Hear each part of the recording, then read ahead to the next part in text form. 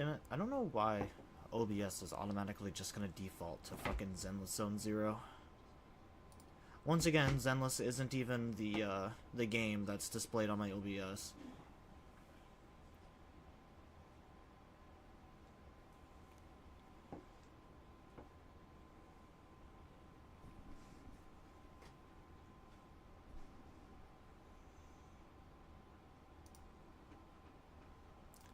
Shit, I was gonna do something and now I forgot what I wanted to do.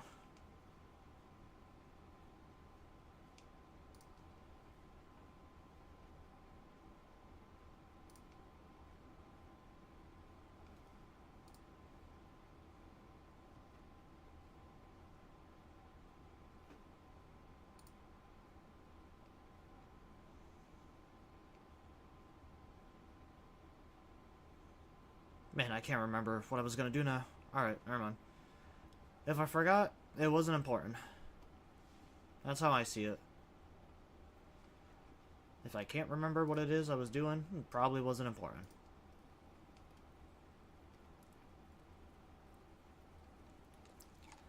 So probably first today on stream agenda. Oh, I was gonna fix my alerts, actually. That's what I was gonna do. But yeah, first things first on today's stream agenda is I'm probably going to, we're probably gonna finish Katawa Shujo today.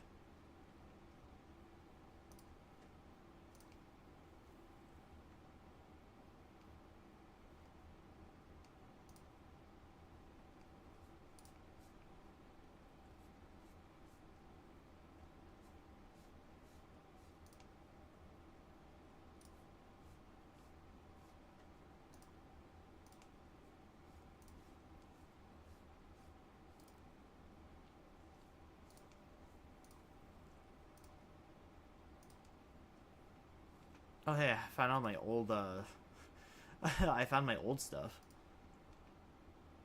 I'm trying to fix my sound alerts and I end up going to my stream elements. I found my old, channel alerts.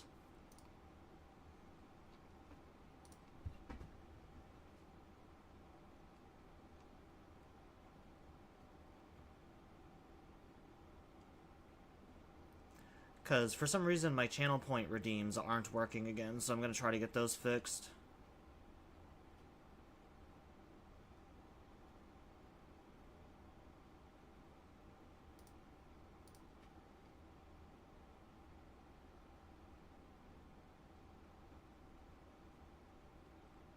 Anna. Alright, let me see if they're working now.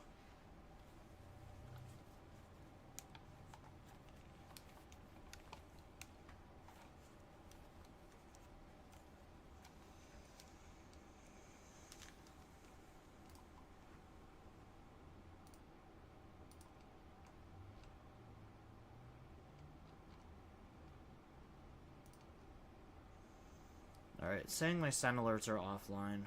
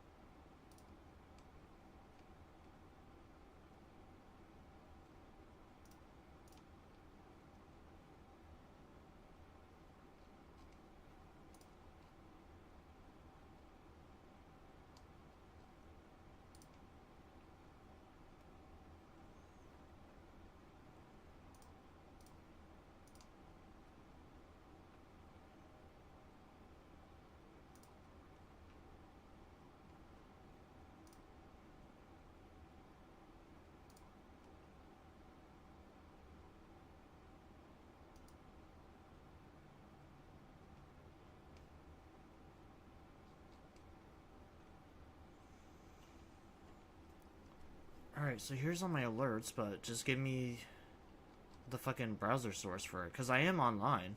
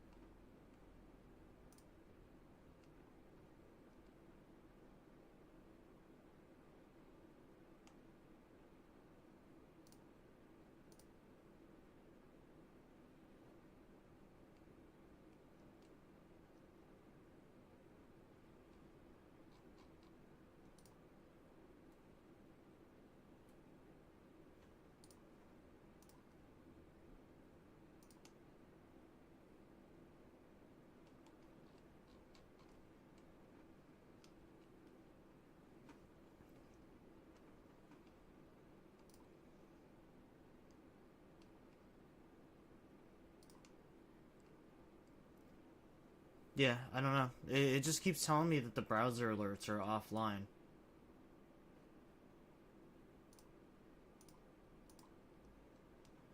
Oh, I found my browser source URL. Oh, okay. I also wasn't on a page where the sound alerts work. Alright, let's try it now, actually.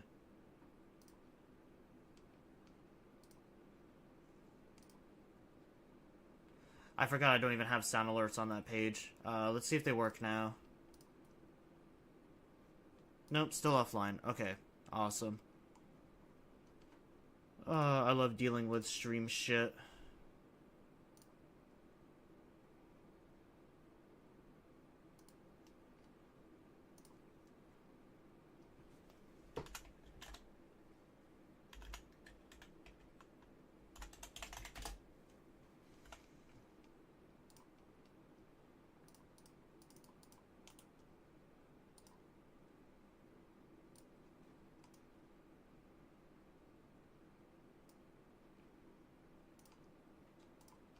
Alright, should be working now. I hope.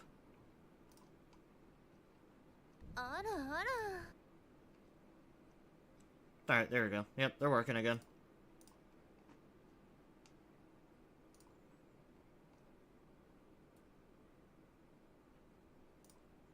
Oh, I need to add these for the, I need to add those for the other ones now.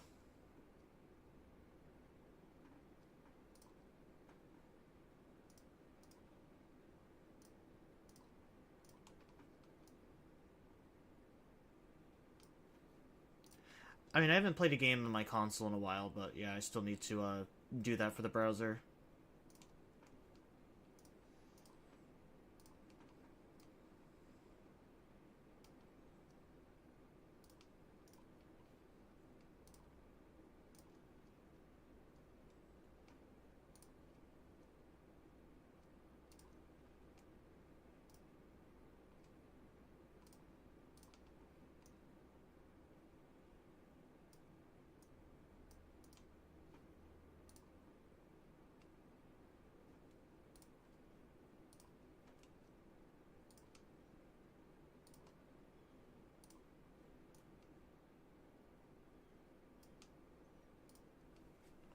Alright, there we go. We should be all good now.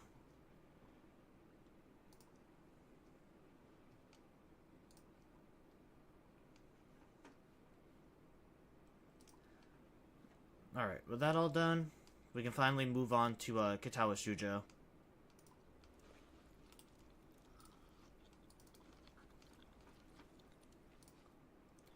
But yeah, I want to say we maybe have like an hour or two left of this game.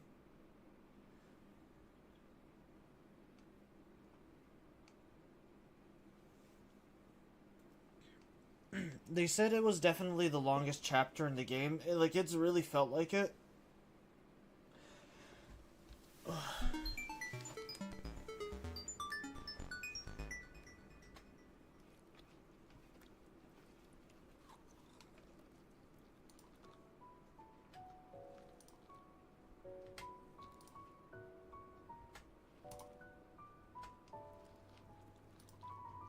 Hey computer, if you could open the fucking application I told you to, that'd be amazing.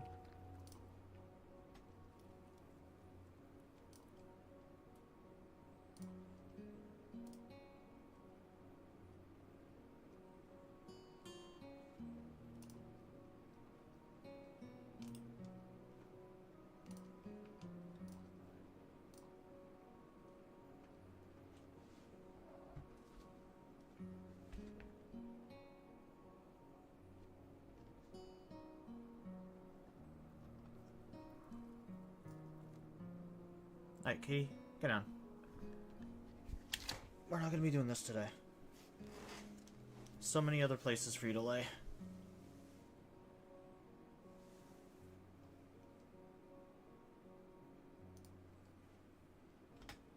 Come on, OBS. Fucking capture the game, dumbass.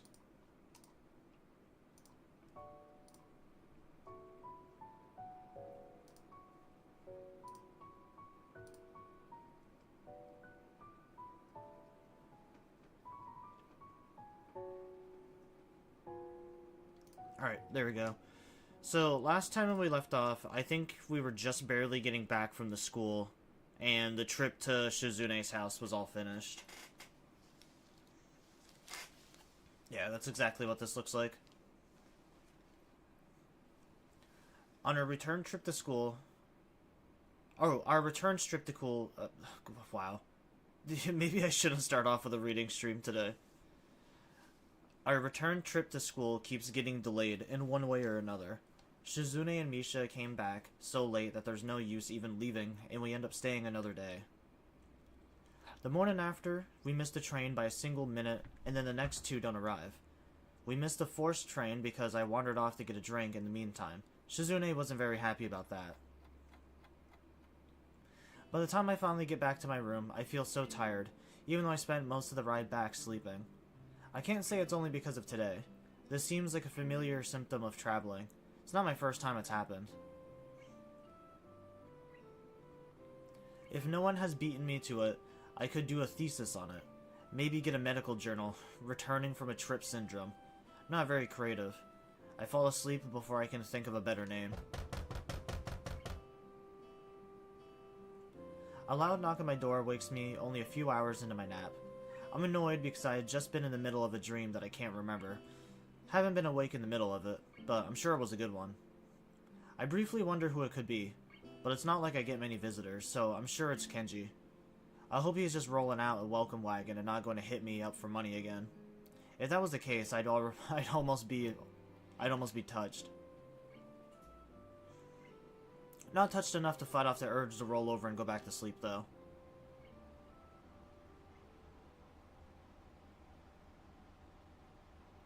A few hours after that, I wake up again and immediately spot an envelope on the floor. It must be something that came in the mail while I was away. That's Shizune's and Misha's apartment, so I wonder if they dropped by to give it to me. Or maybe someone filled in for them in their absence and told Kenji to pass it along. When I pick it up, any remnants of sleep instantly vanish.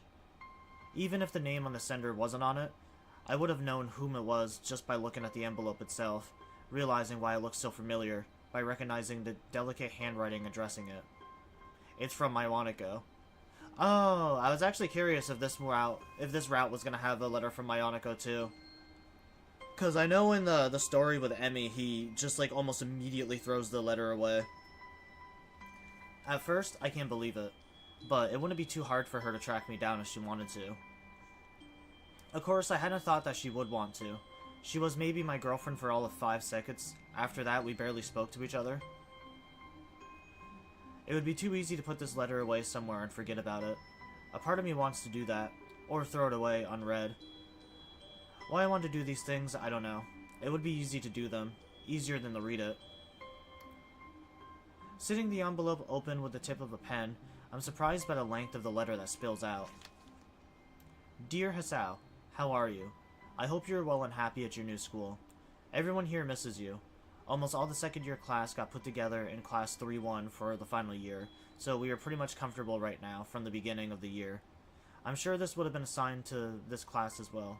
Or you would have been assigned to this class. I think this might actually just be the same letter.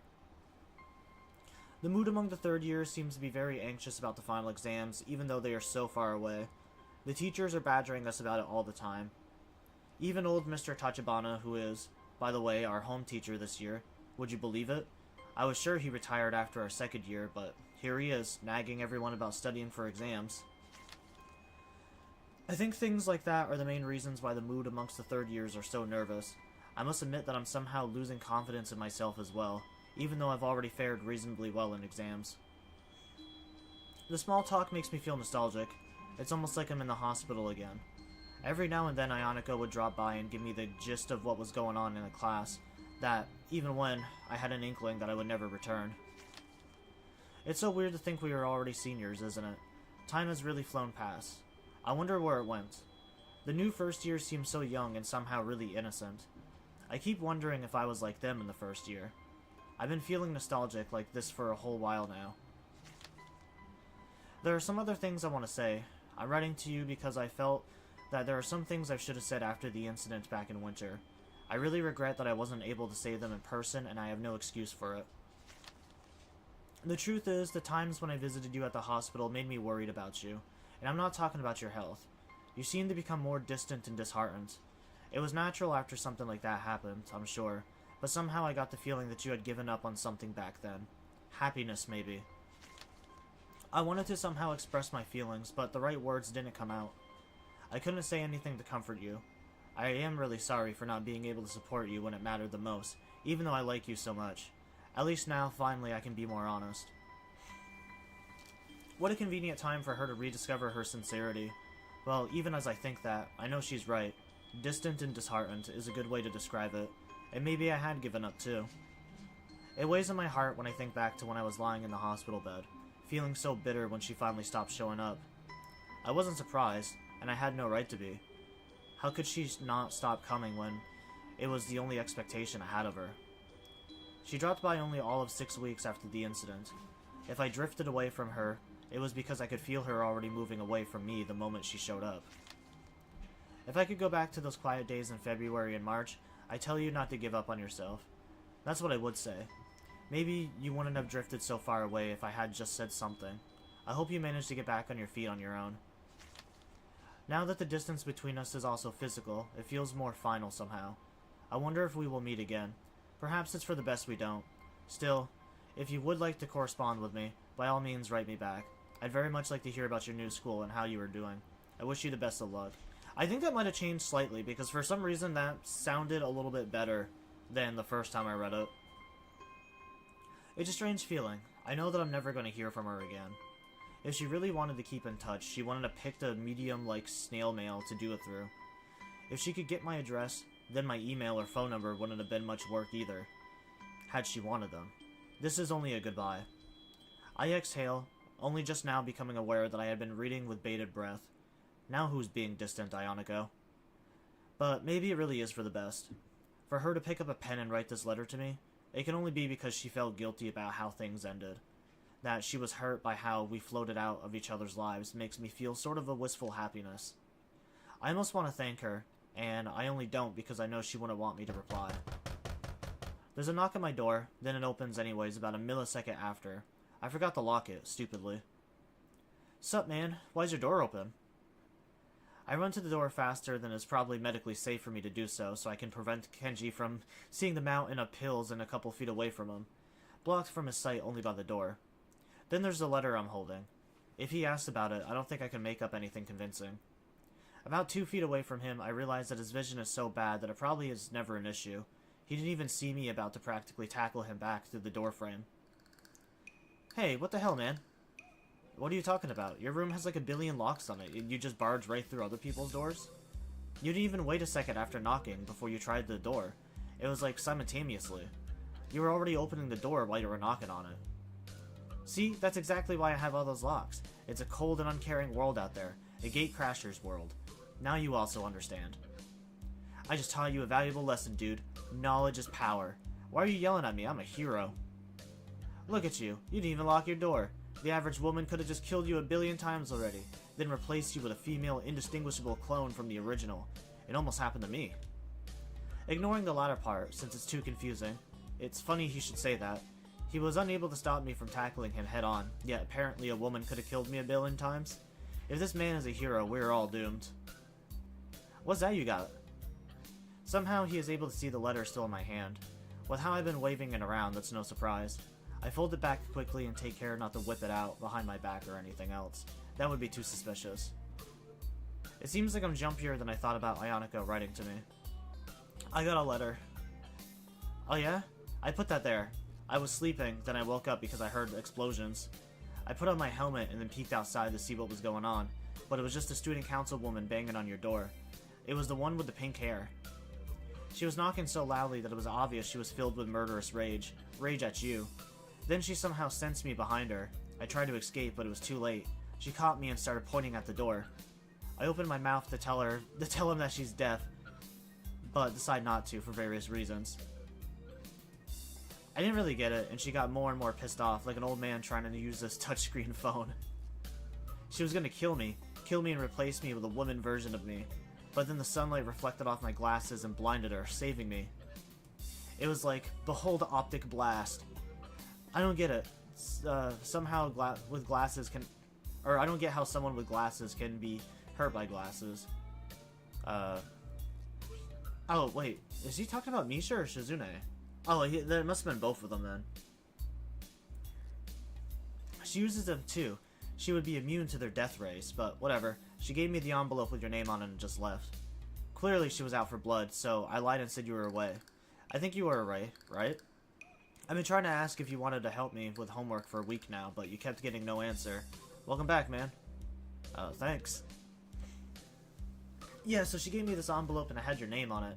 I didn't want to hold on to it because, well, what if it was a bomb? So I just shoved it under your door and she was gone. I was gonna tell you, but you got back before I could. At least it's not a bomb. Jeez, thanks. I'm not going to help you out with your math homework because what if your math homework is a bomb? He looks devastated, and also like he's considering the possibility that it really could be a bomb. I guess it is possible since no one really uses their math book at all much. I throw the letter on the dresser behind me and turn to leave, swinging the door shut behind me as I do. It collides against the tip of Kenji's shoes and bounces back open, while he hops around for a bit, acting like it hurt way more than it should have. Before I know it, he's already inside my room. I'm powerless to stop him before he scoops up the letter, strangely ignoring the tower of pills and bottles surrounding it. Don't just read mail that isn't your own. Come on, what is it? A love letter from your girlfriend? Did she include any photos? Sexy photos? Reclining against the dresser and paying no mind to the bottles, he sends all over the floor. By doing so, Kenji quietly reads through Ayaneko's letter. The process takes seemingly forever, and with how close he holds it to his face, it makes him look like he's trying to eat it. Who's Ayaneko? My ex-girlfriend. Ex-girlfriend, huh? This is the breakup letter, then? I thought they were a myth. No, I guess it is. But really, she's been my ex-girlfriend for a while. Anyway, I think I'm over it already. Kenji gives a thumbs up, clearly relieved that I'm not going to take this into an awkward direction, although I almost want to since I told him not to read it. Yeah, that's a good attitude. It's alright. I had a bad breakup too, but can't let it get you down. I mean, just look at me. But hey, she wrote you a letter. Maybe she wants to get back together, huh? It says right there, write her back. You should do it. Is she cute? For a guy who thinks feminists are working to enslave men everywhere, he really is interested in cute girls. I have a girlfriend. Besides, look at the context. She doesn't want me to write back. Just because that's what it says, that isn't what she means. But that's what she wrote. This Rockfish Kid chick totally still wants you. It even says it right here. I read it. I know what it says. I told you, you have to look at the context. She said I drifted away from her, and everything there shows she accepted that. I think the reason she wrote me is that she just wants to. I guess part applicably, but we're done. She doesn't want to get back together or whatever you're thinking. As I think about it more, it sounds to me like I'm just trying to make excuses for myself. That's not a good place to be. I'm positive she doesn't want me to write her back. I can live with that. If I were to write her back and get a less than desirable response or no response, then I would just be crushed. Perhaps the fear of that is why I'm trying to justify my decision. It could be, but I don't want to think about it. The thought is oddly repulsive. Why is it such a big deal to you anyways? Because you should write her back. She wants you to. I want to see what the response is going to be. Damn, it doesn't even have to be a nice letter. That's cool too, but you could write an angry letter and call her out. That's my new attack strategy. I'm just going to call out women. You should try it. Even if she wrote me a letter, you have to understand what it means. Writing someone a letter is different now. It's not something you just do. Not in this kind of situation. You can pick up your phone and call someone across the world in an instant and talk to them almost like they were there with you. Or send them an email. They'll be notified instantly that they got it and can reply back just like that. A letter can be a personal thing, but she wanted to keep me at an arm's distance. It's not like I can pop over there and visit her. If I had her number, I could call her, or if I had her mail, I could mail her. If she really wanted to hear back from me, she would have dropped one of those in there. I feel silly for continuously reassuring myself that I'm not fazed by Ayaneko's writing to me, when it's obvious that I am. It could be like a gradual thing for her. She might be too shy to call you up. I remember my girlfriend would always send me text messages because she was so shy. It was annoying as hell, man. I didn't really give a shit about phones, so I didn't have the thing, and it turns out I had to pay for every single one. I don't like phones, so I couldn't even call her back to tell her to cut that out. I did it anyway, though. I called her out. I even used the phone. It was literally the call out. I guess it was. Even if he's right, it means that Aranako still wants to keep her distance from me. She's not ready to chat with me comfortably. Why? Am I some kind of freak? I'm not reassured by her actions anyways. In that case, maybe I am overthinking it, but I just don't know. Kenji can't think of anything to say to that, and the silence that follows is awkward and thick, that I start to count the seconds until he makes a reason to leave and excuse himself. I miss her. Your ex? Yeah, even if she was insane, it was nice being with her. My back hurts. If she were still around, I could tell her to massage it. I don't know how to use an oven either. I missed baked foods, and we would go bowling in the hallway sometimes. I miss that too. I had to bowl all by myself during the last festival. You bowl in the hallways? You're gonna hit someone. She used to say that all the time. Kenji sighs nostalgically, clearly not appreciating just how badly someone can get hurt by slipping on a bowling pin. Apparently neither did his girlfriend since she bowled with him. With a strange definition of love, but I guess it's something. Maybe you should write her a letter. If she writes you back, you can get married. Married? No. No. Okay, fine, but why not? You clearly like her, even though you hate women. Feminist, not women, feminist. There's a difference. There are non-feminist women. Damn, your discrimination is incredible. Correlation doesn't equal castration. Even if she is insane and a woman, it doesn't mean she's a feminist insane woman. It's like how the absence of evidence isn't the evidence of absence. If it's true, then by the relative property, the presence of evidence doesn't equal the evidence of presence. Actually, I think it is, and I don't think it's called the relative property. No, shut up, it's mathematics. Are you saying math is wrong? I think he's wrong. So even Kenji has someone that he likes. I'm tempted to ask why and how his ex broke up, or to dig up some more information in general, but I shouldn't. Not only would it be prying, but it might reserve the questions back at me. This conversation makes me think about Shizune, although the thoughts I'm having are scattered and wispy, just questions. I wonder if I even had the chance to love Ayanako, and this whole situation with her still stings me. A sour note in the back of my mind. I like Shizune much more, yet it feels like I am chasing her even now. I don't mind the chase, but I want to close the distance between us. Ironico's letter is responsible, but I've also felt this way for a while. I've come closer, but it's not enough. I want to try again right now. I told Kenji to get out so I can change, and then head for the student council room. The grounds are mostly deserted today, which is a shame because it's so nice out.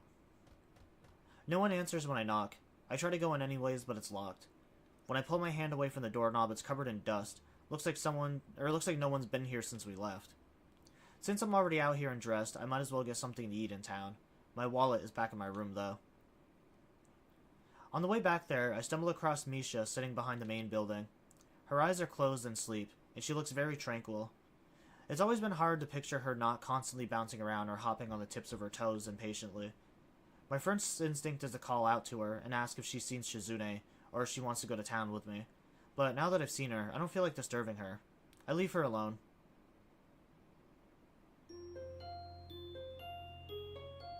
Is she even sleeping, or is she, like, crying? I think there's a difference.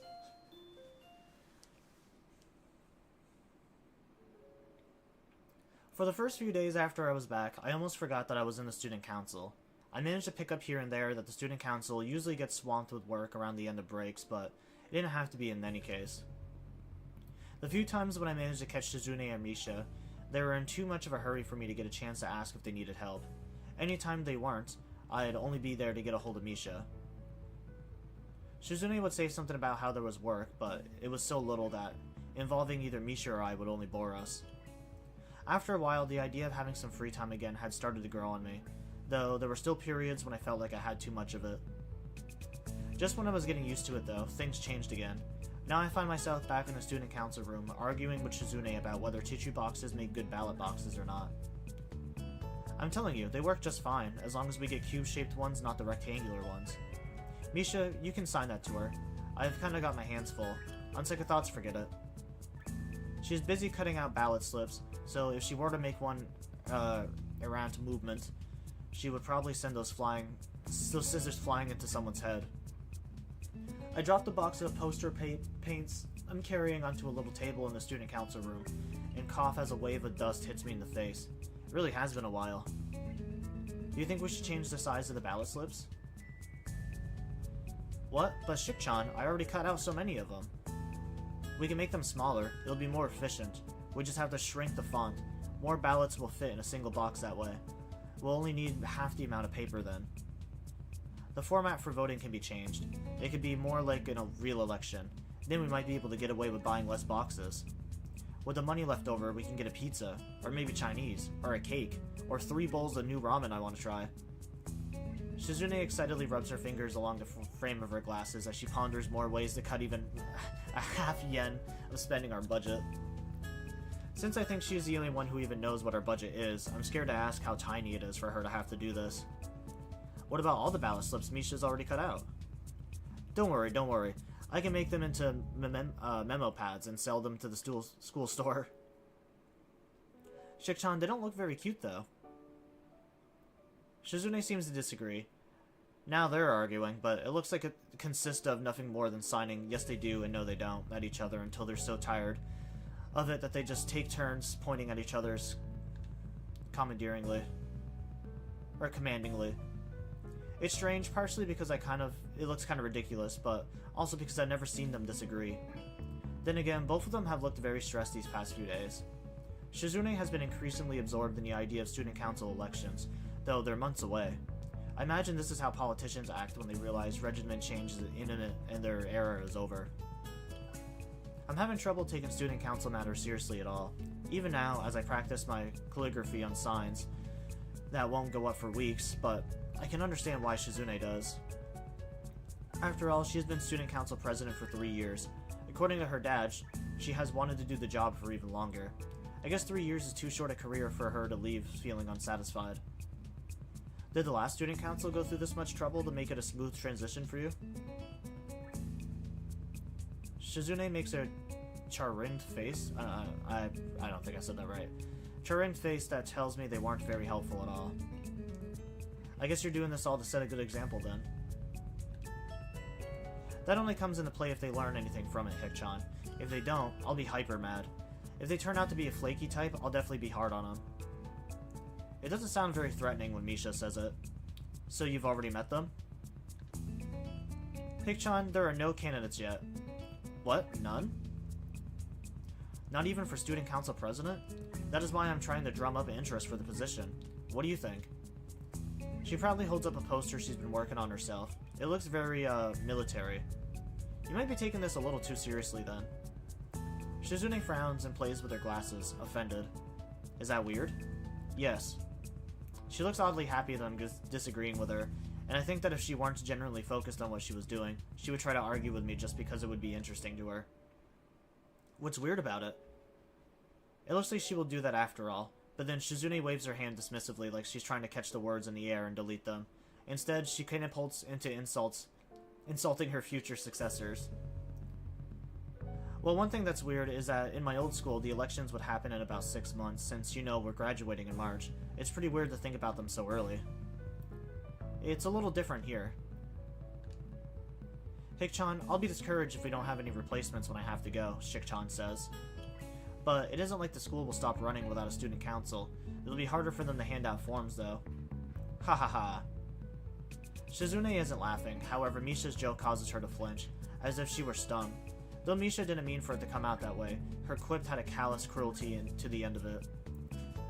I'm trying to get more people to run, but everyone is so lazy. They think they can take it easy just because there were no deadlines yet. Slackers, not taking their early game advantage. Still, 6 months away? If they aren't making their move now, they don't deserve a vote. Do they really think it's such an easy job that they can do everything at least in a minute and just coast along into the role? Insulting, really. They're going to get eaten alive once they have to sit at this desk and see just how much work there is to do. If this were a real election, they would be in deep trouble. I was reading about Japanese campaigning laws the other day, only the bad ones for some reason. For a second, Shizune was talking like her father there, and it was coming out of Misha's mouth. Creepy. Well, first off, Shadow Shogun, you can't really make the call. They'll be elected. Second, it's just a school election. It's not like running for city council or the Diet. I don't think Japanese campaigning laws apply. Third, although I don't want to say it, I'm nervous that Shizune is so enthusiastic about this, talking about elections and votes. According to her dad, she wasn't even elected herself. Come to think of it, I can't remember Shizune ever saying she was elected either. Then, did she get the position by being recruited into student council and having it to fall apart until she was the only one left? Somehow I'd never considered it. I don't know what to think about that, but it wouldn't surprise me. We're the only 3 people strong now. If the circumstances behind her becoming the student council president were that sad, I wonder if there will be a vote at all. Interest could be that low, or non-existent really. Then all of her energy would be going towards nothing. I slap an exclamation mark at the end of the poster I'm working on. It's a little plain, so I was thinking about adding one. Actually, it still might be a little too plain. I make the mark twice as large. I still say you need to slow down. If the stuff isn't going to be relative for months, maybe we're working a little too hard on it. That's what I think. You're worrying too much. I don't know how to sign the word relevant. I try and only end up flicking a long line of paint where I didn't intend to. There's no way I can fix that. Misha, can you ask that? Shizune giggles silently, clenching her teeth so that no sound actually comes out. Because there is a lot to worry about. Like what? Like, usually the boxes end up looking very pretty, so people take them. Have to plan for that. We should make them funny looking this time then, so no one will take them. How about that, Shik-chan? We can draw some weird faces on them, or we can put a little picture of Shizune on each one saying stealing is wrong. No, it's not funny. It's the only problem, either. There is a voter turnout, of course. And then the worst case scenario would be not having any candidates. Although it seems she meant it jokingly from the way she smiles and sighs it, that isn't how it comes out. Even Misha understands the possibility is very real, and though she tries to salvage the mood by punctuating Shizune's statements with a laugh, it doesn't work. What is wrong with the both of you? I was just making a joke. There actually is some interest this year. If there wasn't, I wouldn't be doing all this work. I'm not stupid. When the elections are over, I'll buy everyone dinner. I'm already planning it. Even the new student council? No, they can buy their own celebration dinner. It'll just be the current student council. I'll be happy once I'm through dealing with these thankless jobs all the time. A dinner just for us? Yay! It's like a little party, Shik-chan. Though her cheerfulness is obviously forced, I say nothing. For the rest of the period, which fortunately isn't very long, we work in silence. After classes, I find that the student council room locked. It's strange because Shizune was so busy earlier that I would expect her to continue working after school. It would be what she would normally do. Maybe she listened to my suggestion and decided to take a break. I'm hoping it's that simple. Feeling a little uneasy, I take a brief stroll around the school. It's only half conscious I can't remember when we started moving my feet. Or when I started moving my feet. But I've already covered enough of the campus that I started to feel tired. Not that that means anything now. Just a short stroll around the school grounds and I'm already winded. Really pathetic. I need to take a drink. I feel like I'm already struggling to read today.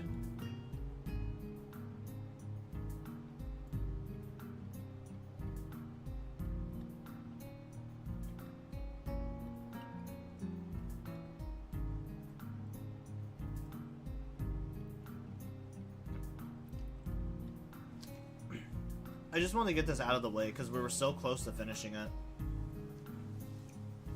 And technically I was supposed to play it yesterday, but because of Alice being loud, I decided against it.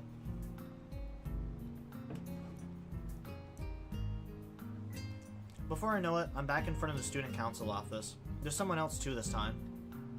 Hi, Hik-chan. It's locked.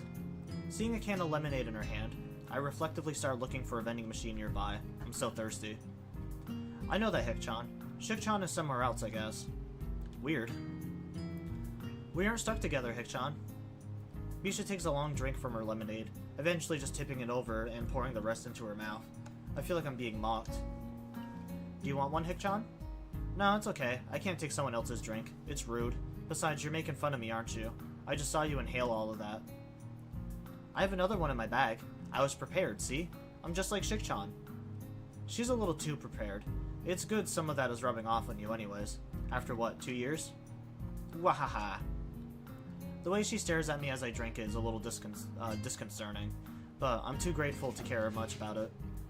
You and Shizune always end up treating me to something. It's starting to embarrass me. Really, Hik-chan? Buy me lunch sometime then, okay? Then we'll be even. Well, it's funny you should say that. I was going to ask if you wanted to eat in town. Yeah, I'm really hungry today, Hikchan. Thanks. I was going to ask her yesterday, but Misha cuts me off before I can finish the sentence, and I can't find an opening to correct her as she dashes enthusiastically around me, laughing, her arms flapping excitedly at her sides. I already had my wallet with me, so I start walking towards the town with Misha, trailing behind me, playing idly with her hands and loudly wondering to herself where we should eat. At least I think so. She could be asking me. Do you have anywhere specific you want to go? I want to go to the tea house. They have a really big parfait there. I saw you eat a parfait there last time. It looked really big. No, this one's really, really big. It's also really expensive. Really, really expensive? A little. Geez, well, you and Shizune paid for my food a bunch of times, so it's fine. Hikchan, I don't think I ever did that. Are you sure it wasn't Shikchan? Are you really arguing against a free meal? Don't worry about it. We go to the Shanghai and are seated by the waitress who is a buffet, because she shouts her order as soon as she walks through the door. When it arrives, I can see that it is both very big and very expensive looking. Aren't you going to order anything, Hikchan? If you're hungry, we can share. No, I don't like parfaits. I don't like... Perline? You can pick it out. You can't just pick out Perline. Don't be silly. Even if I could, Misha is mashing her food together to the point where it's no longer possible. It also looks kinda gross. I wonder if that many flavors can even blend together well. Can she really taste anything in that goop? She is acting like it's delicious anyways. Parfaits are the best. I have a sensitive tooth, so ice cream is a no-no. Cake is too soft though, and if there isn't much icing, or if there is too much icing, I get bored. Parfait is interesting. How many cafes have parfaits here? I think 10. I've tried them all. I like this one the best. It has a little flan. You sound like you're some kind of dessert expert.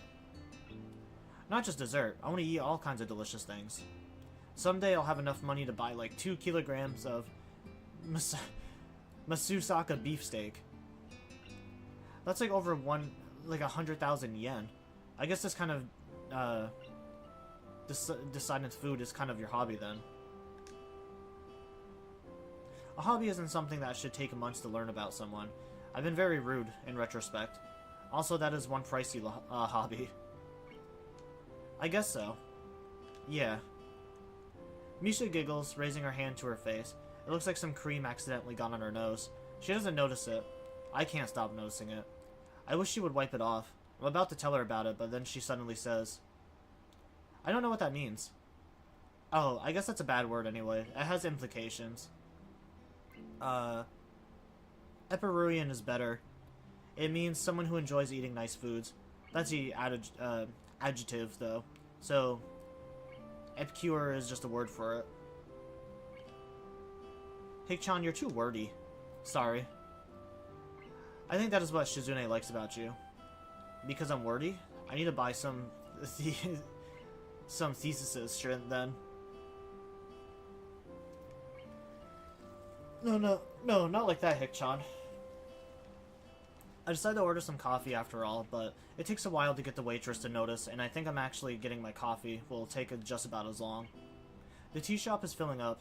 No surprise, as we've already been here for almost an hour while she was chipping away at that dessert. I ordered my coffee to go, but Misha orders one as well, so it seems that we're going to be here longer than I thought. I really wish it was that easy. It's hard to talk to her lately. Shikchan's been busy because of the elections. I know we can't have fun all the time. It's just that there's a lot I want to say to her, I think. I always screw up when the time comes, though, and I don't even have the time now because of the elections. They're not for a while, though. Hikchan, do you think that Shikchan is avoiding you? Misha sounds angry. That's to be expected, but I don't feel that way at all. No. Is that so? The dreamy way in which she says it makes me think that Misha is disappointed with my answer. In that case, it could be how she feels. I'm uneasy asking a question, but I trust Misha would answer it honestly. Otherwise, I wouldn't even have dreamed of it. Do you? No, of course not, Hikchan, but it's frustrating sometimes. Shikchan has so much energy and is always trying to make people feel as excited about things as she is. But it's like Shikchan doesn't know how to handle things when everyone gets really hyped up. Or I think that she wants to make sure nothing goes wrong. When I want to help out, Shikchan always pushes me away. It's frustrating. I'm just overthinking it, probably, right? Misha takes a big gulp of her cup of coffee, then sticks out her tongue. Hot, hot. Thought it would have cooled down by now. Has it really been that long? I checked my watch. It hasn't been very long at all, but looking outside, the sun is already setting. Not really. Huh, it got dark pretty quickly today, though, so I could understand why you might think that. At my words, Misha looks outside and yawns almost immediately. She looks sleepy. That's funny because... Are you sleepy? You were wide awake like just 2 seconds ago. I feel tired when it gets dark, Hikchan. Just like that? Are you a bird? Ahaha. I pick up my own coffee and have a sip. It's not very hot at all, but very tasty. I down it as quickly as possible because I want to get back to my dorm room as well. Misha tries to emulate me, but it's still too hot for her. While I wait for her to finish, I start wondering what she meant back then about Shizune liking something about me. Suddenly I'm very curious, but dragging that back up feels like an unnecessary action. I try to weigh the option again, but I am interrupted by Misha slamming her empty cardboard cup down onto the table with a loud pop. Done. She lets out a short laugh, seeming very pleased with herself, kind of like a toddler. I wonder if she had that drill-shaped haircut when she was little too, or if it was something more like the current look. It would make more sense. I guess we should head back then. I can't see the waitress. Try not to fall asleep while I pay for the sundae, okay? Not a sundae, it's a parfait, Hikchan. Wahaha. You have ice cream on your nose.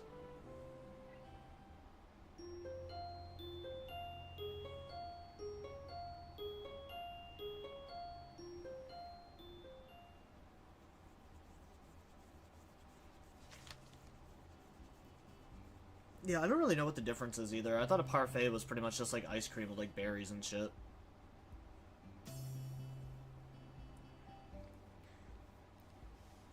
In class the next afternoon, I'm 2 problems into a math logic worksheet when a folded piece of paper hits me in the head. I'm sure I know whom it's from, but I quietly look around the classroom anyways just in case. No one in this classroom is good at acting casual. I can tell that everyone saw who threw it at me, and looking at the culprit herself, it was obviously Shizune. She isn't even trying to be coy about it. The countryside is so different. At my old school, I would have no idea who it was right now. Opening up the note, it says, Misha is absent. Help me out today after school. I don't understand what's with the note. Why can't you just use sign language? A large part of how I learned Psy was by copying Misha's style of signing, her words as she speaks, so I ended up blurting the sentence out loud as I signed it to Shizune. A slight laugh goes around the room. How awkward. I'll help if I don't have to do a lot. That's silly. Obviously, if Misha is absent, you would help as much as 2 people. I don't know that really means anything. After all, Misha was complaining yesterday mostly about how Shizune wouldn't let her help. I don't do it as is either. After pretending to think it over for a bit, I write her a note back telling her I will. I'm actually happy that she asked me because I've been meaning to talk to her for a while. It's a good opportunity, but I feel I should at least make it look like I'm putting up some resistance to the idea. I go back to my worksheet and immediately get stuck on the 3rd problem. After trying to work around it, I casually toss my own note over to Shizune. It says, why is Misha absent? And what's the answer to question 3? She told me that she was sick and her stomach hurt. Misha gets stomach aches a lot, but I wish she'd pick a better time for this week. Use sign language. I think she has a stomach ache because of the way she sucked down a parfait larger than her head the other day. If she gets them quite often, though, it's either a coincidence or she has a habit of eating things that put her in a deliberating pain. I noticed the teacher staring at us disapprovingly. I don't blame him. We were talking in class, and with sign language in a quite visible and distracting way. I try clearing my throat to back out our conversation, but Shizune doesn't get the hint. Well, obviously, before I try to get the message across with my hands, however, I can see Shizune notices what's up, and she doesn't care. Do you still want to know the answer to question 3? I will tell you, but you have to give me the answer to question 25. Hey, I was just thinking about how a teacher who doesn't know sign language could think we're abusing it and using it to cheat. If I were to assume the worst, I can't believe you're actually doing that, and I'm not up to 25. You wanted to know what the answer to 3 was? You asked first, hypocrite. You're the student council president, you can't cheat. I don't have time for this, and I think I'm trying the teacher's patience to the breaking point. I'd like to continue taking pot shots at her while working on my math problems in front of me, but it would require at least 2 extra hands. Shizune is a bit more creative and gets around this limitation by using long, semi-broken strings of simpler words. I take a couple of mental notes in between, dizzied by a couple of particularly long equations. Right before the bell rings, she caps her pen triumphantly and slams it on her desk with an ear-popping crack that makes the whole room jump. Quickly forgotten because everyone would rather go to lunch than question its origins. After a couple brief stretches, she gets up and hovers around my left shoulder. Are you still not done? I was going to ask you if you wanted me to hand in yours too while I was up. Someone distracted me. I had to beg the teacher to give me 9 minutes between now and the end of passing to finish it. It's not easy to solve this one-handed while having a conversation, by the way. He wasn't happy with the request, wanting to get out of here as much as I do. Since I'm only one problem away from finishing, it looks like Shizune doesn't really believe me. The second that I'm done handing it in, I find myself being dragged to the student council room. It's eerily and annoyingly clean. I can't find what I was working on yesterday. Where is everything? I did some cleaning. That doesn't tell me anything. See, it's like you forgot where you didn't put the stuff you put away. Oh well, if I can't find it, I guess I'll just go home. It's in the drawer right there. Shizune sulks as I pull out the poster I was working on, and then shuffle them around a little. Since she stacked them by color, it's not that I'm taunting her, I just have my own system, although I doubt she would believe me if I were to tell her. I like it when things are a little messy. It's more natural, and a time saver. It's right where I left it, and I don't have to go looking through the shelves just to find what I was looking for yesterday. Lazy. That's not true. I'm not lazy. You just always go too far. I quickly glance at her desk, a memo pad neatly placed in one corner behind a small desk calendar, with each box filled with notes in a neat but microscopic handwriting on the right. 3 boxes of pens in blue, black, and red. Look, you even put the pens back in their original box at the end of each day, all color-coded and everything. I don't think they can even be called a neat freak. What do you want to do with them? Throw them into a mug on your desk? Hey, I think that's being organized enough. You're so disorganized, you can't even comb your hair down properly. That hurts. It's not like I don't try. I just don't want it to stay flat. I pick up a box of pens and quickly pop it open to see if she also puts them in that. Puts them so that they're all facing the same direction. She understands what I'm thinking and doesn't look very amused. It turns out that the box was enclosed properly in the bottom, so as soon as I pick it up, they immediately pour out like a waterfall. My fault. I'll get them, don't worry. I bend down to pick up the pens, forgetting that with her attention focused on them, she couldn't have possibly seen me signing to her. Shizune's head bumps into my chest. It's not very hard, but it unbalances me enough to make me fall over. I laugh it off and expect her to do the same. When she stiffens and backs away from me, a feeling of dread begins to creep over me. That is a weird reaction. I start to think about why she would have such a strange reaction. It's pretty obvious, she just bumped headfirst into someone with a heart condition.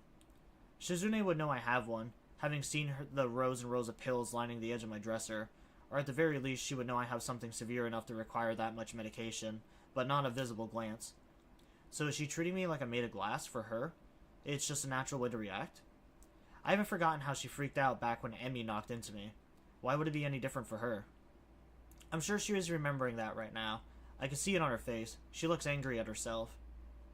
It would be a good opportunity to bring up that time, even though I don't want to drag that back up. It would be a good idea too. It would clear the air.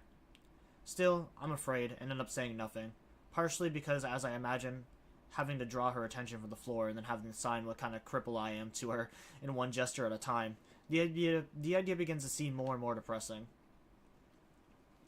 Taking a seat, I decide to just try and finish up these posters to get my mind off of it. There are some that I don't remember making, from the wall-to-wall text and ultra-neat handwriting. I can tell Shizune must have done these ones. That means that the remainder must have been done by Misha. They are a lot more visual with cute little stylized pictures of us on them. I don't know how I feel about being used as a mascot character, but I'm not really that thrilled by it. Some time passes, long enough for the sun to start setting. I hear Shizune putting down her pen and cracking her knuckles methodically, one at a time. It's so loud in the silence of the room that I look up, wondering if she's just trying to get my attention. Although it wasn't what she intended, when she does notice me looking at her, Shizune begins to sigh without skipping a beat. Let's take a break. I'm surprised you would say that. It's okay, I'm almost done anyways, and I'm hungry. Aren't you? A little. I'm really hungry. We could order something. I was thinking of you. I already have something to eat. Where? She produces a cinnamon bun from under her desk, raising it to head level slowly, like a magician levitating a rock. But there is only one, not enough for both of us. Ah, how dramatic. I can tell that this means a feeling of deja vu briefly washes over me. We could just split it. No. That's no fun. So boring. Let's play shogi for it. She already has a board out. The desk must have everything in it. Not chess? Chess has boring promotions. This is better. I don't know about that. Well, I'm actually pretty decent at shogi, so this is fine. Is that so? Okay, we can make it a little more interesting then. Each move has to be completed in 30 seconds. You can add a rule too. No thanks. Anything I would add would only hurt me more than it would help. A 30-second time limit is already too tight for me. You're making me regret thinking it was right to brag a little. After Shizune wins, after Shizune wins the right to go first in a quick coin toss, she immediately starts playing with the aim of promoting all of her pieces as soon as possible. It seems like a very basic playstyle, and I can't help thinking that it might be a trap of some sort. It's not, though. The draw of this game to Shizune appears to be the fact that she can upgrade her pieces and steal mine. She's very good at it, but it makes her predictable, and I end up doing a little better than expected. The 30-second time limit is pretty painful, though. The game ends in a draw. At this point, I think you're supposed to either go for a rematch or tally the pieces for points. Shizune doesn't want to go again, in the interest of time, but winning on points clearly doesn't satisfy her. She sits there shifting a silver general from one edge to the other as she contemplates which of these two options she'll go for. It takes so long that I think she has forgotten about the bet. Eventually, she stops fiddling with the shogi piece and puts it down. Is Misha angry at me? That really came out of nowhere. Shizune's frankness is disorienting, because with her, any kind of candor is a sign of total seriousness. There is no playful smile on her face. Instead, it's her usual stoic mask of concentration, ready to try and see if I'm about to tell her the truth. I'm upset that she thinks that I would tell her anything, but I also know now that they probably have fought recently, out of my sight, and it makes me feel warm to know that they both care about each other so much. No, I strongly doubt it. Did you know that she thinks you're angry at her? Shizune nods slowly and uncomfortably. Yeah. She was more roundabout with the question than you. Kind of surprising because I thought that you were the one who liked playing games. Not all the time. Are you two having some kind of fight? No. She's very quick to deny it and not happy with the thought. I feel like I've stepped onto a landmine. Sorry. Actually, yes, just a tiny one. I know that she has no interest in the student council, but only joined because of me. I'm still grateful. I'm so happy she's my friend, but I don't understand what she is upset about this time. Why don't you just ask her? She won't tell me. I'll figure it out myself instead. I was sure that I was very perceptive, even if I can't hear. That was dumb. I know better now. It is probably something that is my fault. Shizune doesn't elaborate further on what it could have been. I'm sure that it was because she does not fully understand the situation herself. It's odd to think that Shizune, usually so sure of everything, could be scared by a little argument with a friend. But the more that I think about it, the more it makes sense. They're a lot closer to each other than normal friends, and Shizune is pretty isolated from other people in a way. The fact that she is deaf is no small part of it. But I get the feeling that she uses Misha as a buffer between other people of her own will. Not just because it's been forced onto her. She can communicate well enough with her little pad. She just hates it. After such a long time of talking through another person, I guess you start to lose touch. It seems unavoidable. It isn't such a far-out idea to think that she isn't that great with people. I return to working, kind of wanting to eat that cinnamon bun more as time drags on, but when I count the shogi pieces still left out on Shizune's table, I can tell at a glance she would win. I'm also too hungry to concentrate if we were to have a rematch. Motivated by my desire to wrap up and eat something, I put the finishing touches on the last of the poster. Done. I think this many is enough. Too many can be a bad thing. Okay. That's it? Just okay? I'll probably do some myself, after I'm done picking what voting format to go with. Too many posters is bad too. Haven't you ever heard of oversaturation? I really think you're trying too hard. Tenting her fingers, Shizune looks like she could almost admit it. Maybe. It's what Misha thinks too. I watch as her fingers continue uneasily twining around and pulling each other in a miniature tug-of-war. I don't mind, but I asked around in a couple of classes today and interest is low. It's like you said so. Does that make it wrong? No, but it does make it kind of pointless. It's not. Yeah, but to who? I doubt even Shizune truly believes that. I'm not doing all this work just for my own ego. That isn't what I meant.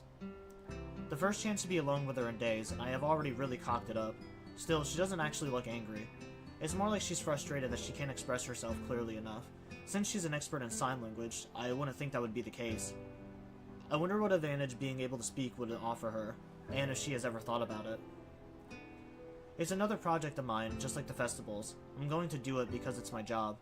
It's just that a student council election isn't as fun as a festival, so no one cares. She briefly touches her fingertips together, as if to say, but maybe. There is some truth to it, but Shizune doesn't want to say anything that could be boiled down into something glib. But I don't care. I want to get people riled up, but it isn't about me. I don't want to be involved at all. What do you mean? You go to, like, every single festival. Shizune waves her hand in a mock indignation. Well, I have to have fun too, but you know it's not the same thing. Her spirits seem to have improved if she can manage to crack a joke. I don't want anyone to make a point of me being involved. It's a hassle. I don't want that responsibility. Things are becoming too complicated as is. The more I try to hype up the elections, the more involved I have to be. No one wants to play their hand yet, and it doesn't feel like my time is over, even though it should. Crossing her arms and leaning back, she grinds her teeth together in frustration. They're all so lazy, and it's impossible to get them to do anything. Anywhere else, the elections would be an exciting event. It's illogical. Why does everyone have to be so different? If there was only some way to punish them. Like chaining the school to their desk. Voting is mandatory. If you don't vote, you get whipped. Terrifying. I wonder how hypocritical it would be if I were to stay in bed on election day with the flu, and a cold, and strep throat, and a sprained ankle. You should put yourself on one of these. Not as punishment, don't misunderstand. I hold up one of Misha's posters. Like this, it's kind of a neat idea. Misha was on to something. It's a lot cuter than just text. I think you would like it. Having cute mascots would drum up some excitement. Maybe if it's just Misha. Why not me? Someone told me that the school has slightly more girls than boys. You would have to cater to that demographic too. Shizune giggles audibly this time. I'm surprised, and when she sees my face, so is she. Her face flushes pink, embarrassed to have let out a sound, which is really confusing to say the least. Why don't you put yourself on it? She just waves my question away. It's troublesome. What do you mean troublesome? Everyone knows that you're the student council. My stomach growls, making me realize that I'm hungrier than I thought. Shizune uses the moment to deflect my question by changing the subject. Is something wrong? No, my stomach growled. I see. She looks at the forgotten pastry on her desk and frowns, finding it inadequate for two people. Let's go to the Shanghai. If you're that hungry, it might be a little busy this late, but Yuko is working there today. We'll definitely get a table. There's something worryingly underhanded in that smile. I'll pass. I've already been there twice this week, back to back. Shizune pouts, leaning back against her desk and scrunching up her posture in protest. What? I'm disappointed you said no. Well, I can't agree with you on everything. You don't give your opinion often enough, anyway. It would be easiest for me if it was like that, but not very interesting, right? There are some decisions you should disagree with me on, then. You have duty to.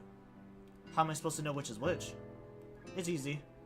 No, it's not. Sometimes it's hard for me to tell whether you're joking or serious. Although, since she communicates entirely in sign language, it would seem obvious. I wouldn't say that that's all there is to it, though. I remember when I had a heart attack. Iwanaka wouldn't stop talking at first. Eventually, I wished that she would just shut up, or I would have, if I hadn't been happy to have any kind of company at all. Gradually, I stopped being so grateful. When we talked, I felt like it was nothing more than ritualized exchanges of politeness. Iwanaka tried extremely hard to... the fuck is that? Obfuscate? Obfuscate how she felt, which was that I was helpless. In the end, her outer behavior matched with her inner feelings. For that reason, I was able to accept it when one day she stopped showing up. I was no longer surprised by the time it happened. Even though she considered herself a master at hiding her feelings, I was not surprised. I've heard that games like shogi and chess can tell you a lot about a person. I wish I knew what Shizune thought they said about me. It could be that I'm a little more like Ayoneko than I like to think of. If I can only tie with Shizune by retreating, I suggest that we short her out.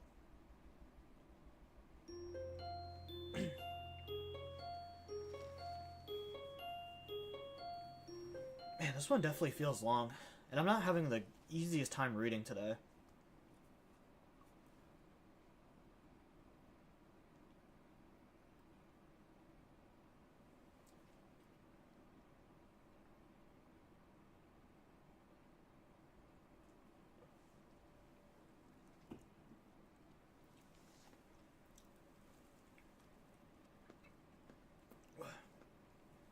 I feel like all things considered, my reading for this story has actually been like pretty decent so far. There's obviously been like the occasional time that I've fumbled, but man, I feel like today it's so bad. The next day, I walk up to my usual vending machine at lunch, only to find that it's out of my favorite drinks. Secreted so far away from most of the classrooms, between a storeroom and a library, it's like no one knew about it. I'd expected a vending machine so close to the library to be booming with customers, but then again, the library is empty most of the time, and anyone who goes there is only doing it to look for stuff to pad a paper with. No one stays there longer than they obviously have to. For the past month, it's been working out in my favor, but the trade-off with the vending machine no one knows about is that it's never restocked. Settling for a can of orange soda, I decide on drinking it here instead of waiting until I get to the cafeteria when the library door opens next to me. Ah, I've been looking for you. Yuko seems to be acting a lot more assertive than usual today, although it isn't enough to keep her from getting back to mumbling immediately afterwards. Return your books, please. I mean the library books. The books you checked out are really overdue. Some of them are on the waiting list. Oops, I forgot. I keep checking out new ones and forgot to return the old ones. That happens to me all the time at the university library. It's so embarrassing. Do they send someone to try to get you to bring them back? No, the university library is bigger. They don't notice if I happen to borrow something longer than normal. It's convenient because their policy on keeping the books too long is really strict. Stricter than here. I like how, despite what she said, Yuko has no problem with borrowing books for longer than she is supposed to anyways. Makes her being so on top of me, of my own lateness, a little hypocritical. It takes a thief to know, I guess. Catching on to the meaning of her words around the same time I do, Yuko clams up and starts backpedaling furiously. Oh, that's different from this situation. It's totally different. Yuko stares at her nails for a second as if she really wants to bite them, but is too self-conscious to do so. For instance, how long has it been? You checked out some of those books months ago, Hisao. Sorry, it's just that other people want to read them too. If you're a slow reader, that's okay though. No, it's a total screw-up on my part. To be honest, I haven't even read some of them. I shouldn't be taking out books when I have a backlog. That's not good. Yeah, it really isn't. Now I'm starting to copy her habit of trailing off quietly. Her awkwardness is very contagious for some reason. That said, I'm surprised. Yuko seems almost normal today, although every now and then her waitressy nervous tics keep popping back up. Come to think of it, she didn't act this way when I first met her. She was a little clumsy and neurotic, but it wasn't anywhere near the severe until Shizune, Misha, and I ran into her at the Shanghai. It could be that Yuko has a complex about having kids from her school seeing her waitressing. I guess it was a little odd for her to pick the closest cafe to our school to work in. In that case, maybe a place having so few customers could be considered a lucky break. Well, I get it. I'll return them right after school. As soon as possible, please. Wait, can I ask you one more thing? Sure, what is it? I have to go for a while, but I can't just leave the library empty. Sorry, but can I ask you to watch it while I'm gone? Just for a little bit? I'll be right back as soon as possible. You're in the student council, so I'm sure if you did it, it would be okay. Alright, I'll do it. Don't worry about it. Thank you. Yuko quickly slides forward as if she's grateful she is about to give me a hug, but she stops 2 centimeters into it, which ultimately just makes the gesture look extremely uncomfortable. I'm also surprised that she can control her momentum so well, since she seems kind of clumsy. Before I can say as much as you're welcome, she is already dashing off with the urgency of someone late to an appointment. That could be the case, but I wouldn't feel safe assuming so. It's Yuko, and she seems like the kind of person to treat everything that way. Now that I'm in the library, I feel a bit silly. I don't really know what I'm supposed to do. Should I sit down like I normally would and read? It probably would do, but wouldn't meet Yuko's high standards. Maybe I should sit at the librarian's desk and give anyone who comes in a stern and analytical glare. I use Shizune as a starting point, and practice it a couple times in the mirrored surface of a pen. I think it looks pretty good. Frustratingly, no one comes in, so I give up on the idea quickly, and decide to just go looking for Hanako instead. It's deserted. I think I see someone, but the second I blink, whoever it is gone, as soon as I return to Yuko's desk and crack open an interesting-looking book. A familiar person swings in front of me like a falling pendulum. Yo, librarian, I've been looking for you for like 10 minutes. What, it's you? Man, you must really get around, or the student council makes you get around. Those bitches, how could they? Slave drivers. He must be exaggerating because it took me 30 seconds just to do a slow walk around the place. The thought is overridden by my surprise to see him. Where did you come from? What are you doing here? What, can a guy go to the library now? I can't even go to the library without some young buck like you giving me the third degree over it? I see some girl coming in here all the time, but no one ever asks what she's doing here. Is it because she reads and I don't? He must be talking about Hanako, although I suppose they do both avoid people. I want to tell him that reading is what you'd usually do in a library, so if he's not reading, whatever he's doing is bound to make him look way more suspicious than her. In the end, though, I'm too surprised by him practically peering out of thin air. That doesn't tell me what you're doing here. I'm here because of you. His response makes me feel confused. Maybe I fell asleep and this is just some sort of weird dream, and this Kenji isn't real. But my subconscious... Is he really going to start giving me deep and vaguely worded advice now? Because of you, I got chased out of my dorm by feminists. Now I wander this library like a soldier without a country, or a ghost. I shall haunt you for ruining things for me. It's a shame. It would have been more interesting as a dream. But it seems like this is the real deal. Yeah, you had to start working with women, and that brought them to my door. You remember that? You should, since you were there. After that day, I knew they were onto me. I should have trusted my instincts, but I was young and stupid. That wasn't even a week ago. Then, my dad called and said one of my letters hadn't been delivered. The post office couldn't have lost it, so it must have been interceptive. Information warfare. That's when I knew my secret hideout was compromised. Now I'm on the run like a fugitive. It's code red. Dorm rooms aren't secret. They put your name and number on the board right in the doorway.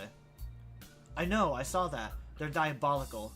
Why not just put up a big Wild West wanted poster if they're gonna be like that? Wanted dead or alive. Probably alive so they can clone me and turn me into a grasshopper. Jumping without warning into an empty chair opposite of me, Kenji takes out a cigarette and starts spinning it between his fingers. I've never seen him smoking before, so this must be it for effect. I can't even live where I want to anymore. This is where it all begins. The tactical brilliance. I mean, once they're in your homes, it's over, like termites. If the feminist plan for dominance starts there, where the fuck can we go? The only question is how they could take a page out of the termites' playbook when women are naturally repelled by wood. You can never go home again? Is that how the saying goes? Man, I don't know about never. I was just there. I don't know anywhere else I can shower and get new clothes and eat and use the bathroom and watch TV. I have to keep watching the news to keep informed.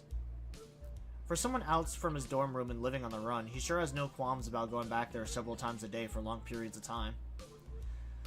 But by now, he's slowly turned away from me and is talking to a revolving display of murder mysteries. There's really no point in interrupting him, I guess. I finish off my soda and throw the can in the basket near the door. It hits the rim, but goes in anyways. I silently pump my fist. Kenji quickly gets up and starts to head towards the door. I wasn't really paying attention. I hope I didn't fist pump into an inappropriate moment. Where are you going? You kept sucking down that juice. So, it wasn't even juice, it was soda. And it's gone now. And what do you mean sucking it down? I had 2 sips. Yeah, right, you had like 50 million sips. That's not even possible. Maybe for you. I go beyond the impossible all the time. Okay, whatever. Now I'm too thirsty. I'm gonna get my own juice. I'll be right back. He does come almost right back, so quickly that I suspect he knows about my secret vending machine. I got you one too. Hope you like grape juice. Or even for the pizza now. Thanks. I want to tell him that I lent him nearly 10 times the cost of a can of grape juice, but that might make me seem pretty make me seem petty. Unopposed, Kenji sits down and starts furiously drinking juice like a man with a vendetta against grapes. You know, it's a lucky break for me that I managed to run into you here, man. I kinda need you to do me a favor.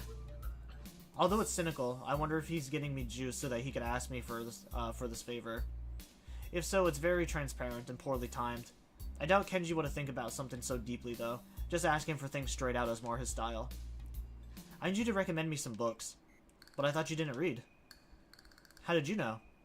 You told me. You said you think people discriminate against you because you don't read.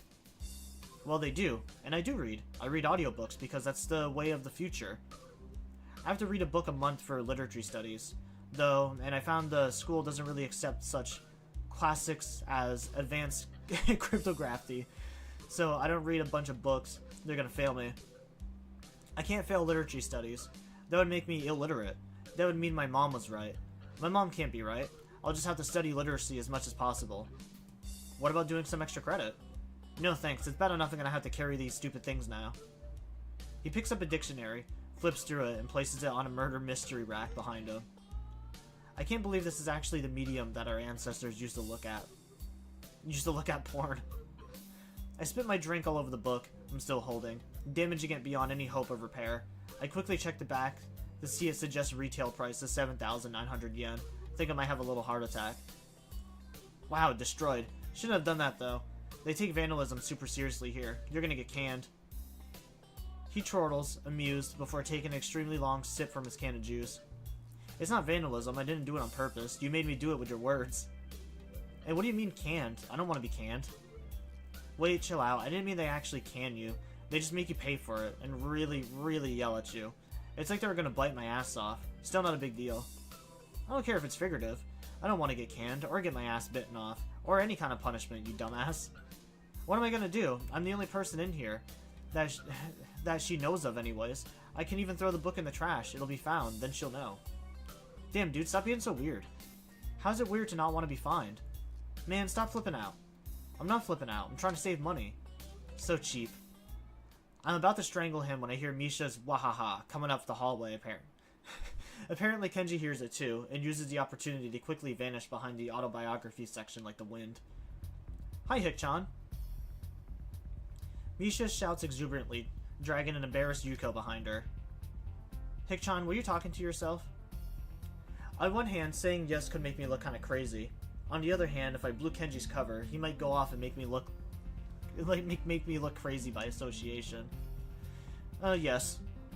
Haha, that's okay. Don't be embarrassed, Hick-chan. I do too sometimes when I'm alone.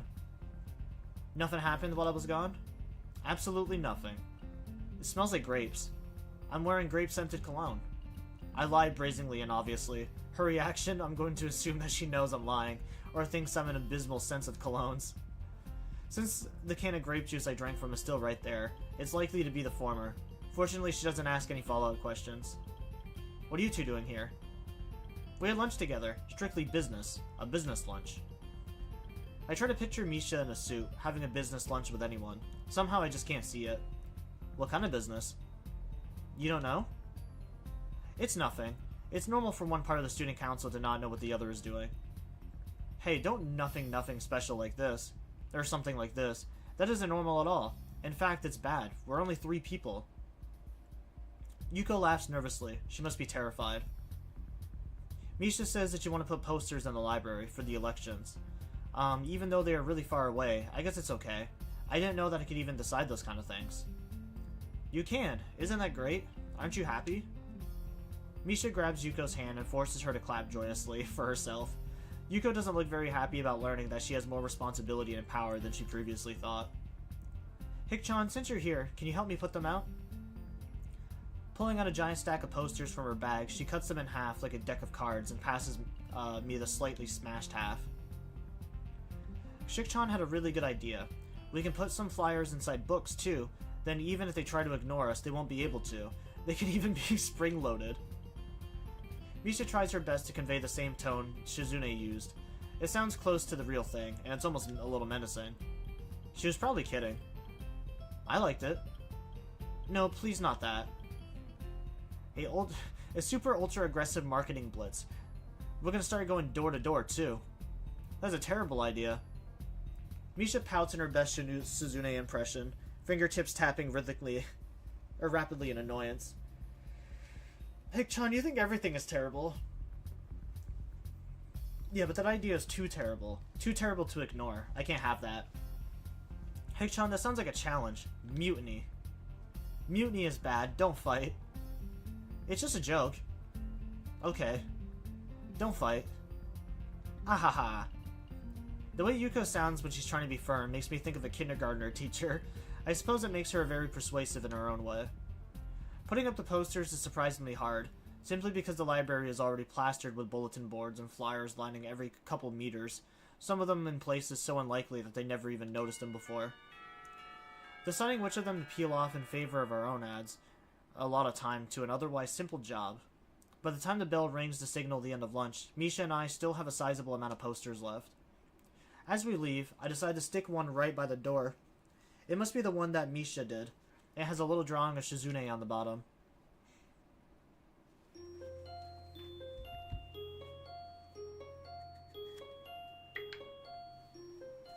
I still like this story, like, slightly better than Emi's.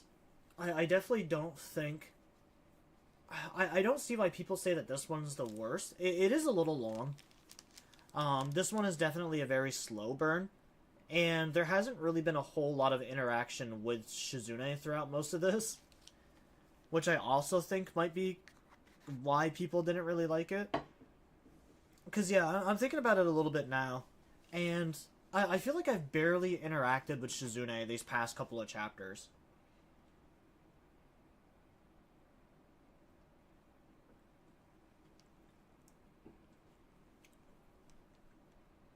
I mean, even towards, like, the very beginning of the game, Hisao was kind of like, he was crushing on Misha, because, like, Misha is obviously a very bright and, like, pretty girl. But then he kind of, like, fell in line with, liking Shizune. Learning sign language for Shizune, liking her competitive nature and stuff like that. But yeah, then we haven't really interacted with Shizune since, like, the vacation.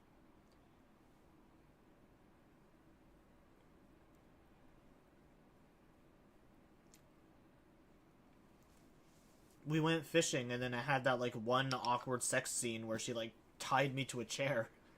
And then we haven't really spoke to Shizune since then, and for some reason that whole situation has never been brought up again. You gotta min-max her affection off-screen. Apparently, yeah. A couple days later, Shizune heads off to go eat lunch by herself, and doesn't come back. She must really be swamped with student council work, although I know that she probably made most of the work for herself. When I get to the student council room, I find the door unlocked. Before opening it, I hold back for a second to see if I'll hear Misha laughing through it. Nothing. I'd almost take it as a sign that no one's in there, but Shizune wouldn't leave the door unlocked in that case. She's at her desk, sleeping in her chair with her arms folded over her chest. What a stiff pose.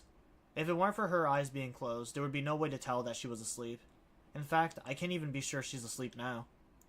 Normally I tap a desk to wake anyone else up, but it wouldn't work with her. I'd immediately start thinking of tricks I could play on her if she's sleeping. It's disappointing that my train of thought goes to this kind of direction. Hello, good afternoon. She signs, one greeting with each hand. It's really confusing. Hey, what are you doing? Secretly slacking off? Shizune smiles but lowers her head to conceal it, and tries her best to look annoyed instead. Don't just stand there. It makes me nervous if I'm sitting down and you're not. I take a seat in the nearest chair while Shizune pauses to adjust her glasses on the bridge of her nose, like she's fine-tuning an instrument. Why are you so far away? Does that make you nervous too? Pursing her lips, Shizune doesn't look too amused by me taunting at her. I had some free time, so I thought I would drop by to see if you were still busy. Do you want to help me? Yeah. Too bad. I'm grateful, but it's not necessary. I just finished the last of it, and now everything that needed to be done is done. So formal. Misha was just as businesslike yesterday. Are you too serious for the official student council business? I'm always serious, like the student council candidate should be. That was fast. From zero to immediately criticizing people who aren't even her colleagues yet, before I've had a chance to stretch my legs. At least the presidents. They need initiative. Then maybe they can motivate everyone else. Or at least strong-arm them along. But even though there's a bunch of them, they're all so wishy-washy. There's no one running for vice president, so they all want the big prize. But none of them have the right drive for it. And then the treasurers are always so flaky. I decided to use my power to just eliminate the position. Wait a sec, please. Can you even do that? I don't think it works that way. It is how it is. With that, Shizune stares grimly into the distance, rubbing the frame of her glasses that doesn't answer the question. Future dictator. I'm disappointed. They should want me out of here faster because they want the job, or at least disagree with me having the job. If I can't mobilize a bunch of student council wannabes for either reason, all my work would have been for nothing. If they're going to be slow about it, I'll just hold off on my office as long as possible. Shizune punctuates the sentence with a snap of her fingers, creating a sound as sharp as a gunshot. I wonder if she knows how loud she can do that. It's definitely an attention grabber, so I can only see it as an invaluable to a mute. She might have practiced it because of that. All of it, huh? That's too harsh. I always thought this was the real test. Leaving a lasting impression is important. It's why I don't build sandcastles. They crumble when you leave. Maybe, but I see it as an especially neat one. I still think it's impressive. I'll say it's impressive. I kind of admire you, so to me it wasn't for nothing. She tugs at her glasses as if she wants to take them off, smiling wryly. Sorry. I was careless and something selfish slipped out. I've always wanted to stand at the top. It didn't matter what it was, as long as I was the best at it, and understood it completely and made it my own. Like when you hear a song and dream of being a musician, or see a plane and wish you could be a pilot. Have you ever had a dream like that? Yeah. The first time I played soccer, I wondered if maybe I could ever get good enough to wow people. That was just a fantasy though. As soon as I saw the gap between me and the people with real talent, I put those dreams behind me. Well, with my heart the way it is, I can't play soccer anymore anyways. Do you still have a dream like that? Nah, they're unrealistic. I realized it very quickly. There is always someone better. A nostalgic expression crosses her face. She looks oddly mature right now, as if the days of competing vigorously against others for supremacy are long behind her. Of course, I know nothing that could be further from the truth. Just last week, she wanted to see which one of us could blow the biggest bubble with a piece of gum.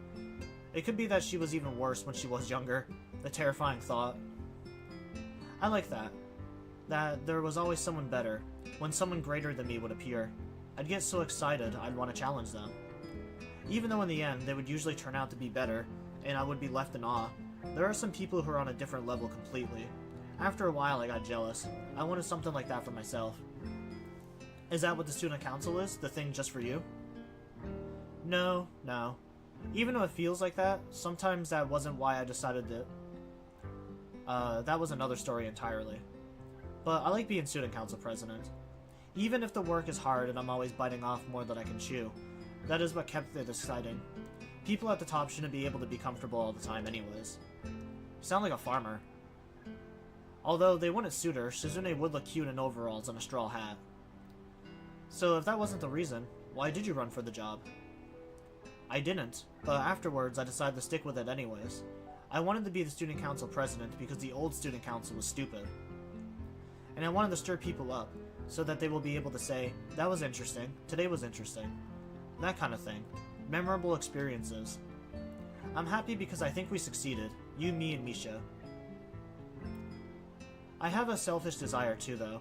At first it was something I thought would only be a nice bonus, but I've gotten greedy. That was why it would make me happy if the elections go smoothly. It would be the only way that I can see that my wish is granted. What is it then? It's a secret. Sensing that I might not be ready to let such a weak dodge slide by me so easily, Shizune quickly waves down an attempt at a follow-up, embarrassment coloring her face. It's something she wants to keep to herself only because it's too silly to do otherwise. I start to feel a pang of hunger and check my watch. It's earlier than it looks, too early for dinner. Do you have any kind of food in your desk? For a second, it looks like the question confuses her, but she recovers quickly. Deska for supplies. Food is supplies. You should have eaten lunch. I didn't think it would be a problem if I didn't. If I was working, I wouldn't have to think about it. I'd be too busy to be hungry. She puts her hands up to her mouth in a poor attempt to conceal a laugh, and tries to hide it further by pretending to use it for pushing up her glasses further up the bridge of her nose. I guess you're not, since you already ate. I'm not good enough to sigh in the appropriate words, so I settle for pointing at the stack of Chinese food containers, leaning precariously out of the top of her trash can. Those are from yesterday. Then we're both hungry. Let's get something to eat. Not from the cafeteria. There wasn't anything good at lunch, so I really doubt going there will be anything good left over. Order something? Ordering out 2 days in a row is unnatural, only in case of emergencies. That is my personal policy. This is why she should think of putting some snacks in her desk. It would be an easier way of dealing with these kind of emergencies. I want to tell her, but signing out how hungry I am 5 times has made me too tired to be a smartass. The temptation is really great, though. Hi! Misha's distinctive up and down voice sounds muffled through the door. She burst in a second later. Hick-chan, you're here too. Too? How did you know there was already someone in here? If it's open, someone is inside. Wahaha. Am I interrupting? Shizune shakes her head. Great, that's really great. But I was sure I would be. Is this a break? I thought so too, but turns out everything student council related is over for now. Is that why you're here? Yeah, that's right, Hick-chan. Sorry to disappoint you. We were just discussing whether or not to order out dinner. That sounds fun. Shizune isn't being very fun about it, though. She says that she can't order food 2 days in a row. Are you hungry too? Because if you are, we could outvote her. That sounds fun, Hick-chan, and I am a little hungry. I thought you would say sounds like a mutiny. Shizune pinches the frame of her glasses, clearly thinking that it does seem like a mutiny. But being outvoted by a clean 2-to-1 margin, there's nothing she can do. Misha already has her phone out. It's awfully garish.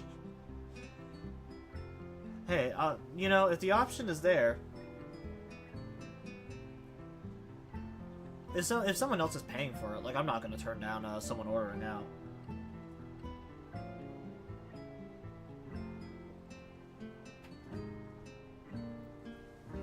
Shik-chan, you promised we could have a student council thing just for us, right? This can be it. Shizune only shakes her head. The joke is it's obviously Sal paying. Oh, true. I guess in fairness, these girls have paid for like every one of my meals so far. I guess it would be very gentlemanly of me to actually pay for their meals for once. Shizune only shakes her head.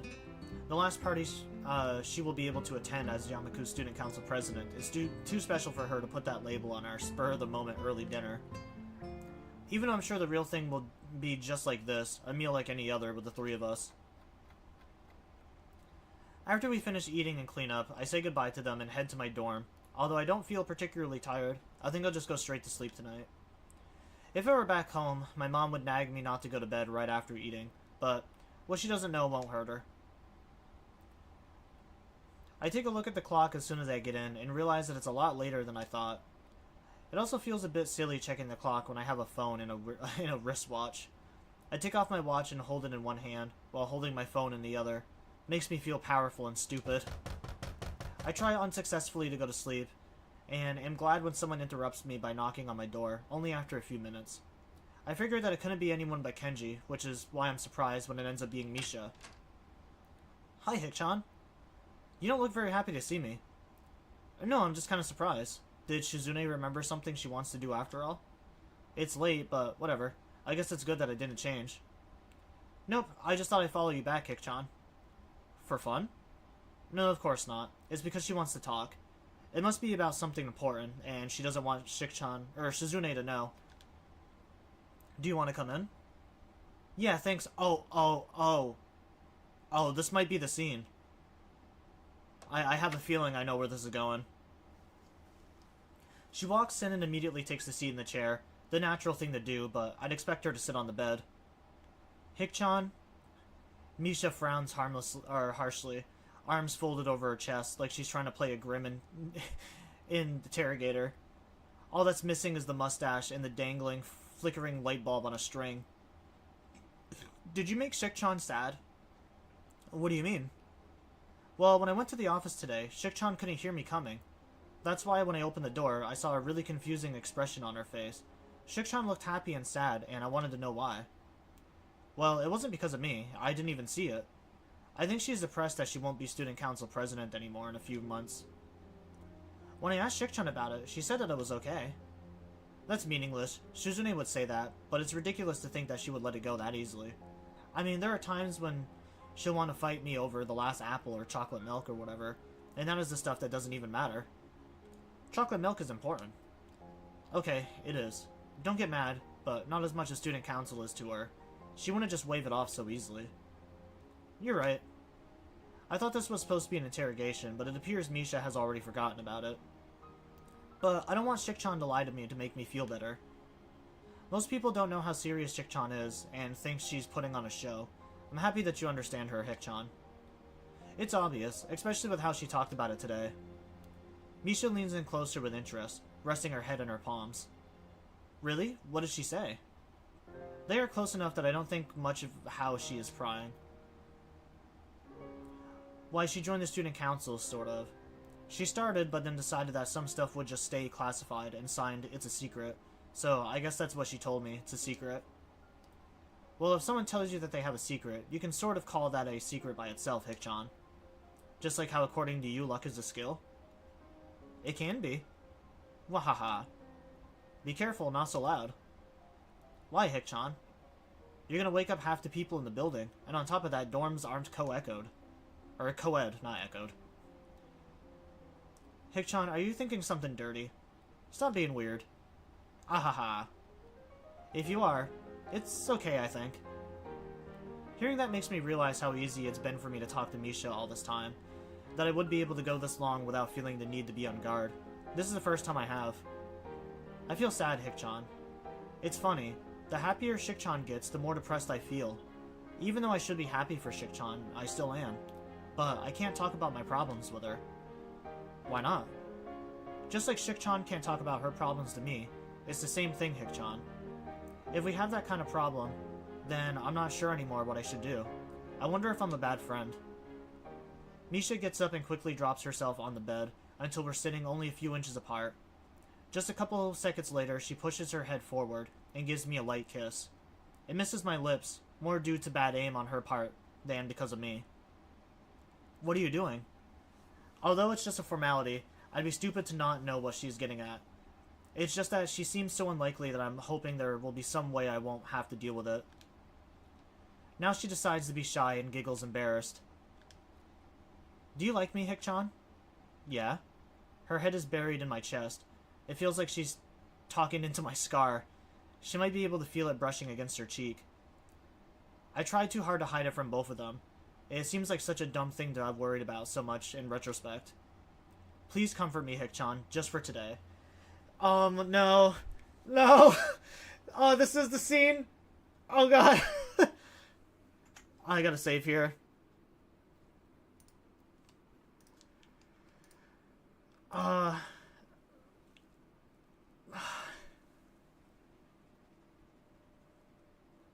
I do kind of want to get the bad ending first, so I can get the good ending. Cause if I save, I can just reload it back to this scene.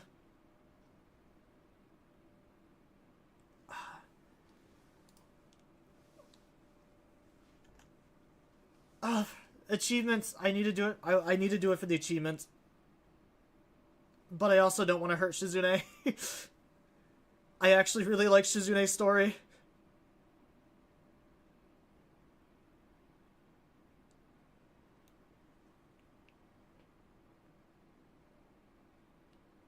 This is why achievement hunters are scum, it's true.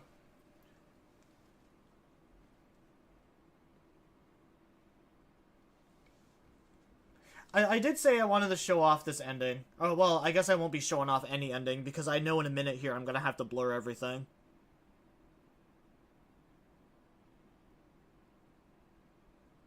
I'm gonna have to blur everything for nudity purposes.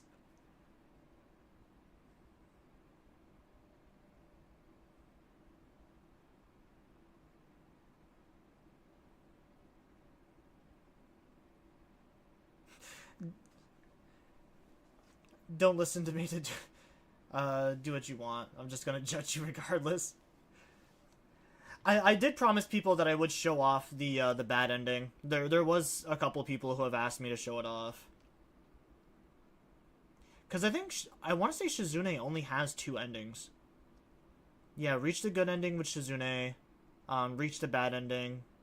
Yeah, I don't think she has a neutral ending.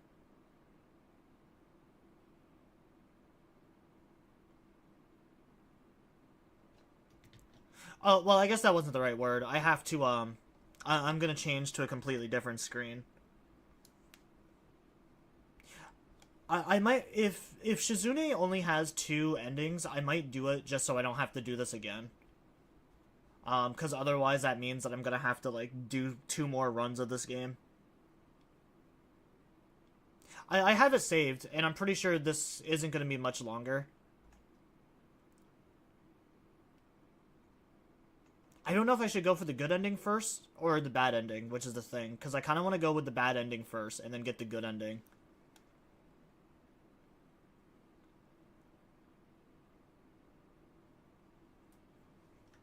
Because I'm eventually going to have to go back through Rin's story, so I can get the neutral ending. Which I was probably just going to do that in my free time.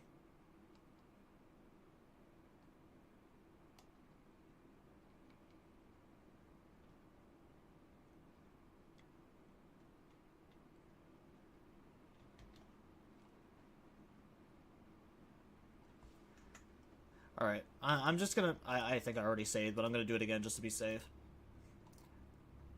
I'm gonna save. I'm gonna be honest. I would never confront Misha.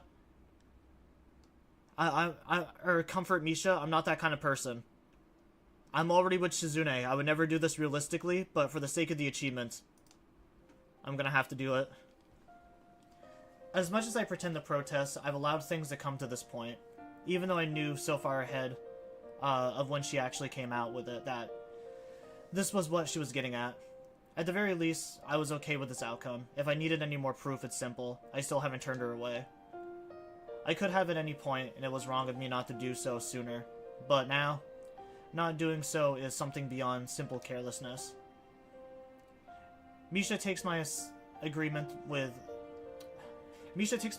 as agreement and squeezes herself against me tightly, as if she is trying to get into my clothes. My arms are enveloped by the softness of her skin and the warmth of her body. I roll over on reflex and end up on top of her. Alright, well, I'm probably gonna have to blur this, or change scenes here.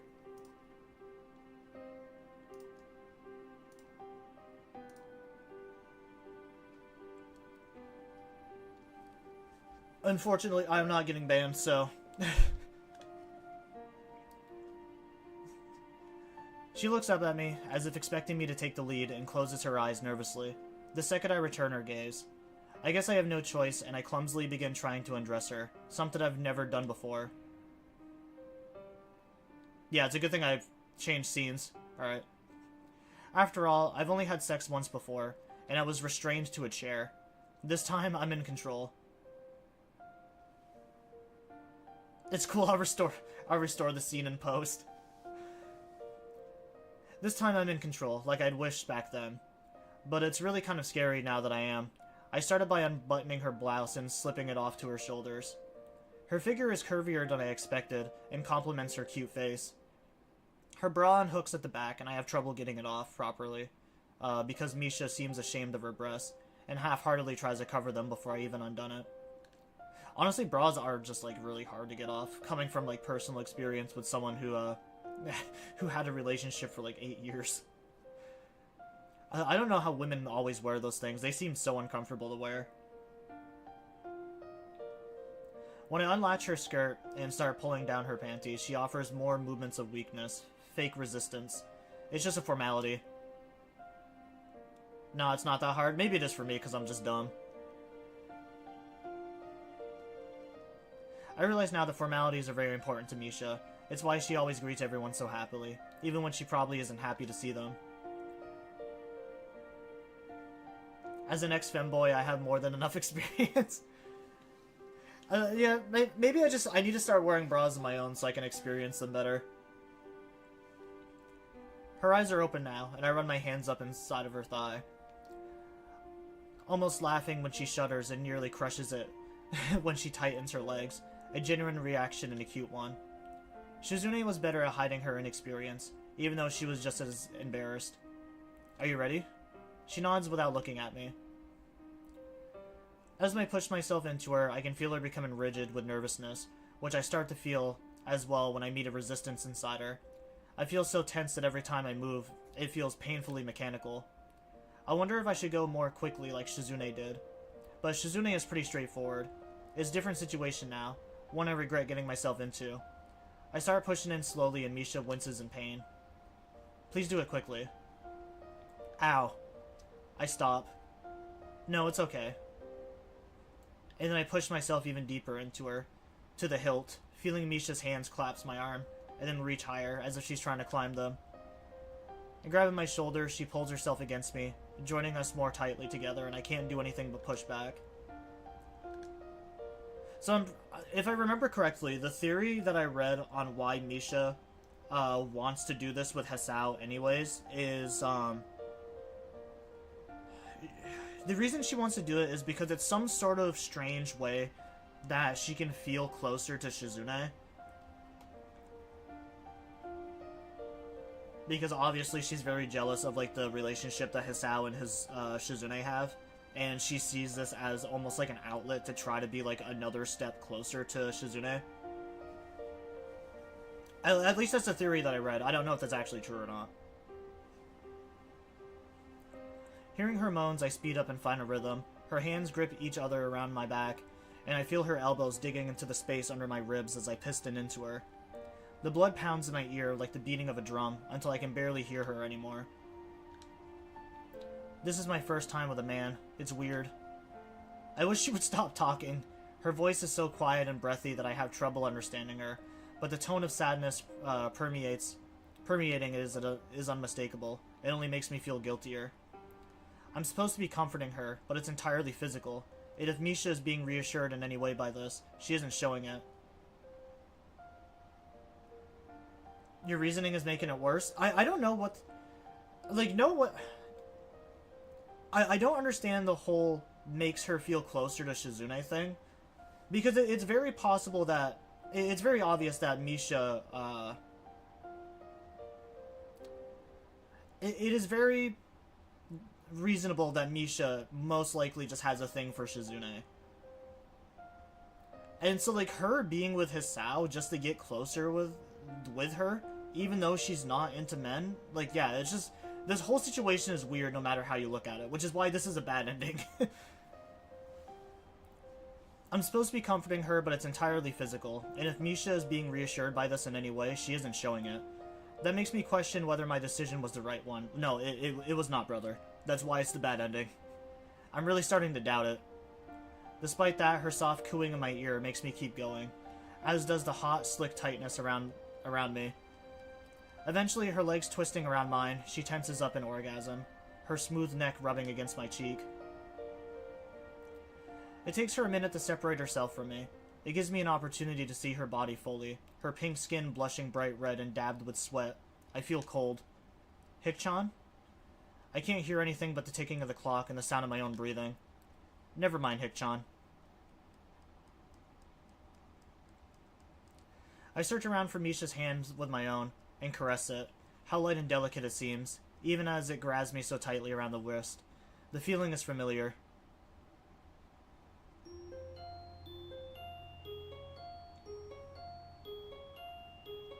If anything, I feel better about playing Blue Archive later. Yeah, choosing the bad ending definitely doesn't make me feel better, that's for sure.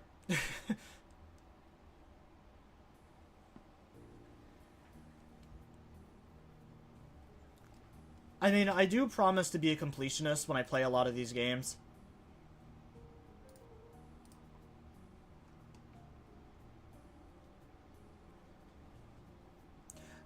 But yeah, you'll definitely have to tell me how Blue Archive is, because I've been debating on it too.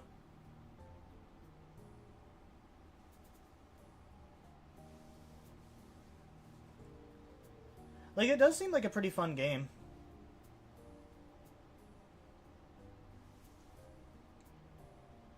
I just don't know if I can. I think the biggest issue is like, I just don't know.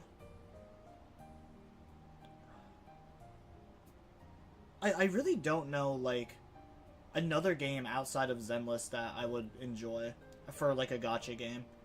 I mean, there's a couple of games on my radar that I've been keeping an eye on. Like Duet Night Abyss was one game I was keeping an eye on. That game didn't turn out as good as I thought it would. Anita is another game I've been following. Neverness to Everness is another gacha that I've been following. But I don't think any of those are going to come close to like the feelings that I have for Zenless though. You must be upset, all the love interest. I know, and so many different routes to go down. I mean, the girl that I originally wanted to go for was Hanako, the one with all the burn scars and stuff, because I thought she was the cutest, and just shy, like, timid girls, or I like those kind of girls. But I guess I must have chosen, like, the wrong options, and I ended up getting Rin first. Which was fine, because that story was amazing. Her story was honestly the best in-game. I don't think anything is going to match how good that story was. The following morning, I wake up thinking that most of the time is going to be spent trying to avoid Shizune and Misha. What happened last evening still makes me feel uneasy. I thought that sleeping on it would help alleviate that feeling. I feel like an idiot for believing it would be that easy. I think about whether or not Misha might feel the same way. If so, she probably won't show up at school today. I'd consider doing the same, but it would be pretty suspicious, and staying inside all day in fear doesn't appeal to me. It never has. Like I thought, Misha isn't in class this morning. Shizune is, but today is a busier day than most, so she gives all her concentration on her classwork. And that means there's little idle time for her to start up a conversation with me. It's strange that I should be running from the thought of having to talk to Shizune after spending so much time trying to do just that, but I can't think of any other way I should feel. I had sex with her best friend. If I feel this way about it, I wonder how Misha must be feeling. Just as regretful? When she came on to me, she was more depressed than sexy to start with. I can only imagine how much worse it would be now. Thinking about it like that, I want to see her again, but only half-heartedly. The other half of me is still terrified, even though I hate the use of that word. It makes me feel ashamed, as you should be, Hisao, as you should be. And I should be ashamed for choosing that ending, but I'm doing it for the achievement. But I'm sure it's the only way to describe myself right now. It's not a good feeling. I spent the next couple of periods in the library not in the mood to sit in classes for the rest of the day, but unwilling to walk back to the dorms. While I lazily flip through the pages of an uninteresting historical fiction novel, Shizune drops herself in a chair across from me, pouting. I think it's sort of pointless to come to school and then skip class every day. Sorry? At least tell everyone that you're sick. I'm just not feeling it today. Yesterday I was fine, though. Tomorrow I'll be fine. Taking a sick day in the middle of the week is just too suspicious. That 24-hour flu thing or whatever won't fly. It's not suspicious. It is. I turn back to my book, but Shizune gently pulls it down, in contrast with her expression, which straddles the line between concern and anger. Is something wrong? What? Is something bothering you? Because you're acting a little suspicious today, in a different way. If there is, just tell me. I'll be mad. I'm not good at reading people. Or I'll be mad. What a ridiculous thing to say after picking up on my mood so easily. She is only half kidding, but there is some truth in it. After all, she can't hear tone and has to rely on reading to communicate with others. It's as if you can only have this conversation with someone through text messages that has to mess with you in some way. It's probably why she stares so intently at people, in order to gauge their reaction. Or maybe it's why she's pushing people so hard, to get them to react. I've thought about it before, but it's too hard to say for sure what Shizune's exact motivations are for anything. So I wonder how much of it was a joke. Sometimes it's easy to tell. This time it isn't. Assuming it wasn't a joke, I can't tell her anyway, because it's sign language. There is enough time to collect myself and lie effectively. Nothing. I've been thinking a lot about the student council's future lately. I believe Misha is doing the same. Well, in her own way. So am I, but she isn't here today. I wish she would let me know something, because I might need her help later today. Yours too, unless you're busy. I'm not. Thank you. I feel like I'm losing a lot of people close to me lately. Aww. Aww. I can't think of a good way to respond to that. Something reassuring and confident. I don't even know if I want to read this anymore. I almost just want to skip it just to get the achievement. This actually, like, hurts. As someone who's been cheated on in every single relationship that I've been in, I've been in 3 relationships my whole life. Two of the relationships I had ended on my 2-year anniversary because of cheating. And the most recent one that I had lasted for 8 years, and that one also ended with cheating. So, just reading this, it fucking hurts, dude. I can't think of a good way to respond to that. Something reassuring and confident, telling her not to worry. I'm here for you. I'm not one of those people. Then who is? And it seems so forced. I manage a wave of a hand that seems entirely callous as soon as I do it. You shouldn't feel that way. I might just be a little sick, not enough to go through the trouble of making it official. It's just easier for me this way. It's the wrong way. I've heard the hard way and the right way are usually the same thing, so it's not a big stretch to say that the opposite is true. Well, fine. If you say you're alright, that's good enough for me. Wait. You asked me, so I'm turning it around. Is everything okay with you? Yes. She sighs it without a moment's hesitation. After that, Shizune waits to see if I'm going to follow up on it. I don't, and she leaves. I feel like an idiot for not going further, even though I think it's better than that. Or better that I didn't. I've been in the library for quite a while and decided to go up to the roof for a change of pace. A fresh breeze hits me the second I open up the door. This is really my favorite area of the school, I think. Then I see that I'm not alone here. I can see a girl with bubblegum pink hair in front of me.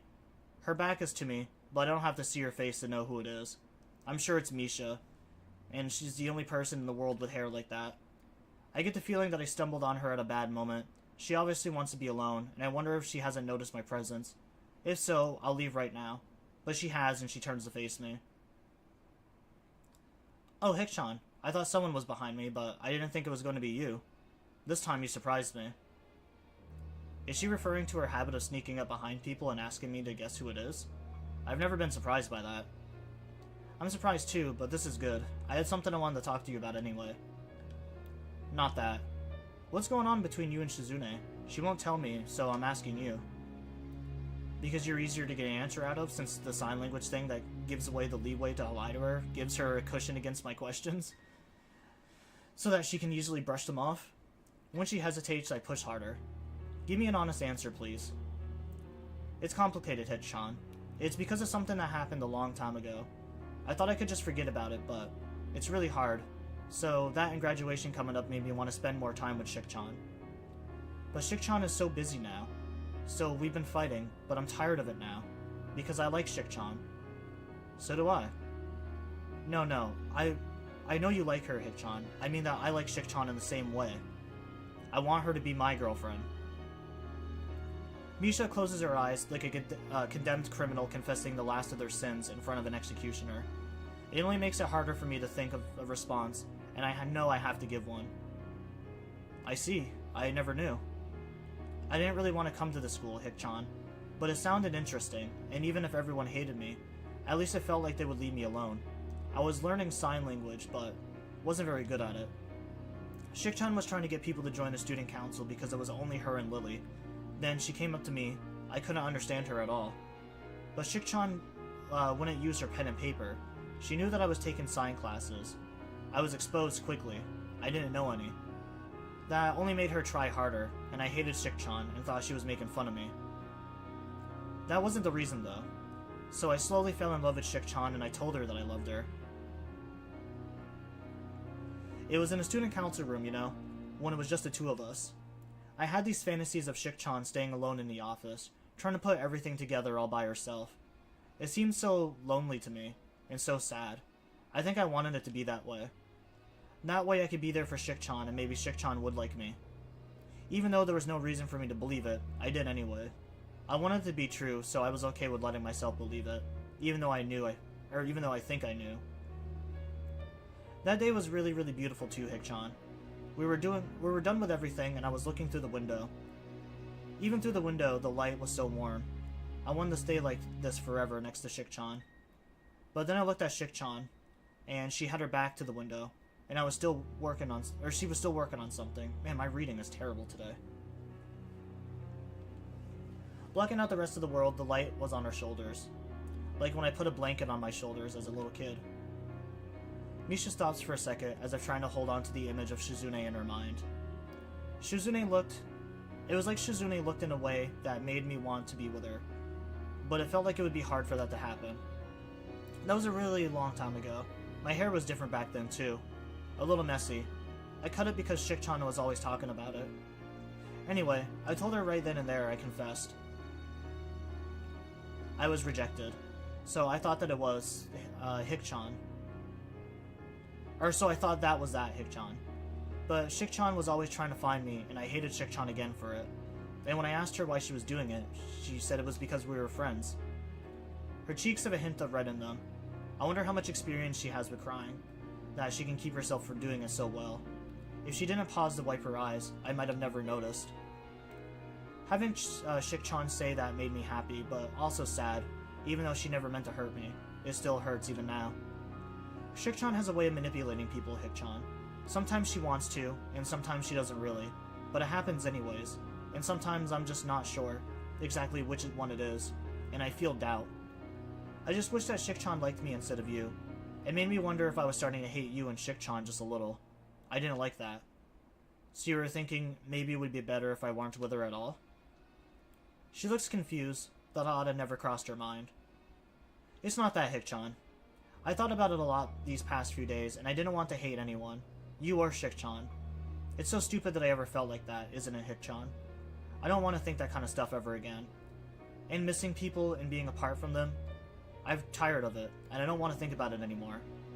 I already did, though, so I'm still really the worst kind of person. I wasn't thinking that it would be better if Hik-chan had never come to this school. I was thinking, wouldn't it be better if I just died? After all, I've even done something really terrible now. Unforgivably terrible. Misha presses herself harder against the fence at her back, as if hoping to slip right through it. Don't be stupid. I'm surprised by the tone of my voice. Sorry. I realized I hate it when I'm feeling regretful over anything. Even so, it's impossible for me to not end up regretting something. Yesterday I did a stupid thing. That's probably part of the reason why I'm here right now, so I can figure out if I could maybe make it right somehow. Do you ever feel that way? You said you've done some terrible things. You can try to fix them. Hik-chan, isn't that... I know that she's thinking I'm saying this more for me than her. No, it's not. I just think that killing yourself is the biggest regret a person could end up with. Hik-chan, you're so dramatic. Whether she was serious, I'll never know. I don't try to find out, as she lets out a sigh and closes her eyes, as if going to sleep. I feel that dangerous mood I was picking up from her has passed. The door behind us opens, the sound only barely able to be heard over the ambient breeze. I've been looking everywhere for you two.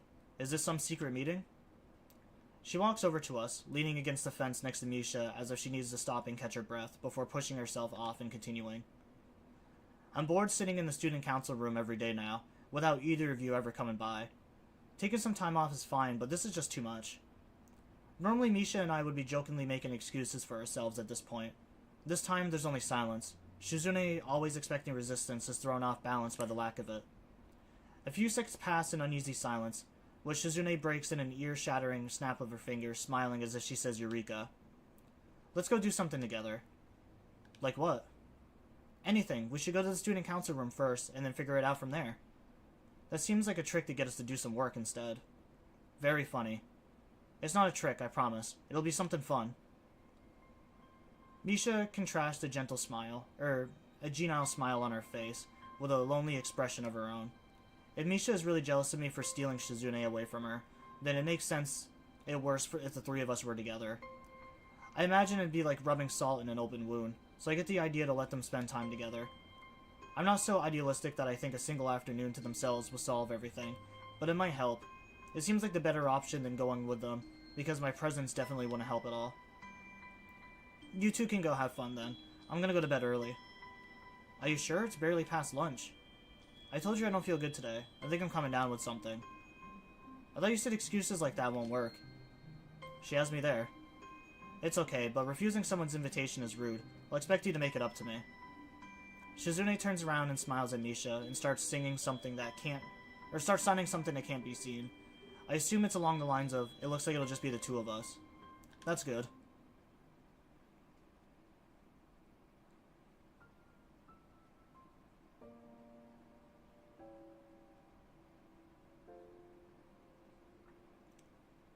Wait, is that not the end? I thought this was the final chapter. Only a day later, the weekend has already arrived. I drop a heavy stack of books on the librarian's desk, not meaning to slam them, but they weigh so much that it happens anyways. Yuko bolts out of her chair with enough force to dislodge her glasses. She barely holds on to them. Oh, hi. This is only the first step in a long road of regret. Apparently, how long even is this? Oh, no. Definitely not. Yeah, definitely do not fucking overwrite that one. I definitely don't want to do that again. How much is left of this chapter, then? Not the gallery. Library? Yeah, library. Oh my god, this one is just equally as long.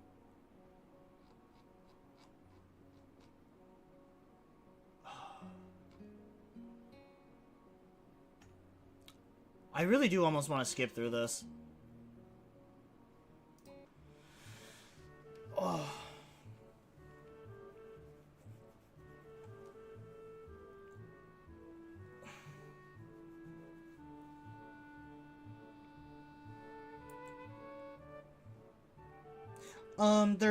There's 5 love interests. There's Emmy, the girl with no legs. There's Rin, the girl with no arms. Hanako, the girl who has the burn scars. Lily, who is the blind girl. And then Shizune is, the deaf and mute girl. But yeah, in, like, the bad ending for Shizune, yeah, you can basically, like, cheat with her best friend. I don't want to play through this, like, this part. I'm... Like I said, I absolutely despise cheaters. There's nothing that I hate more than cheaters. But I did promise a 100% completion of this game. I just never expected this to actually be one of the endings.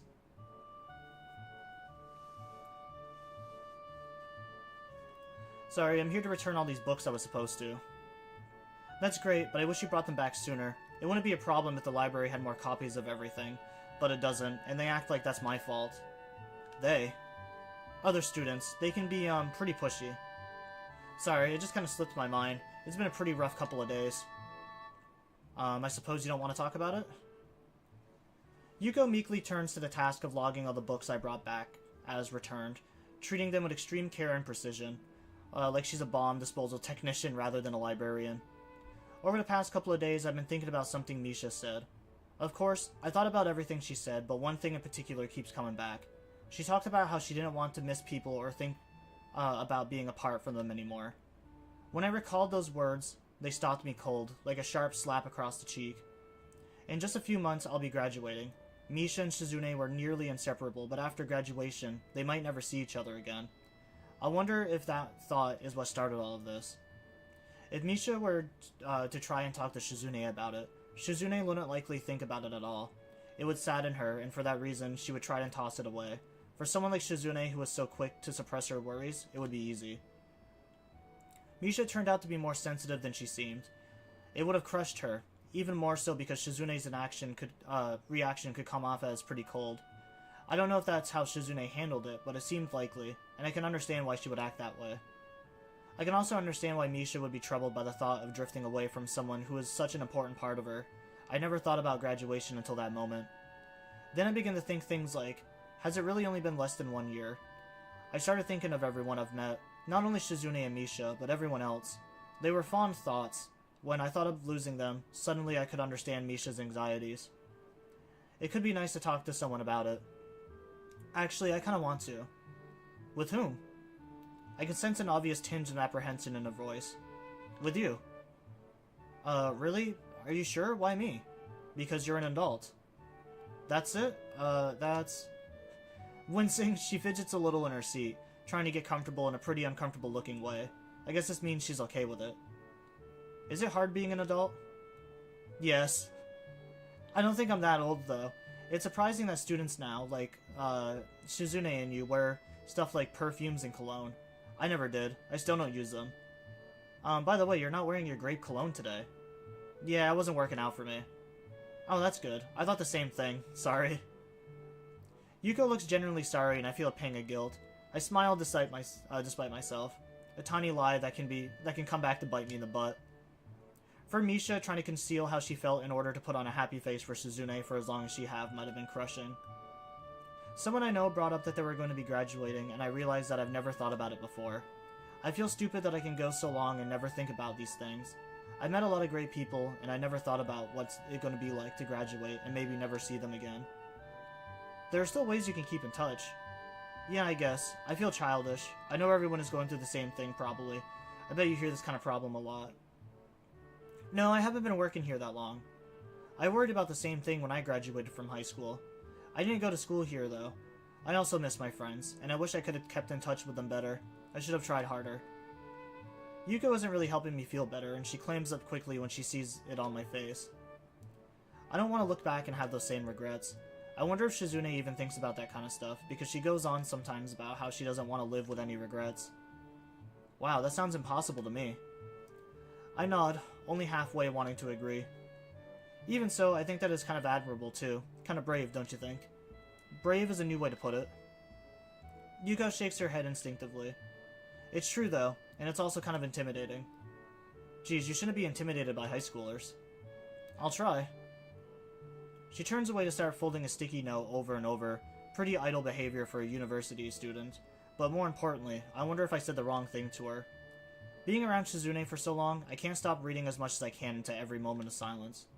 If Yuko were the type of person who didn't get intimidated by high schoolers, it probably wouldn't be so easy to talk to her. It's all too easy to want to shed some negative quality of yours. When I think of everyone I know, it's those qualities that I like the best. I don't think I really regret it. I thought as long as I could remember the good times, that was enough. I don't know. Sorry. I noticed a couple of students starting to trickle into the library and decide that it's my time to leave. No, that was helpful. I feel like two of my friends are fighting because one of them is taking the fact that they might not see each other after graduation really hard. Well, I mean, I'm sure there's more to it than that, Hisao. And the other is being stoic about it, which only makes it worse. I don't know how I'm supposed to handle this kind of situation. It doesn't seem like the kind of problem where I'll have to end up taking a side. But it could turn out that way, and then I have no idea what I want. You should tell them they shouldn't fight. I know, fighting is bad. It's not Shizune and Misha, by the way. Okay, I wasn't thinking that either, though. How embarrassing. Even though I knew it would be, I still feel my cheeks redden, and even so, I still said something so transparent and blatantly a lie. But it could be that sometimes is the right way. Do you have any books about people who have to make hard decisions? We have a lot of self-help books. It's funny that I can find that surprising because I wouldn't have only a few months ago. I meant about, not for... There aren't many, right? Yes, not many, I mean. Though I feel a bit apprehensive about it, I want to talk to Shizune. I don't understand why I feel nervous about it, and that disgusts me a little. It also motivates me to look for her right then and there, although I don't have to look very hard. She's in the student council room as always. Worryingly, Misha isn't with her. When Shizune notices me and looks up from her paperwork, the first thing I ask is where she is. I don't know. There's so much uncertainty in her answer that I can't let go of that. She's missing a lot of school. Are you the attendance police? That's really strange, coming from the student council president. Shizune hides a laugh behind a cupped hand, and I start to think that I might be worrying for nothing, but her laughter slowly fades away into a more serious and pensive expression. You're right. Yesterday... I catch a hint of a knowing smile on her face when she sees my poorly hidden panic at her words. Despite her best efforts, she can't help being satisfied and electing surprise from everyone else in the very end. Even then, I can see that she has bigger concerns, and quickly her smile vanishes. Before either of you noticed me, I saw what you were saying. I'm not stupid. If I hadn't, I could still see through Misha while we were walking back. Even if she hadn't told me everything later. She didn't make a big deal out of it, but anyway, you look at it. It's my fault, isn't it? What did she tell you? Shizune winces at the question, though it's clear she's been expecting it. She follows it up with a grand gesture. A lot. Like that I can be selfish and confusing. I try too hard to bring people around me and then push them away. I didn't know what I should do. I thought she was right to mention all of those things, so I just agreed with her, but that only made things worse. I don't understand. Adjusting her glasses, she looks pretty tired. I hope it isn't because she's been busy avoiding Misha, but I can't help considering the possibility seeing where this conversation is going. It's true, even a student council being this small, and us always being swamped with work, it is my fault. I might have even ended up driving a lot of people off and away from the student council acting like that. She wags a finger mischievously, acknowledging that might is an understatement. However, from how warily she does it, it's obvious the humor is only to put me at ease, and therefore not genuine. Like Lily, for instance. She was the first person to join when I started to recruit people again after everyone else left, because they couldn't stand me, I guess. We managed to put together the last festival and even ran a booth together the last minute. But I didn't like her because I thought she was selfish, always holding us up in order to tend one friend of hers or another, and leaving Misha and me alone to sort out things involving the whole school by ourselves. If there were any problems she was going through, she could have left us high and dry while she panicked over it, and wouldn't come back until it was solved. She would focus on it 100% and be too preoccupied and focused on any student council work. That was the worst to me, that she could be so nice and still take so many people for granted. Why even join the student council then? It seems so short-sighted and selfish, don't you think? But it's actually me who's that way. Like Misha said, always trying to pull people close to me and then shutting them out. That is how I've treated her, which makes me a bad friend. And it makes me feel like I did the same thing to you. Then, so I guess I'm a bad girlfriend too. Even Misha says that you might as well replace her. I'm angry that I screwed things up enough for it to get to this out of hand. All I wanted was to. She pauses to look for the right words, tenting her fingers in concentration. Make people happy, I think. Even though that seems like a simple way to put it. As she rests her head against her hand, Shizune's bangs fall delicately across her eyes, hidden between those polished glasses reflecting just the tiniest bit of light. It may be wrong to think so, but right now she seems especially beautiful, like a more complete person. It feels like this is my first choice to respond to her outpouring of emotions, replacing Misha as Shizune's interpreter. Misha must be joking. It took a lot of my energy to keep up with her just now, her signing filled with gestures that I've never seen before.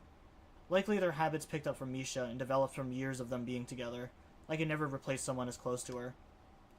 I like you because I like you, not because I got tricked into it. Despite how hard she tried anyways, I continued to stare back into her eyes as sharp as ever. The first time I saw them, they had seemed a bit intimidating to me, like the eyes of a predator. That hasn't changed, which I find reassuring. I still want to make everyone happy. Starting with Misha?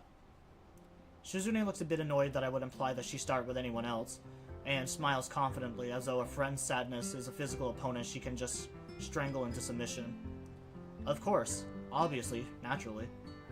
Taking off her glasses, she leans back in her chair and lets out a sigh. It's the first time I've seen her without glasses on, but I don't get a good look before she slips them back on. But I'm too tired to start today. First thing tomorrow. Do you want to help? Yeah. And I have other student council stuff you could help with while you're at it. Although it turns out there isn't much other work at all. I was really hoping it would just end it there so I can just go to the good ending. I don't know why it's gotta keep prolonging it. Because at least with like the Rin ending, it was almost like immediate, like the bad ending. There's no school today, so I expected to be able to sleep in late. Unfortunately, I'm awakened by someone mercilessly pounding on the door at 8 in the morning. At first, I think it could be Kenji, but when my shouts of annoyance go unanswered, I realize it's Shizune. She immediately backs away from the door when I open it, quickly concealing something behind her back. Kind of ominous. What's that? Is it a surprise? I don't really like surprises. The displeased expression on her face says that she wants me to stop being a wet blanket, but she's too busy fumbling with whatever's behind her back to sign it. It must be frustrating for her because a second later, she swings the object out proudly, and also a little dangerously. Ta-da, a picnic basket. We can have lunch together, the three of us. It's not really a basket, it's more like a plastic bag.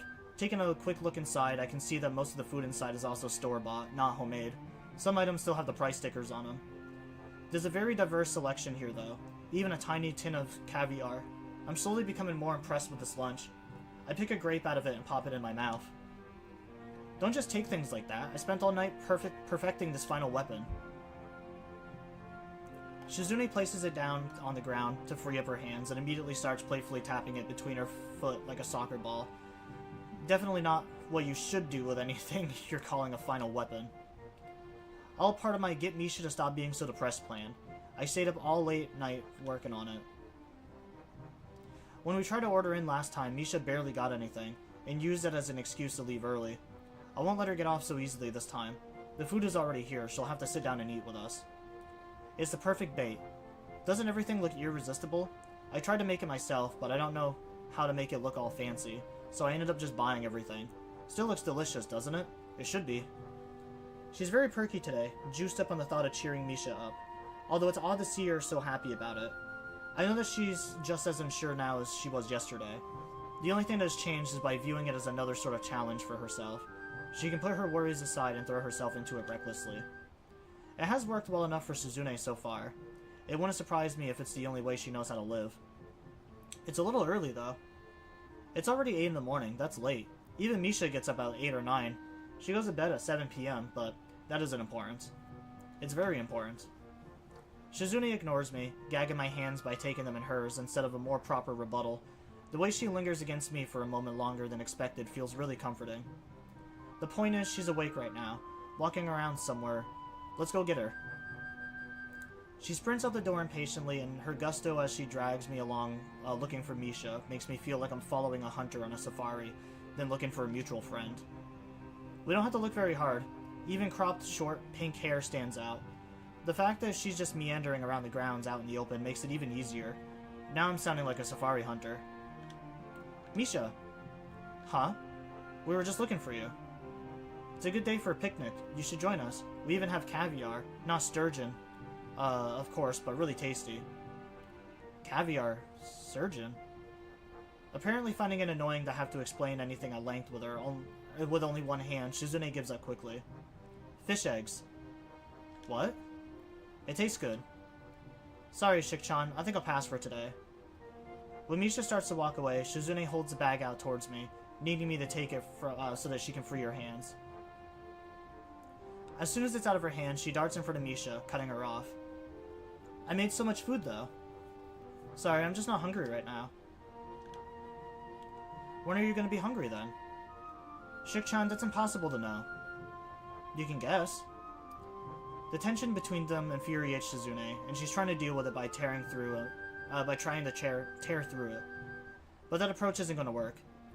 I thought and hoped that Misha had gotten herself together, but I guess she was just cut too deep by what happened.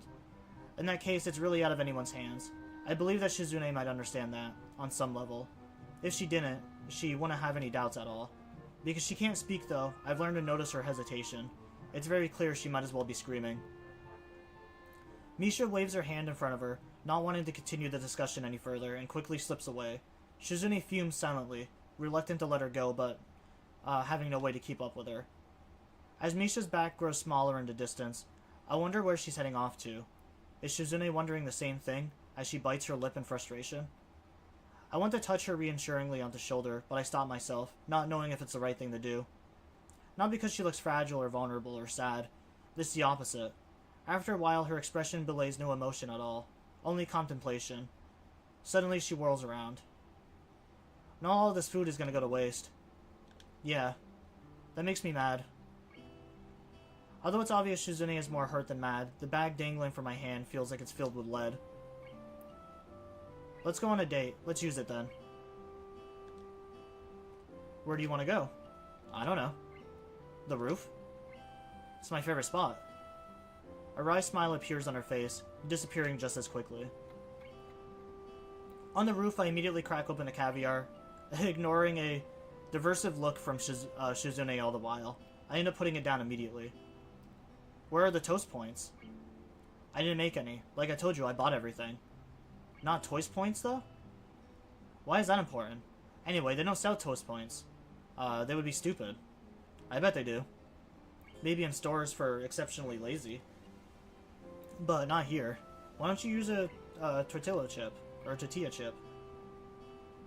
A tortilla chip? Yeah, a tortilla chip. A tortilla chip is not the same. They're both triangles. Stop being a princess. I didn't know there was a proper way to eat caviar. This is the first I'm hearing of it. It's not the same at all. Oh.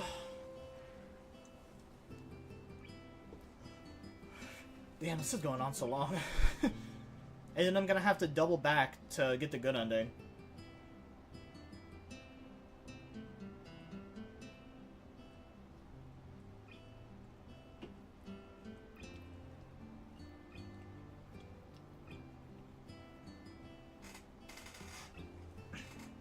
I can't be this silent like this.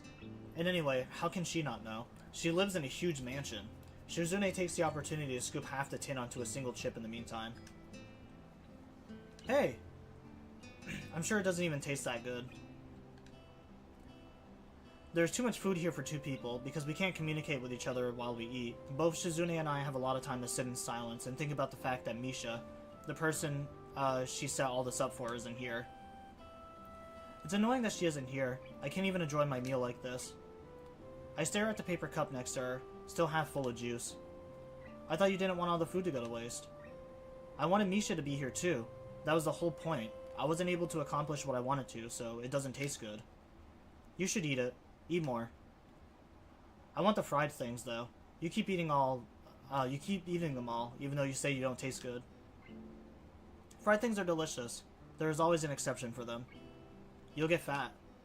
I think you're being too aggressive. It's like I told you yesterday, I'm only trying to cheer her up. Yeah, but it seems like you're playing a military campaign. Or planning a military campaign. I'm only trying to take it seriously. And this is the only way I know how to do it seriously. I feel so powerless, I hate it. I can't even yell at her too, even though I want to. Yelling is for serious occasions, right? Yeah. You should yell at Misha for me. You can tell her that I want her to stop being so down. Even if she feels sad and alone, it's no reason for her to stay gloomy forever. Why don't you? I already did. Over a game of dice. Under over to be exact. I won 5 times. Only the 2 of them would take so much pride in running a game of pure chance. Then I tried to talk to her, but it didn't go so well, obviously. Well, so did I. I tried and failed. My goal has always been to do everything better, though. Yeah, your one-upmanship is really something. But I failed too. That's why I want your help. I don't understand what I'm supposed to do anymore. For someone like Shizune, who has only interacted with the world by locking horns with every obstacle in her path, understanding only goes too far. I want to tell her that she doesn't have to worry, that she is great at cheering people up, because she managed to cheer me up my first week here. In retrospect, I must have looked kind of like a dick, being in such a sour mood from the moment I came here, even though I don't think I'm being unreasonable. Even having months to digest it, finding out that you have a heart defect like that is hard to deal with. I'd had much less time to mull over suddenly being transferred to Yamaku on top of that. Spending the festival with Shizune really helped me out of a rut. I was happy enough to forget that an entire time. It had felt as though she were manipulating me. I understand now that I had allowed myself to be manipulated. Even though I felt like I was at the bottom of the world, I still wanted to have a normal life again. I'm sure because I enjoyed what I have now. I think it must be the same for everyone, including Misha. Everyone wants something, or someone there to pull them out of their self-pity. It's just that Misha always wanted Shizune to be that person, but because they can't be together, I think Misha feels like she can't accept Shizune's hand, and that frustrates Shizune. But if she could cheer up a stranger like me, then she'll definitely die trying with Misha. I can see it in her eyes, too. Though she tries to treat it like any other problem in her life, Shizune cannot do that with Misha's depression. Her thought processes are entirely different. In some ways more careful, in some ways more reckless and frantic. I don't... Is that how you spell frantic? I think so. I thought frantic was spelled with an A. She cares that much more. I end up not saying anything, partially because sitting next to her like this, just the 2 of us, is pleasant enough in itself that I don't want to interrupt the moment with a question, and partially more for cowardly reasons. I started to think that they weren't, but I don't know if her actions that day might have been an afterthought, or a fluke, just a collection of coincidences, there we go. I don't know if that would change anything, but I'm uncomfortable thinking about it. Yeah, frantic. What was that word? Frenetic? Frenetic? what does that mean? The fence behind me trembles slightly, and I turn to see that it's because Shizune has fallen asleep leaning against it. Considering she was up all night, it's not surprising. Where does all that motivation come from? Not just in regards to Misha. I'm cynical, so it's hard for me to just accept that anyone can simply be that strong. My first thought was maybe it's because she hates herself. It's very plausible. Leaning against her, I feel sad knowing that I might be the case. Or that it might be the case. But it could that we're similar in that way. Oh my god. I actually just can't read today. Now, I feel like it's even worse now because it's also compounded with the fact that, like, I just want to get this chapter done. I don't like reading about this stuff. He's not even mentioning it, which is what is pissing me off more. He's not even, like... Everything has just been pushed on, like, the distance between Shizune and Misha. And for some reason, he is, like, completely just ignoring the obvious about the cheating.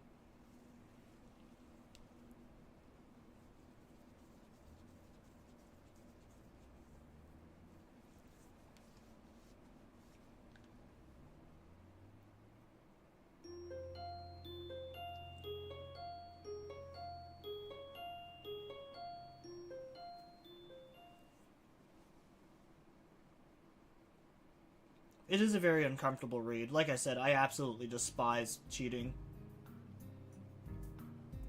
Yeah, completely evading the truth that he is involved with.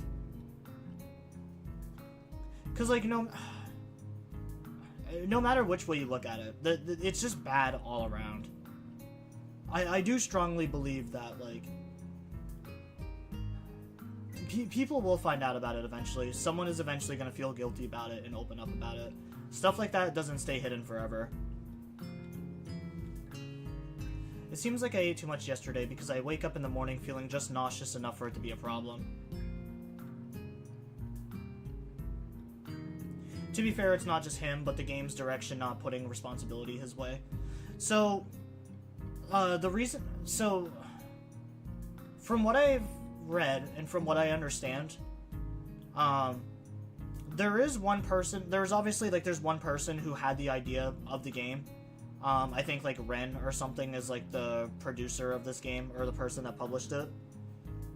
But every story was written by a single different individual.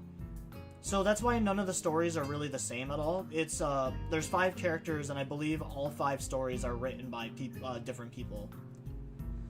There's, like, events that I think the original author had, like, pre-planned out. So, like, the school festival and, like, some of the dialogue in the beginning of the game is all written out by, like, the original creator.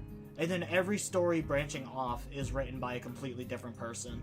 Which is why Hisao's character traits are so different amongst, like, each story. He's kind of meant to just be, like, this blanket of a character that people can just, like, or I guess, like, he's meant to just be this plain, like, ordinary character that people can, like, put their own spin on. Because, yeah, like, this story is vastly different in terms of, like, how the writing for Rin's story was, and vice versa. Like, Emi's story has a lot more humor involved than anything else. It's not nearly as, like, serious as Rin's or the story is.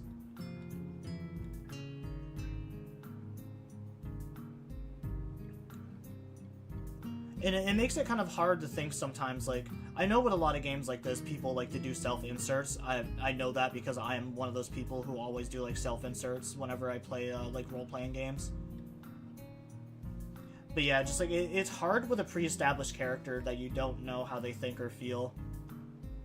And then you have to, like, you try to read that as it's described on the screen, but sometimes it just doesn't comprehend or make sense to me. But it's really frustrating me how Hisao is not just acknowledging the cheating, and how that's probably what's wedging the gap between them more than it just being Shizune rejecting Misha.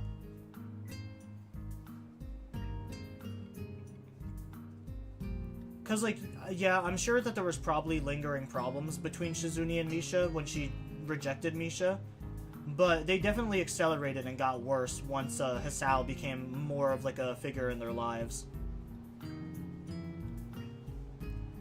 I really can't postpone going into town and shopping, though, so despite wanting to roll over and sleep it away, I forced myself to get up and get dressed instead. Somewhere between buying toothpaste and a few other groceries, I end up walking it off. Then I feel hungry. After stopping for breakfast, it hits me how many times has gone by. Or how much time has gone by. I hadn't expected to be out this long at all. I'm not even sure if I bothered to lock my door. I should really get back. When I get back to the dorm, I see Hayaki standing in front of my room from the entrance. I can think of few things more unexpected, and I can't help thinking I might have a heart attack just from the surprise. Fortunately, it doesn't happen. As soon as he sees me, he says hello in his usual detached way. I'm a little slow to reply to him, so he repeats the greeting without missing a beat. Hello. Is something wrong? I'm just surprised to see you here. Not as surprised as I could have been, since it's impossible to mistake him for anyone else. I'd recognize those weird clothes anywhere. Come to think of it, I've surrounded myself with distinct-looking people lately. Hidaki's head lolls slightly to one side, a little too easily. Why? Is it unusual to see someone's family come to see them? Well, yeah, actually. So Hayaki isn't such a robot after all. In fact, it's almost as if he's more caught off guard by the fact that he can't even be caught off guard, but recovers quickly. Nevertheless, in that brief moment, he looks his age. The uncomfortable side of him seems like the more honest, and I wouldn't mind seeing more of that. Not so much though that I go out of my way to pry. Only Shizune would be that zealous. That my thoughts get so far as proof that she's rubbing off on me. Man, I'm struggling so hard right now.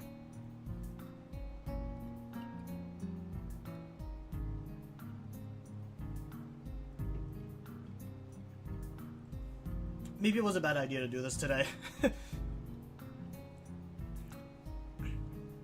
I think that you'd have a reason, that's all. There is one. See? Anyway, we can talk while we're looking for her.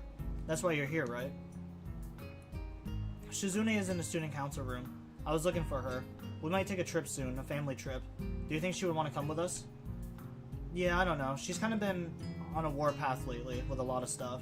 And once she's focused on something, she won't just drop it. I guess you would know that. Hidaki looks much more at ease walking around than my first week. So this isn't your first time here? Just throwing it out there, of course. Completely ignoring the surrounding environment. Could just run in the family. It explained why Hayaki seems distant from Shizune. I get the feeling there's more to it than just her deafness. No, this is the first time I could walk around so much. It is kind of weird here. I bumped into a person who told me women are not allowed in the dorms.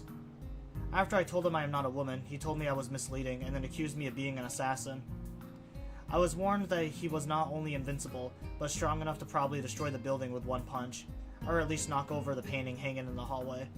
By the way, that painting is actually screwed to the wall. Yeah, that guy's across the hall from me. He's okay. I see. Oh, you left your door open. It wasn't locked when I came here. I'm a little annoyed that Hayaki knows that. The only way he could have is if he had opened my door, but the feeling passes. It doesn't matter. I have nothing to hide or steal. Your soccer ball is really nice. That's one of the things that doesn't matter. If you are a soccer player, a soccer ball is very important. I guess it is. The thought makes me smile. I'm here because my father bought a new phone, and he wanted to update Shizune in case she needs to call him. I thought she should know too, since you're her boyfriend, aren't you? Yeah. Why? Just in case there's something wrong, or she needs something anyways. It isn't what I meant, but I'll go along. Even if she did, she probably wouldn't call. That's how she is. Well, if you know. Coming all the way here for that, though. He could have just updated her via email. She does not like using emails. That's so old-fashioned. Don't tell me he does businesses through regular mail or something. Silence. Now it's my turn to feel awkward. Is Hayaki taking it literally, or did I hit the mark? Nah. I'm sure that what it really comes down to is that he just doesn't want to see his daughter and stay in contact with her. In the end, they are still family after all, even though they play at being at each other's throats.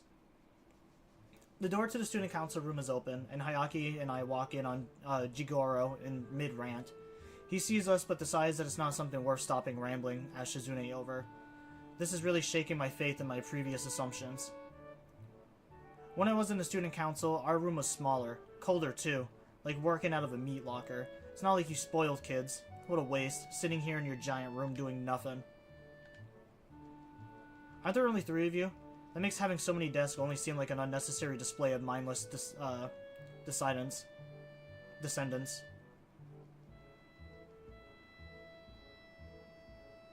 Oh. It just goes on and on. Please end it. Appalling. You must use the desk. You must use the desk you need and not one more. Is part of our code. It may be odd of me to think so, but hearing only one half of a conversation is pretty strange. Also, that's some code. Now that I arrived, he changes the subject and starts talking about the reason he's here. Hadaki and I are going on a trip. What are you doing? Does everyone who uses sign language mumble while they do it? No, I'm just being an amateur. It helps me think. It's kind of like a force of habit. Just an amateur. Unbelievable. Fine. He turns back to Shizune just in time to catch her shaking her head from side to side. Are you sure you won't be coming along? She reiterates the gesture. Fine. Can you tell her to call me if she needs anything? Yeah. I really think sending an email would have been easier, though. I'm not going to read emails on my phone. If she won't speak, she can call Hidaki. I suppose if I have to be reached, you would have to call me. And that other girl who would have to call me. Actually, all three of you can just call Hidaki. And with that, he swiftly turns and leaves, Hidaki trailing behind him. A long trip for something that took 5 minutes. Neither of them can express their feelings very well. In Shizune's case, I have to question... whether she would if she could. It explains a lot, but it doesn't seem unhappy with the arrangements. Even so, I wonder if she might be. When the door closes behind him, leaving Shizune and me by ourselves, she lets out a deep breath that seems to echo in the silence of the room. It's totally ridiculous asking me to go on a trip. The timing couldn't be worse. It overlaps the student council elections, for one. Second, I haven't even cheered up Misha. If you consider that, it's annoying to even have anything else to think about. Yeah, but you might be too focused on all that stuff right now. Shizune adjusts her glasses roughly. Completely 100% right. The minute I decided I was going to cheer up Misha, everything else went to the back burner, I suppose. I think your dad might care about you more than he lets on. I know. So then, it could be a good idea. No. And then again, more firmly, as if both of us. No. After coming this far, I can't take a break. A vacation would be jarring. It would be like waking up in a different life. Yesterday was like my vacation, so now I have to go all in. I'm sorry, but it's just how I am. I remember what Yuko said, that she found Shizune brave in a kind of way. I think I understand what she meant, and I have to agree. Even though it could also be called recklessness or foolishness, and pointless stubbornness, I guess you could call it bravery too. However, I can see that there is a fundamental flaw in Shizune's thinking that I hadn't noticed until now. I'm sure that Shizune has reflected longer, and more, arduously than the rest, than I could. Oh, god damn it.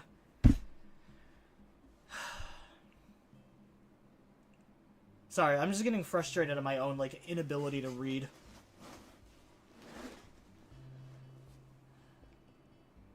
I didn't think it was going to be this difficult to getting through. It's almost been 3 hours already, but it feels like it's been longer.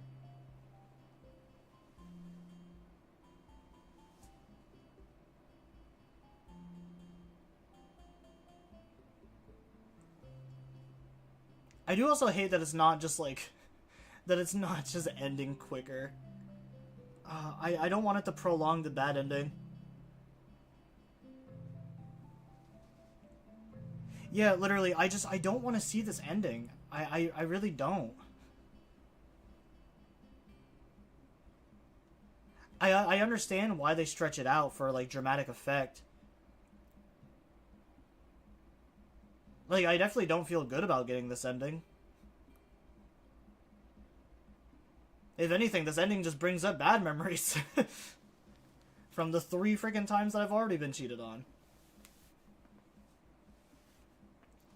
However, as typical for her, she wouldn't let it hold her back and immediately set out to fix the problem. This completely ignores a large part of the problem, Misha herself. Moving from critical introspection to holding Misha up as part of a goal causes the person to get lost in the shuffle. Shizune has said a lot in the past few days, but nothing about how Misha feels. Shizune's way of thinking is abnormal. Few normal people would reject a friend, and then expect things to go back to the way they were so easily. Shizune does because she sees life as, if I had to put it simply, capable of being segmented and compartmentalized. Yeah, I guess in a way that does kind of make Shizune kind of guilty too.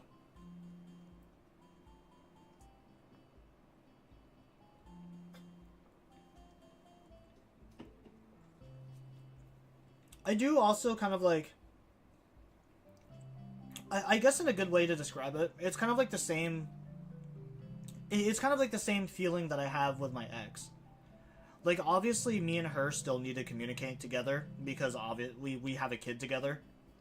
And, you know, we were together for like 8 years, almost a decade together as a couple. And, like, when she cheated on me and stuff like that, you don't ever really recover from that. And I imagine it would be the same to be, like, rejected by somebody, too, that you really like. I couldn't imagine being rejected by somebody and then still going out of my way to, like, be friends with them. I don't think a relationship like that would work very much, but it could just be the kind of person that I am. Just me personally, if there was someone that I loved as much as Misha loves Shizune, and then I was rejected by that, I don't think I could be in Misha's shoes where I would just, like, go along with it still. I mean, because even Misha said the only reason she kind of stuck around was because Shizune kept dragging her back in.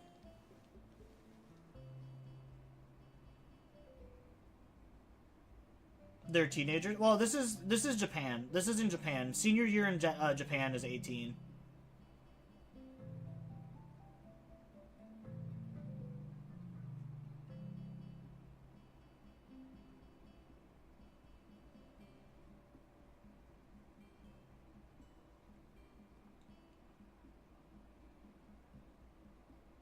I mean, yeah, I guess technically 18 is still a teenager because it has the teen at the end of it.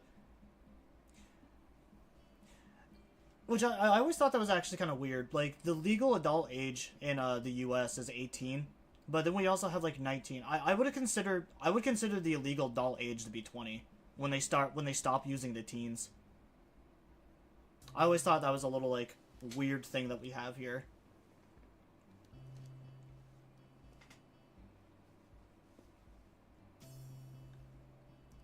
Misha, like anyone else, sees it as a whole experience. A long, continuous journey where one moment of heartache can follow you forever. For Shizune, an event is an event, and a few of them cross over.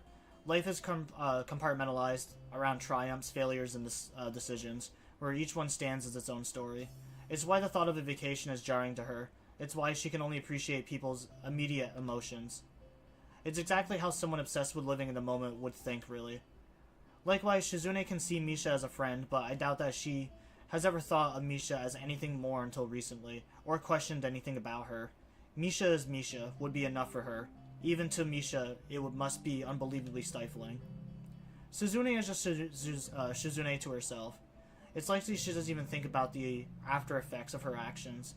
In the long term, as long as they stir up other people's lives, to Misha, though, I'm sure it made sense, or it makes her seem almost heroic. Like Yuko admiring her bravery and even myself. As Shizune's thoughts on the sentiment are that it was good, she could touch someone's life. But it ends there. It's easy to captivate, much harder to nurture.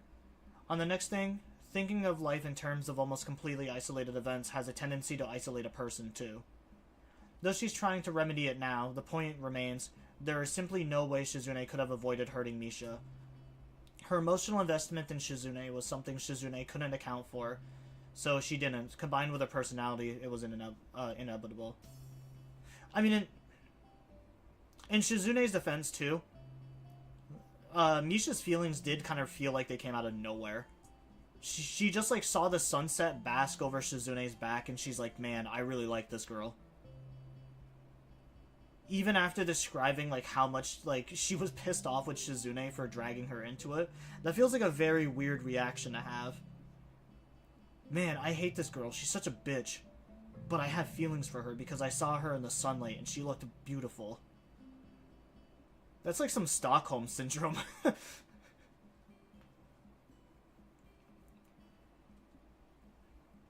Isn't it always...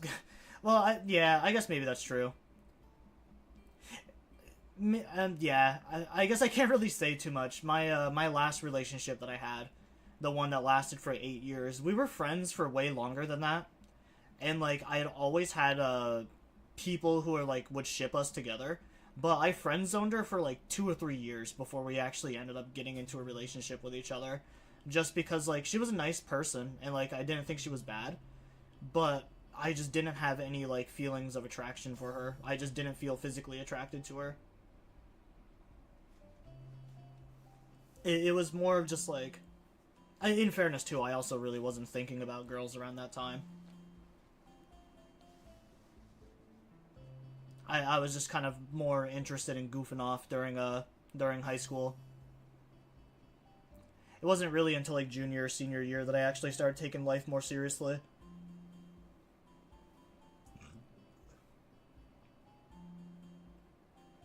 That, and I also didn't have time to date her because I did have like 2 relationships before that, so there was never just like a good time for me to just invest in something like that. Because obviously, once I'm in a relationship, I'm fully committed to that relationship. There's no ifs, ands, or buts.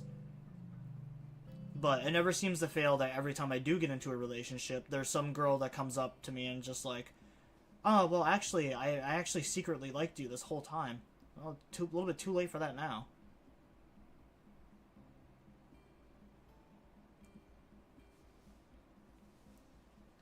It always seems like moments like that came too late where I was already in a relationship. It was kind of annoying. It was even more rare because it's not like I'm that good looking of a guy. I feel like I'm very average looking at best.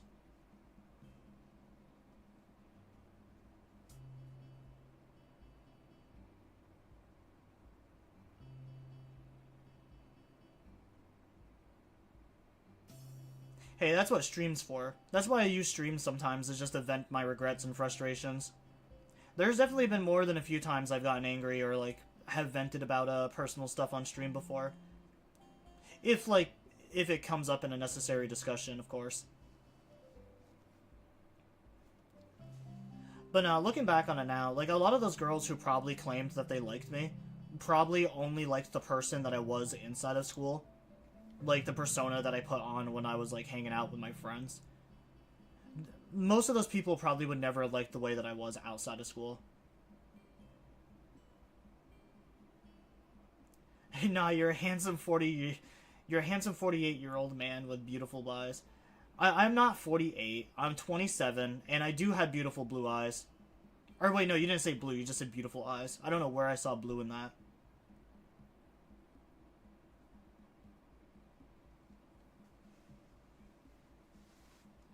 Yeah, I'm only 27. I'm not that old yet. Both of them have pretty much told me all of that in bits and pieces over the past couple of months I've known them. In the middle of considering their differences, an idea begins to take shape in my mind. Are you working on your plan right now? The second? Your cheer up Misha plan? Of course. I was thinking about it the whole time I was being yelled at. Flicking her glasses up to the bridge of her nose with an oddly triumphant air, she taps her finger against her temple. It's multitasking. Really? Isn't it more like you're able to concentrate on something like that because you can't hear? Well, whatever. When I ask her what she thinks of mine, she turns out. It turns out we've both arrived to a similar idea.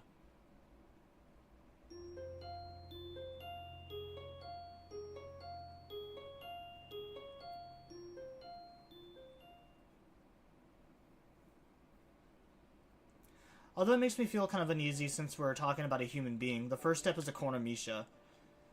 Though the situation is a little too much like something out of a cop drama for me, it's come to this because talking to her normally isn't proving to be near impossible. It's proving to be near impossible. But we do have classes together, even the very first class of the day. Although it takes a while for the announcement to come, the second that I hear we're going to be working in groups today, Shizune and I make sure Misha is ours. You know, I think Muto assigns us a suspiciously large amount of group work and self-study, don't you think? But it's easy, so it's okay, right? Yeah, there's other stuff that I've been thinking about lately that might be okay, though. Misha nods after each sentence, then brushes it all aside.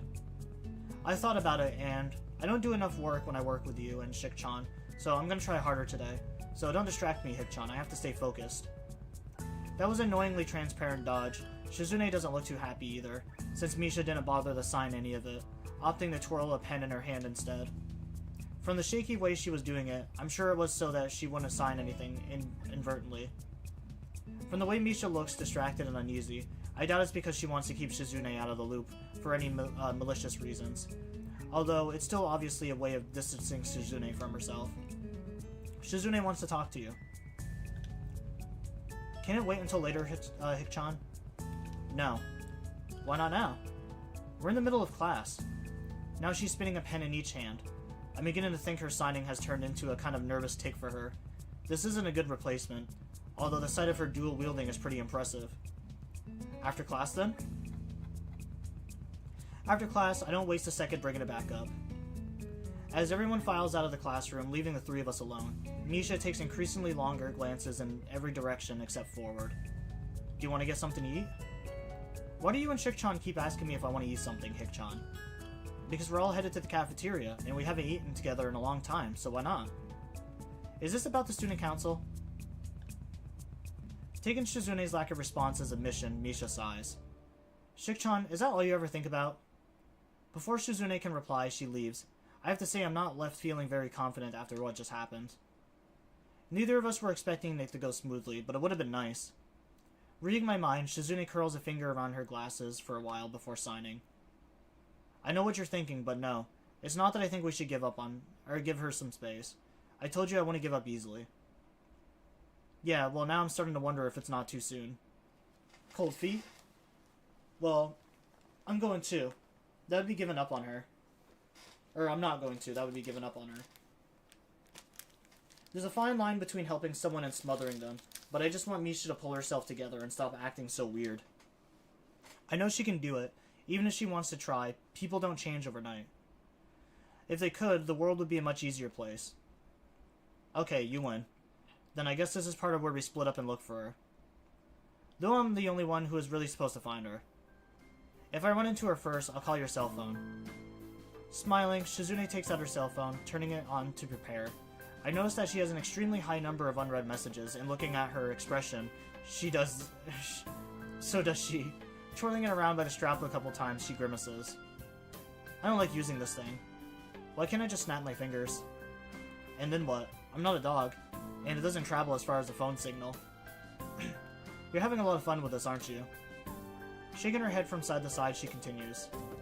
It's obvious where she will go. You can't look for her on the school grounds. She would want to go as far away as she can. Check the tea shop. It's usually empty this early. Misha loves to go there if she feels like skipping class, and she loves the parfaits they have there. You really know a lot about her, but she would overthink it, and turn it into something that would seem a lot more backhanded than it actually is. So I choose to just nod and leave instead, until I feel her hand holding my sleeve. What? I say instinctively, forgetting she can't hear me. It feels nice that I don't have to do this all by myself anymore, because I can trust you. I'm really happy. Oh. Makes me happy to hear that. I can't think of a way to respond, I end up only nodding again. Heading outside, I catch a glimpse of pink hair behind some of the girls' heads. As I head that way, I realize that this isn't the way you go out if you want to leave school. It's the way to the student council room. If I wanted to avoid Shizune, I wouldn't head there. It's strange that Misha would be going in that direction then. Maybe she wants to talk things over with Shizune. In which case, I have to wonder if letting things play out naturally would be such a bad idea after all. Especially if it seems to be going in a good direction. Suddenly, Misha stops and spins around, catching me by surprise.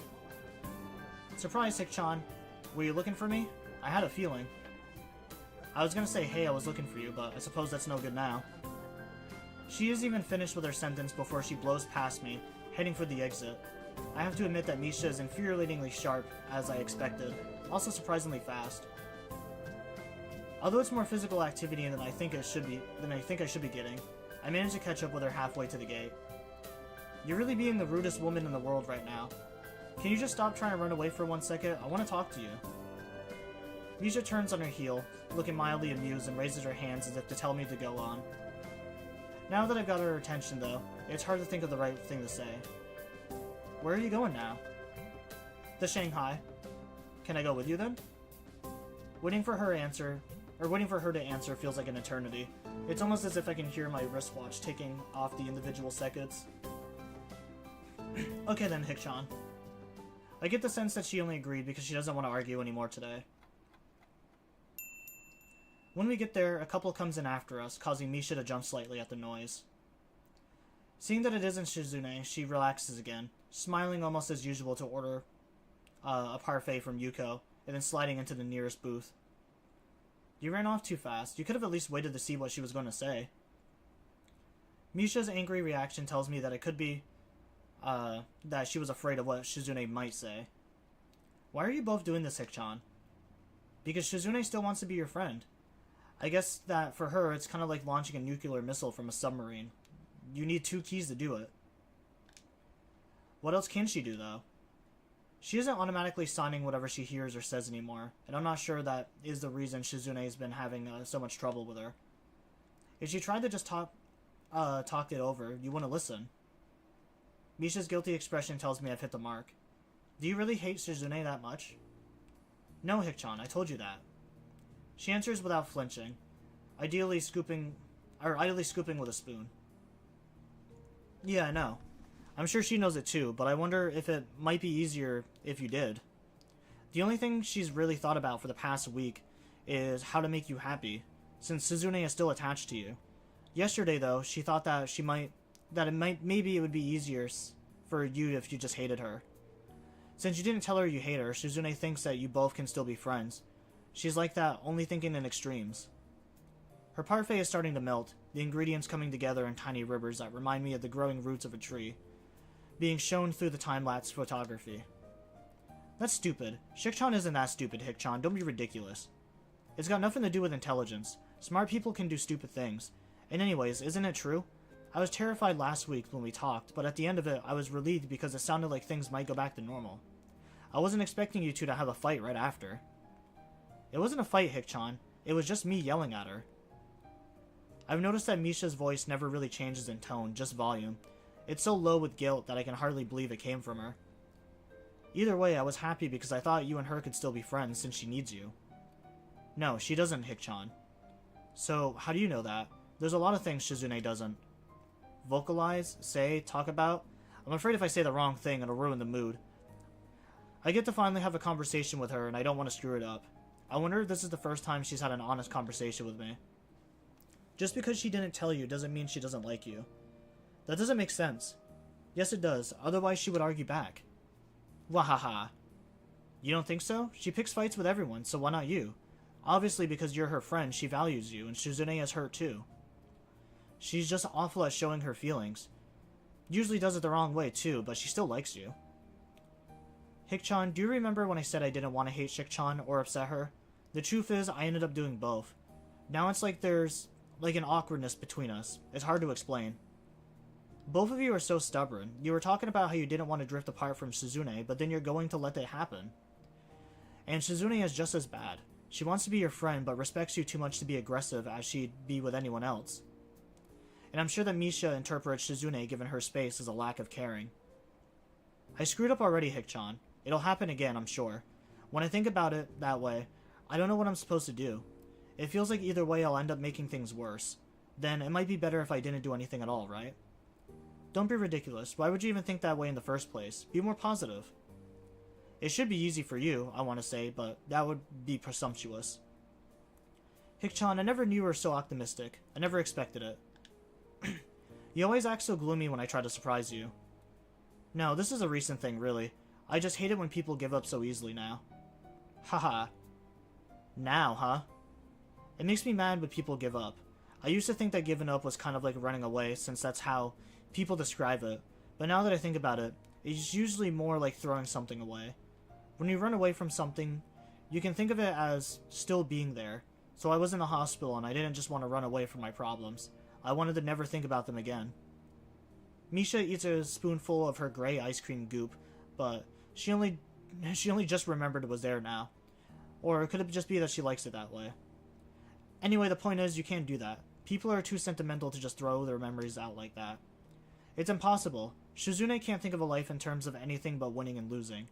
Don't you think she wishes she didn't have to remember the parts where she loses? You can't pick and choose, though. That's like wanting to live in a bubble. The worst part is, your way of thinking is so wasteful. It's making you pessimistic you're afraid of everything. Come on. I grab her hand as I wave Yuko over with the other to pay for our food. Where are we going now? Back to school before lunch is over, but I want to check out a few places before then. Although I start feeling tired even after doing what could be described as a level of a brisk jog at best, Misha and I eventually make it back to the gate to the school, with a little over 10 minutes to spare. I didn't even want to really come to the school, you know. I didn't have a choice when I got to this gate. I'm sure a part of me was thinking, what a depressing place. It doesn't look depressing at all, though. Well, I still thought I had everything figured out. I felt practically like another person. If I could, I'd go back and tell myself to stop thinking he can write anything off at a glance, and acting like his life is already over, and he can never have fun again. The school grounds are littered with quite a few people. It's lunchtime, so it's typical. This is where you and Shizune had me helping you put together 2 festivals. What a lot of hard work. I thought, I don't have time for this. When I look back on it though, I didn't do all that much. I also didn't have anything better to do. I'd have to just spend time alone. I drag her to her homeroom next, which is empty except for Muto trying to eat a sandwich before class resumes. Every time I thought of either of you, I wished you would leave me alone, whether it was here or... Leaving Muto to his lunch, we head for the nearby vending machine, and I grab a soda while I still have 5 minutes to drink it. I spent an entire lunch period with Misha, longer than both Shizune and I had managed to find to talk to her in days. Following me to the cafeteria or trying to corner me after half my classes. I never realized we only talked like 4 times. It really was all in my head. I only barely realized it now. I remember that, Hick-chan, but I know where all these places are too. Wait, let me finish my guided tour since we're running out of time. By the way, do you want a soda? Making her way to the stairwell, I'm glad that I don't have to pull her by the hand anymore. You get dizzy on stairs, right? Yeah. I guess just here is good enough then. I lean against the wall as Misha sits down on the steps across from me. Do you ever miss the people you went to school in elementary school or middle school? No. That was fast. She didn't even have to think about it. I find myself cringing reflectively. I had more friends in my old school, but I don't talk to them anymore. It almost feels like it was another lifetime ago, which is sad, really. Sometimes I want to talk to them, but I know that I can't.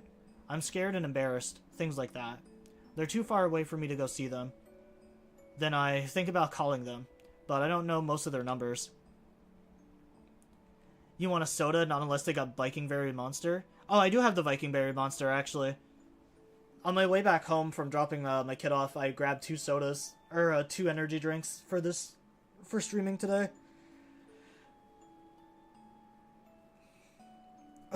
Since your boy is rocking that lack of sleep, gang.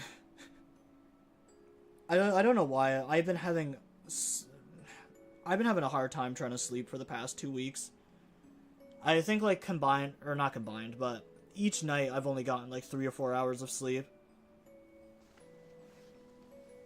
And it left on a sour note, so why would they want to see me again? It feels like I should just forget about it, but I still think about it anyway and regret that I didn't try harder to stay in touch somehow. And I start to think that maybe feelings like I should forget about it is wrong. It would be an insult to all those people I had fun with and waste all the good times with. Like I said before, even if there are some bad times too, it's alright if you can look back on them as happy memories. But I didn't even think about it then, so it was like I woke up one day and realized I had no friends. I just let myself lose all my friends and it felt awful. I'd really hate it if you and Shizune ended up the same way, that's all. That's all? It makes me sad to think that you'll do the same thing and push away your friend. Especially because you're not far away from Shizune. I mean, you even live in the same dorm. Friend. Aren't you my friend too, Hick-chan? Yeah. You slept through all of it, but the fireworks were really nice way back at the festival. My first time seeing fireworks like that, and my first time really seeing the sky in a while, and I never really looked at the stars before then either. I had thumbed through a book about them a while. I was in the hospital though, and learned a lot. Like that stars aren't just burning, they're more like a constant chain of explosions so far away that some of the stars I'd be seeing would have been burnt out for thousands of years already. It's that their light would only just then be reaching Earth. I say a mock-up comparing the size of a planet to our sun, and then that our other suns, in Japan, wasn't even visible until the tiny Earth in that book. You know what I've never realized? She looks at me expectantly. They're amazingly shiny. Ahaha. It's true. Why are you doing this, Hikchan? Doing what? I'm not stupid. I don't know, a bunch of reasons. Because you're Shizune's friends, and I liked how close you were. And maybe I'm trying to tell you that we have all of our low points, but giving up is stupid. Anyway, it seems worth the trouble. That's the only reason? And you're my friend. That's it? Can I do something for no reason? You can, but I want to know. Well, what else do you want to hear? The bell rings before Misha can reply, so she ends up laughing instead.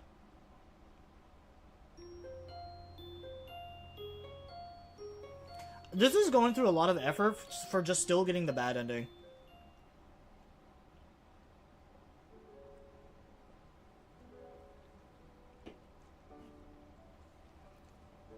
The next day, Misha is back in class, although still looking pretty swollen.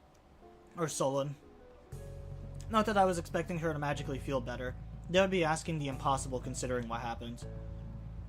This time it's Shizune who's out.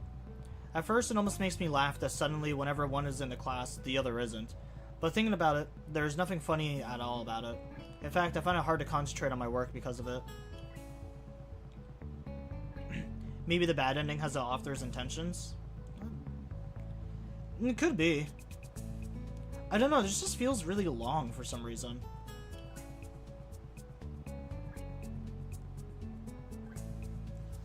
It could be that she's just sick, or she could simply be skipping class.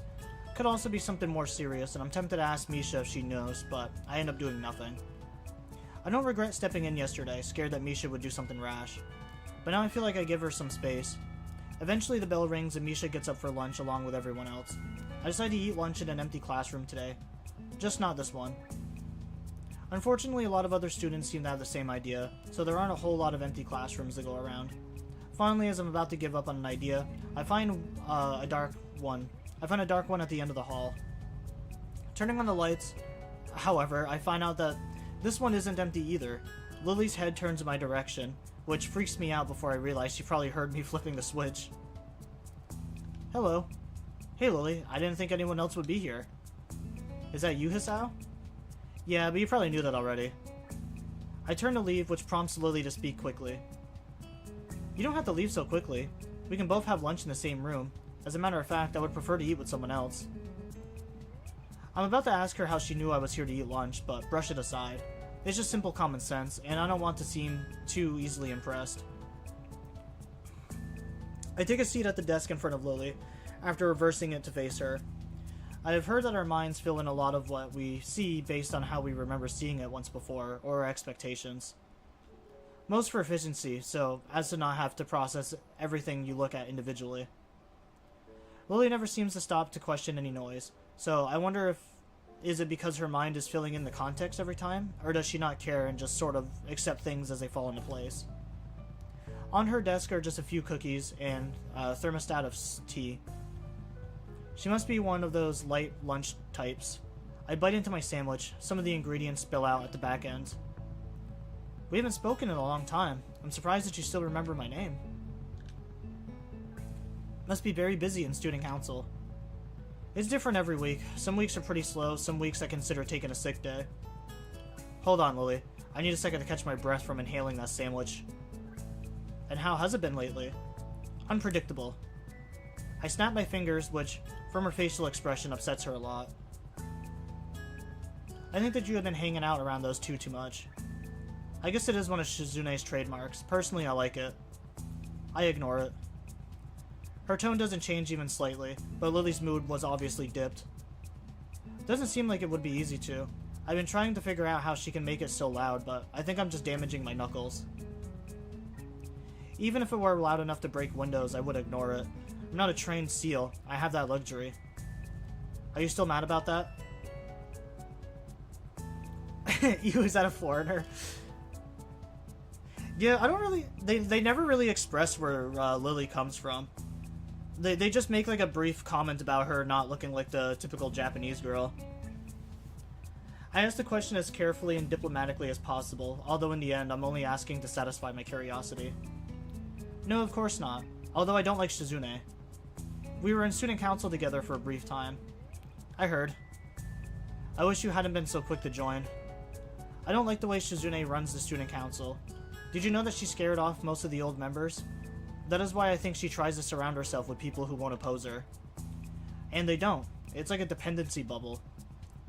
I'm sure that Shizune is aware of what Lily is saying. After all, I can remember her specifically denying it a couple of times, which I'd always thought was strange. They say that the more specific a denial is, the more likely it is that the allegations are true. In this case, I think I disagree. Shizune is the one subject on which her opinion could be called less than objective. Did you tell her that? Very often. Lily stops to polish off the last of her tea. I'm running behind on finishing my own lunch and take advantage of the pause to eat as much as possible. All of her friends are related to the student council like Misha. I heard things are touchy between her and Misha. Did they have a fight? Not really. Is that so? Either way, there's no point in attempting to force them to make up. Always try to confront everything head on is what Shizune would do. But it doesn't work in the real world. At some point, it's just being stubborn, not bravery or good intentions. That's a little general, don't you think? I suppose. What do you think is best to have with tea? Cookies or scones? I like them both in different ways. I couldn't possibly choose.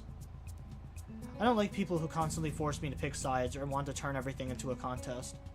When I joined the student council, I thought it would just mean helping everything run smoothly and helping people out, like being the class representative. Instead, every day consisted of having Shizune stomp around, using Misha like a megaphone, to talk about how we had to outdo the last student council and create more and more events and make them increasingly larger. Oh, definitely cookies. I'm not really a scone guy. Just give me a white macadamia nut cookie and I'm good. Or white chocolate macadamia nut cookie. Best cookie, by the way. Everyone who says chocolate is just basic. But then the two of them basically want the same thing. All that stuff makes things exciting. I didn't really get it at first, but it's not the same ego project. Or it's not some ego project. People like fireworks and soba huts, candied apples, and dress-up days, or what. The more student council does, the more responsibility the school gives us. It means extra work, but in a way it also means more freedom. You have the pull to do things like organize a big festival, and they'll think you're capable enough to handle it instead of rejecting it instantly. Anyway, I want that too now. It's got its share of pointless busy work, but there are moments that make it worth it when everything comes together. It gives me something to do. If I were just to go to school day in and day out, I think I'd explode. Scones are fine, but it's too much effort to get them perfect. Gotta cut them open, toast them, stuff clotted cream inside and some jelly. It's a whole ordeal. Yeah, cookies are just so much easier. You literally just like mix a batter and just pour it onto a pan.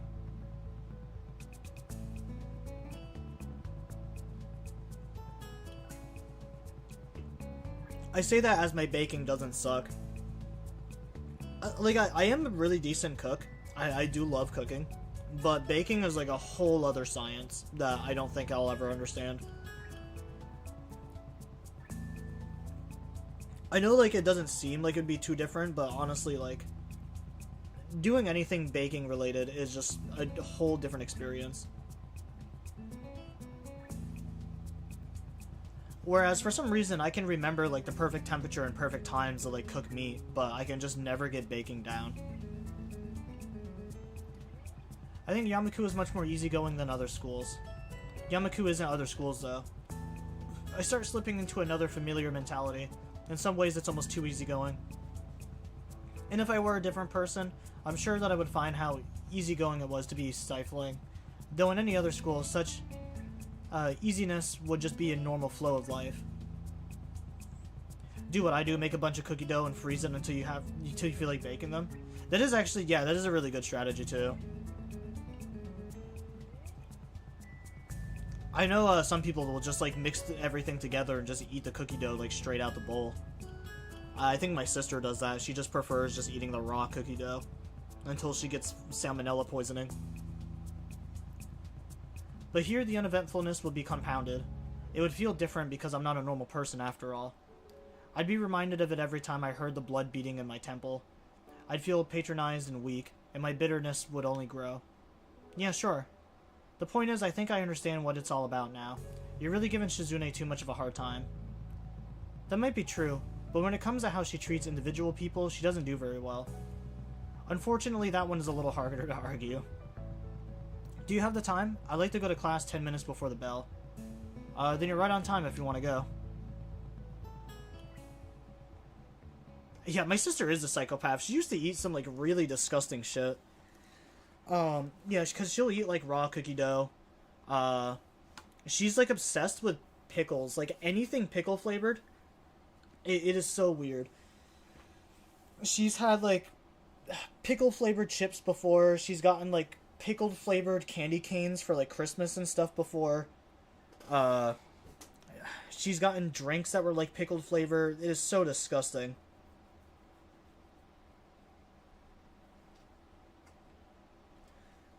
My dad, when he was actually still around and didn't just run away from responsibility, he used to just, like, he would boil macaroni noodles and then pour them into a bowl and then add milk to it and just eat it like that.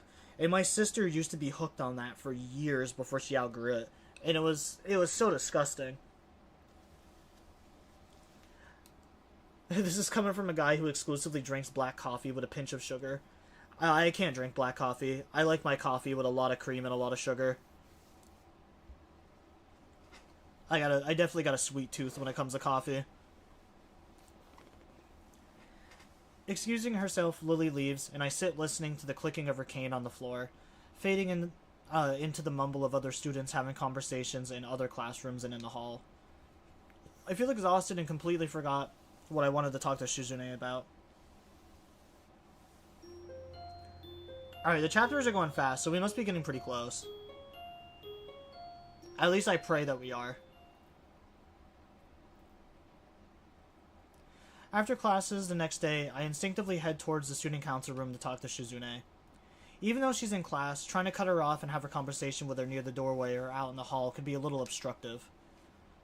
Better to try and meet up with her at the student council room. I take my time heading there, getting my juice from the vending machine on the way. I also go over what I want to say to her in my head. It's nothing too important, only a few questions about upcoming events.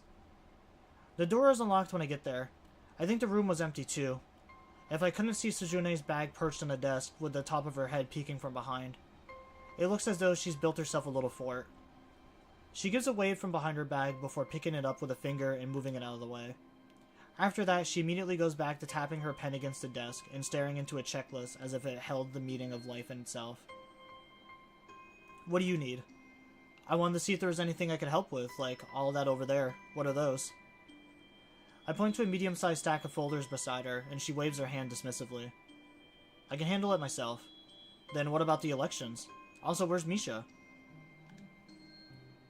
It's going okay, and I told Misha that I was going to handle everything myself. Why?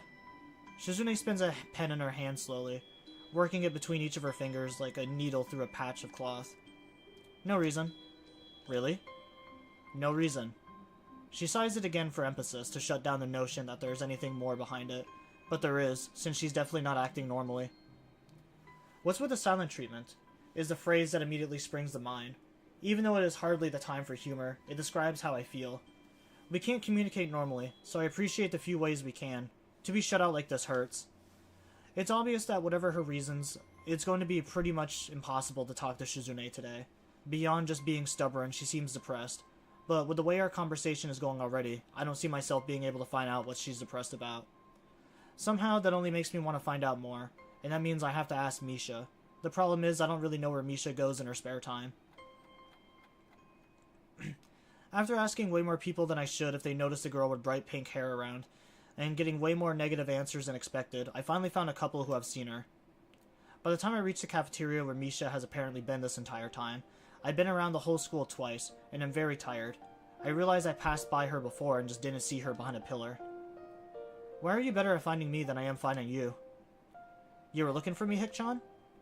Who knows, I think it's just coincidence. You know, the whole point of coincidences is that they aren't consistent. Haha. Are you having a really late lunch? I didn't get to eat lunchtime, so yeah, but not too much, so I can still have dinner. Did you want to talk to me about something, Hikchan? I don't waste any time. Yeah, the reason I'm here, did you notice Shizune has been kind of moody today? I wanted to ask you the same thing, Hikchan. Well, except she's been this way for a couple of days now. I see. Hikchan, do you think it's because of something I did? Do you think I got upset at Shikchan like last time? No, she seems angrier at me anyways. I'm not lying, I really don't. Unfortunately, my attempts to assure her of that don't seem to be going well. In her own way, Misha's pretty stubborn too. Eventually, I just head back to my dorm. The last few days have been nothing but continuously frustrating experiences, and they left me drained. I feel tired enough that I decide to take a nap, hoping that maybe I'll figure things out in my step.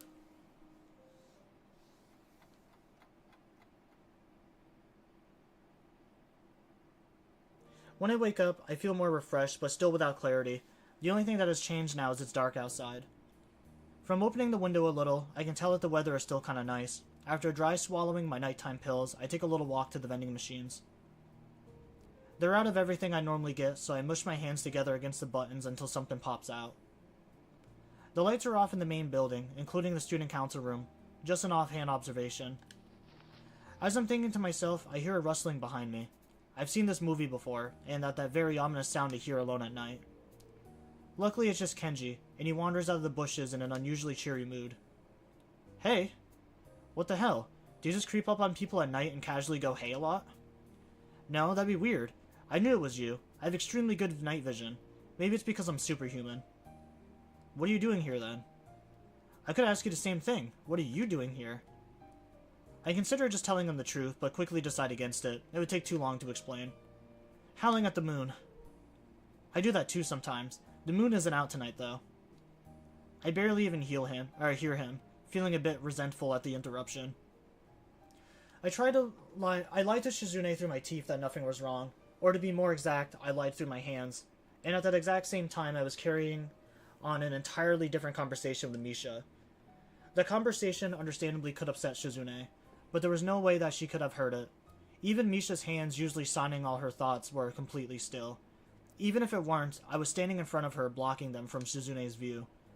The only way that Shizune could listen in on our conversation would be if she could read lips.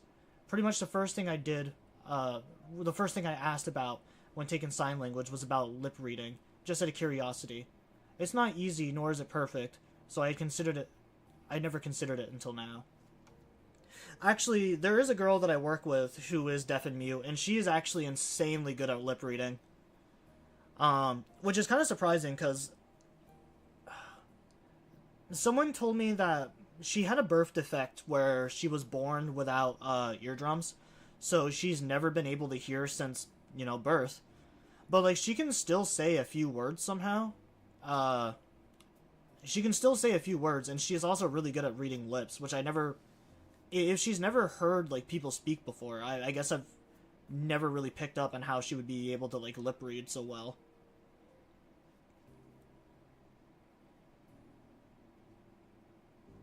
I don't know if that's something that, like, they teach you inside to, like, be able to read people's lips and, like, how certain people, move their mouths when they're, like, trying to pronounce stuff.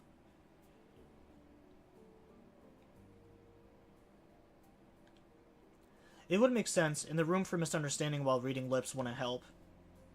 So I realized that I could use the cover of darkness to buy milk. Usually I only go out when it's raining, or I can shroud myself in a sea of bikers or tourists. This is much more consistent. I'm spending too much money on milk now, though. You seem kind of mopey or out of it or something. Don't think too hard. A man has to be all about action. You can think about stuff all day, but changing the situation around by doing something is the best way. I do things all the time without thinking about it. That's why in middle school they called me Causes Many Problems. I thought it was cool. Sounds like an Indian name. I'm not really in the mood. Having a bad day? Yeah, I don't know. I'm just kind of distracted right now. So distracted that it doesn't hit me until he leaves that holy shit. So distracted that it doesn't hit me until he leaves that his was actually kind of sound advice. I think Shizune would have given me the same suggestion. By then, it's too late to thank him properly. I already responded in the rudest tone possible. I just feel like an ass. In retrospect, these past few days I've regretted every action I've taken. The worst part is that I haven't taken the time to stew over them, and in doing so, learn from them. This only has led to more regrets. Yeah, we're blowing through these scenes now. She knows. She definitely has to know now. The next morning, as I'm getting dressed, I hear a knock at my door.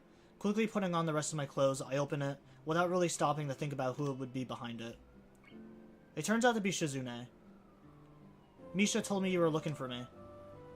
I'm a bit hurt that I don't even get a good morning, but it's not too big of a deal. I was. But you found me yesterday. Shizune's fingers trace a crack in the wall. It seems like she's trying her best not to look distant. Well, I didn't make it easy, did I? It's alright. That's why I'm here. We can talk today, although I kinda want to go somewhere else. What about class? It's fine, it's fine. How about we take a walk around the school? Everywhere except the main building is going to be deserted. The first period bell should be ringing right about now. I take a glance at my watch and see that she's right. Okay. Is there something wrong? Why do you think there's something wrong? Because you're obviously upset, I could just tell. It's what I wanted to talk about. Shizune quickly cracks her knuckles while I sign to her. Apparently I'm easier to read than I thought. I was trying hard to hide it. Can you tell what I'm thinking of right now? I don't respond and Shizune heads towards the door, slowly enough that I can tell she wants me to follow her. Her hands are folded behind her, which is arched against them as though she's about to bend over backwards at any second. Outside, I see Shizune is right. The school is completely deserted, although it's not my first time seeing the school like this. It's kind of eerie. Shizune acts almost as though I'm not there, browsing a vending machine and taking slow and winding paths until we end up behind the main building. Finally, she leans against the wall and faces me, but it's like I've forgotten how to start a conversation. There is a saying, you don't know how much you've screwed up until you screw up. Who says that? I guess it's me. Reconsidering her train of thought, she waves her hands in frustration. Okay, I'll put it differently. When I was younger, we had to make posters for Earth Day in our school. There was another girl in my class whom everyone considered the best artist. It wasn't because she drew better than everyone else, it was how much she could fit into a single picture. I wanted to be better than her, so I made countless posters until I ended up with the best possible one. I had to be the best and have the greatest one. In the end, everyone liked my poster the most of all, even the teacher. A week later, it was meaningless. I threw it in the trash. I think I've told you something like that before. Yeah. When I feel like I'm finished, I wish I could just wipe the slate clean, whether I succeed or not. I put Misha through a lot and even dragged you into it. And every point where I could have solved this silly situation or prevented it from happening in the first place keeps coming back to me. It's the worst feeling, especially when I feel like I've done nothing right and everything wrong. Like recently, it's the worst kind of failure. I feel like a failure on every level. I wish I could wipe away everything I've done and just be alone, since all I've done is mess with Misha for 2 years and jerk you around for a year for selfish reasons. It's fine. No, it's not. You don't understand. I was just thinking about it. Everything I do feels like I have to beat someone else.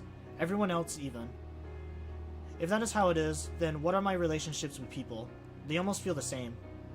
I can see where this is going. The point is that I messed up so many people by being selfish, and now I want to be away from the people for a while. Even me? There's a pause. Yes. Followed by an even longer pause this time for me. I see. That's the most selfish thing you can do. It's just you making another decision by yourself. For a minute, it looks as though she's considering the best way to respond, but in the end, she simply nods, which I think is the best way to respond. It's very like her, to be roundabout even now, but ultimately without excuses. All my emotions simmer inside me. I see a kettle in front of me, water rolling inside it, so close that I can touch it, and I feel the heat radiating off my body. I'm glad for the distraction because I know there's no recourse or bargaining possible. You told me everything was fine, but it wasn't true, was it? I can't believe it ever again, then. Alright. Not even bothering to sign it, I stand up. My hands are in my pocket, fingering loose change. The morning air is cold against my face. As I look back at her, she seems very lonely. I'm reminded of myself. I've made that expression before. Maybe it's on my face right now. It feels like this image of such a lonely girl will stick in my mind forever. Oh, she still has the cat! Every moment where I could have prevented this or solved the problem comes back to me. It makes me smile in a way without amusement. You gotta be fucking kidding me. The bad ending doesn't even talk about what he did? Holy shit, they never mention what he does. What the actual fuck? He basically gets away scot-free? I mean, yeah, I guess he has to live with the repercussions of, like, him and Shizune splitting up, but, like, Shizune blames herself. She doesn't even blame Hisao.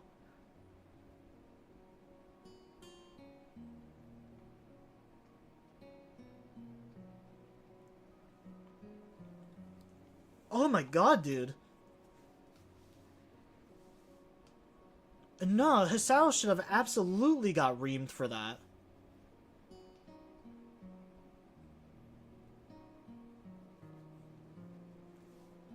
That just makes me mad at Shizune. Well, I'm more mad at Hisao, but... I mean... that's wild.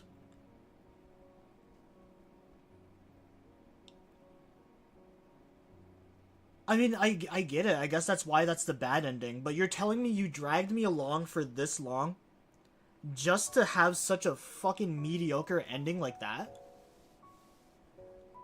Where Hisao doesn't have to take any accountability, instead it's Shizune blaming herself when she never did anything wrong? That is rough. Shizune deserves better. I'm gonna be Shizune's fucking meat rider. People have said this story is so bad, but honestly, this one has probably been one of my favorites outside of Rin's, because I don't think anything can compare to how good the writing for Rin's story is. But this one is definitely second. Alright, now we need to redeem ourselves. I will not fall for you again, you foul succubus. Oh, I can't use my controller for this. The heck, did you just call yourself a meat rider? Yeah, a meat rider. When, it's basically when you, like, side with someone a lot, they just call you, like, a meat rider. Alright, I'm gonna get into some... What does that mean? I'll look it up, because I'm not the best person at describing stuff.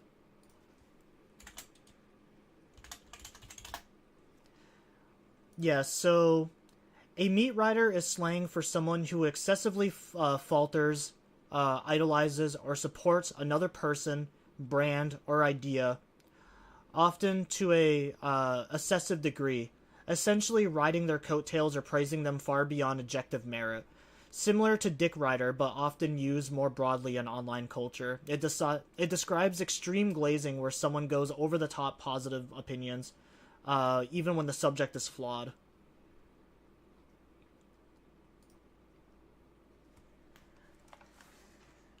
Alright, but I'm gonna get into some comfier clothes, because I'm wearing some, like, really tight fucking black jeans right now. They're kind of, like, cutting into my stomach.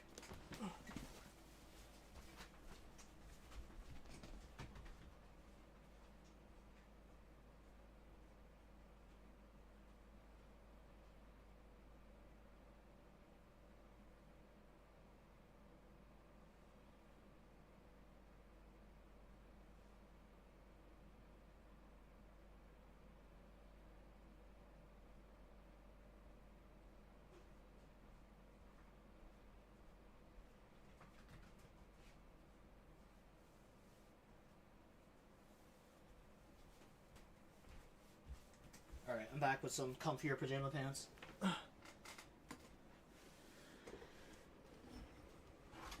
I see plenty of people like that. Do it, dude. Let the dad bod hang out. I need to work on my dad bod. I need to actually, like, start exercising again. Alright, I'm gonna refuse you this time, you succubus. Yeah, I think so far Shizune actually is, like, a really good character. I'm kind of sad that it seems like a lot of people hate her for some reason. I will say, I do hate that ending. But I don't hate it because of Shizune. I hate that ending because of Hisao. Because it's not like Shizune knows about the cheating. And if she does, like... I guess she... I mean, I guess when I... Yeah, Hisao is definitely the only bad person in this situation. I think Misha has definitely gone through a lot of trauma. And, I mean, I don't agree with her, seeking comfort from Hisao, who is her Shizune's boyfriend. But yeah, Hisao is the one that went on with it. If you chose that ending, he was the one that tried to hide it. He didn't even mention it during like any of the dialogue. Like he basically just like deleted the cheating from his mind, and he's like, yeah, it's about Misha and Shizune not being close enough. It's like, brother, like you just slept with her best friend. That's not gonna help. Refuse! Get out of here, you succubus! Be gone, thought! Before I can answer, she pushes her whole weight against me, and it unbalances me enough to send us both onto the bed. If I don't answer quickly, then the situation will only become precarious. I know that I should never let things get as tangled as they are now. So even though it isn't the most tactful way to refuse her, I push her off of me. Misha falls backwards onto the sheets, so softly that it seems like she barely fell at all. Her eyes closed, she stays like that for a while before getting up with a hollow laugh. You're right, Hikchan. I'm sorry. I'm not sure how to feel. Regretfully, slightly, even though I've grown to hate regret. Sad for a multitude of reasons. I'm also a little angry, both at her and at myself. And in a way, it even seems like I'm not really feeling at all. Don't be. No, Hikchan, it's okay. I am really. But just asking was enough for me, I think. I'm happier that you said no. Is that right? Well, that's good. Yeah, it is. Thanks, Hikchan. She pulls herself up and leans against the wall. I'm assuming she is. My head hurts so much that I don't bother opening my eyes. I lie in my bed, listening to the rustle of my hair brushing against the sheets and the grass waving in the wind outside. I guess that I should say more to reassure her, but I wonder if that would really help. Maybe it would be better to say nothing. I just don't know. Although I think that in this situation, there's no right thing I can do. Good night, Hikchan. With that, she leaves, the door clicking shut behind her like a guilty whisper. Maybe it's because I'm eager to put today behind me, but after Misha is gone, I find it much easier to fall asleep. I do so almost instantly.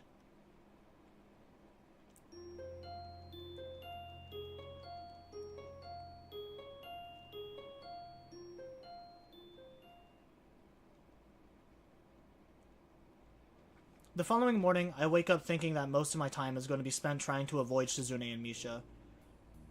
What happened last evening still makes me feel uneasy. I thought that sleeping on it would help alleviate that feeling. I feel like an idiot for believing it would be that easy.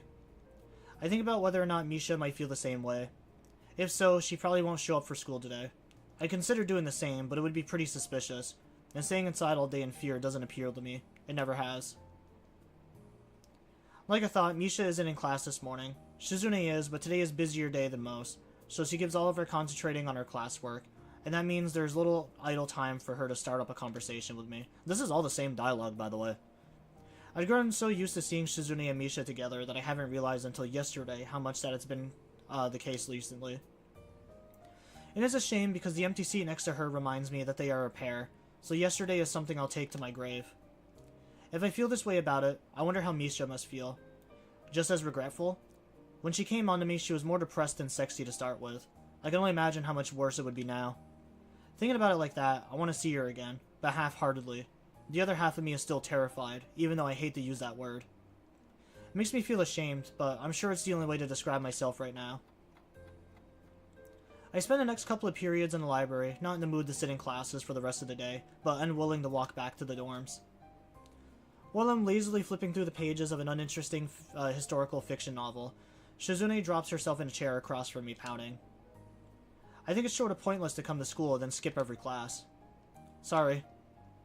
At least tell someone that you're sick. I'm just not feeling it today. Yesterday I was fine, though. Tomorrow I'll just be fine. Taking a sick day in the middle of a week just seems too suspicious. That 24-hour flu thing won't ever fly. It's not suspicious. It is. I turn back to my book, but Shizune gently pulls it down, in contrast with her expression, which straddles the line between concern and anger. Is something wrong? What? Is something bothering you, because you're acting a little suspicious today in a different way? If there is, just tell me, or I'll be mad. I'm not good at reading people. What a ridiculous thing to say, after picking up on my mood so easily. She's only half kidding, but there is some truth in it. After all, she can't hear a tone and has really relied on reading their communication with others. It's as if you could only ever have this conversation with someone through text messages that has to mess with you in some way. It's probably why she stares so intently at people, in order to gauge their reaction. Or maybe it's why she pushes people so hard, to get them to react. I've thought about it before, but it's too hard to say for sure what Shizune's exact motivations are for anything. So I wonder how much of that was a joke. Sometimes it's easy to tell. This time it isn't. Assuming it wasn't a joke, I can't tell her anyway. Because it's sign language. There isn't enough time to collect myself and lie efficiently. Nothing. I've just been thinking about a lot of the student council's future lately. I believe Misha's doing the same, well, in her own way. So am I, but she isn't here today. I wish she would have let me know something, because I might need her help later. Yours too, unless you're busy. I'm not. Thank you. I feel like I'm losing a lot of people close to me lately. Can't think of a good way to respond to that. Something reassuring and confident, telling her not to worry. I'm here for you. I'm not one of those people. Then who is? And it seems so forced. I manage to wave my hand that seems entirely callous as soon as I do it. You shouldn't feel that way. I might just be a little sick. Not enough to go through with the trouble of making it official. It's just easier for me this way. It's the wrong way. I've heard the hard way and the right way are usually the same thing. It's not a big stretch to say that the opposite is true. Well, fine. If you say you're alright, that's good enough for me. Wait. You asked me, so I'm turning it around. Is everything okay with you? Yes. She sighs but at a moment's hesitation. After that, Shizune waits to see if I'm going to follow up. I don't, and she leaves. I feel like an idiot for not going further, even though I think it's better than that. I've been in the library for quite a while, and decide to go up to the roof for a change of pace. A fresh breeze hits me the second I open the door. This really is my favorite area of the school, I think. Then I see that I'm not alone up here. I can see a girl with bubblegum pink hair in front of me. Her back is to me, but I don't have to see her face to know who it is. I'm sure it's Misha, the only person in the world with hair like that. I get the feeling that I stumbled on her at a bad moment. She obviously wants to be alone, and I wonder if she hasn't noticed my presence. If so, I'll leave right now, but she has, and turns to face me. Oh, Hikchan. I thought someone was behind me, but I didn't think it was going to be you this time. That surprised me.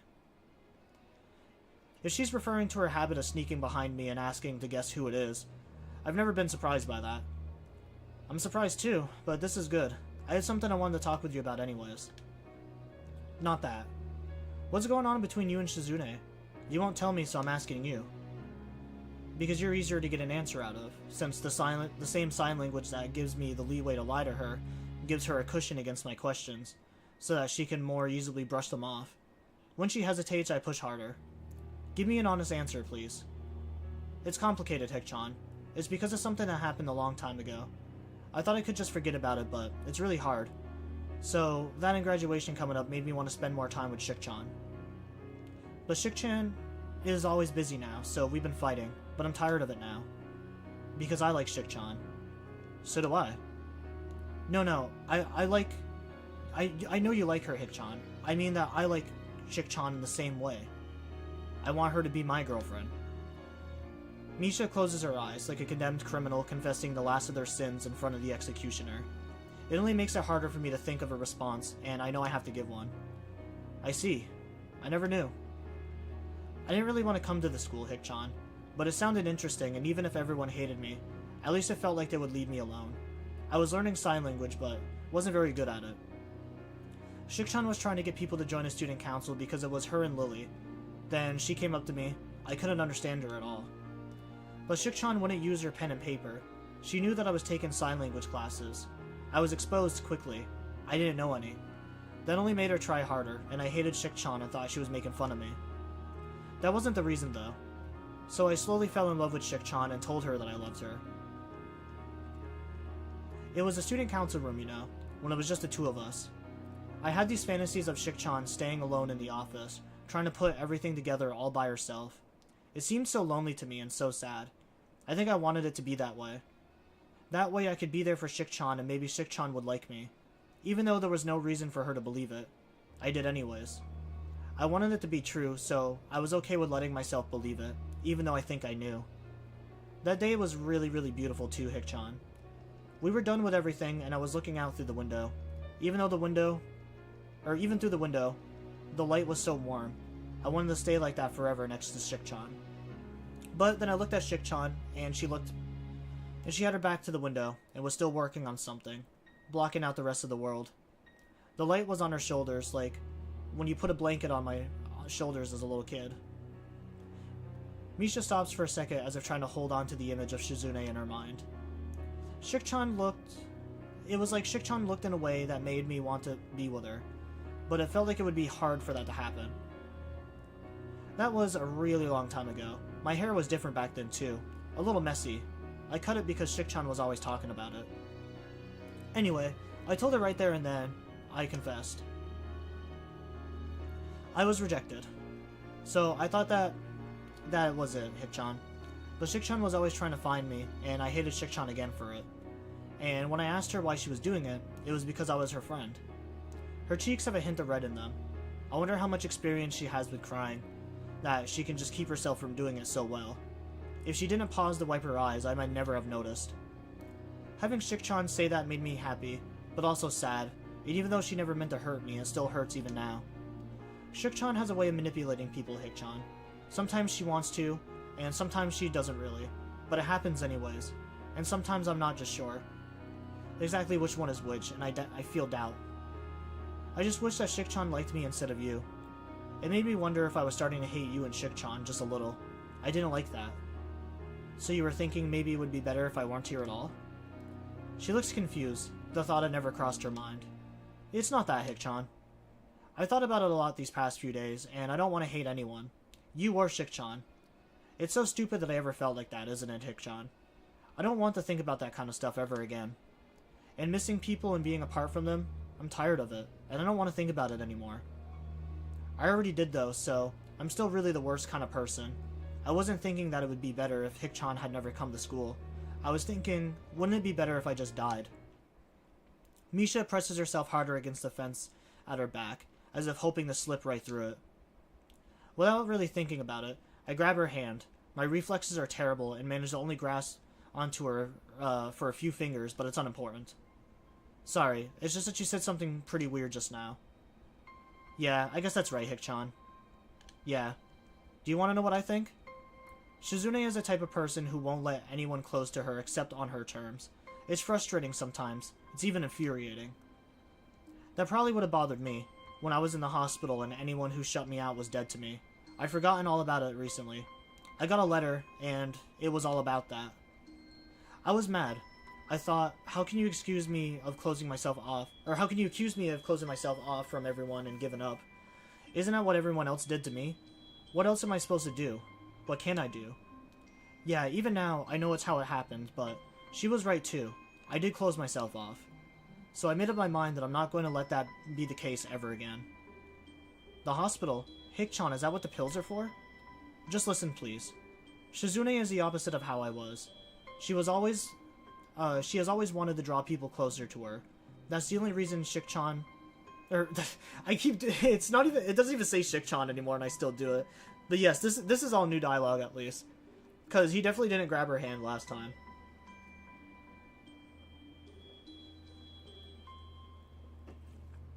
I was low-key a little bit worried it was just going to rehash the same stuff, but then just have like a different conclusion. That's the only reason Shizune was interested in me in the first place, I think. And I think I was determined to not let that happen in a way. Misha cast her eyes downwards, understanding perfectly. I never realized how hard that can be. And now I feel like I'm going to return the favor, even if it takes twice as long. I already learned a second language just to get this far. It wasn't as hard as I thought, but it was definitely hard. Sometimes I feel like I was clawing my way up a mountain with how my hands hurt. And you did the same thing. And it was for the same reason, wasn't it? That's really amazing, which is why it makes me sad and a little angry that you say a stupid thing like that. That's just what I believe anyway. Her shoulders slumped, and Misha almost slides to the floor like she is drained of all energy. You're too dramatic, Hik-chan. She says while looking away, turning her head almost as if she wants to look out at the school grounds, but not turning it enough to do so. Wahaha. The door behind us opens, the sound only barely able to be heard over the ambient breeze. I've been looking everywhere for you two.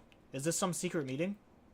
She walks over to us, leaning against the fence next to Misha as if she needs to stop and catch her breath before pushing off of it and continuing. I'm bored sitting in the council room every day now, without either of you ever coming by. Taking some time off is fine, but this is just too much. Normally, Misha and I would be jokingly making excuses for ourselves at this point. This time, there's only silence.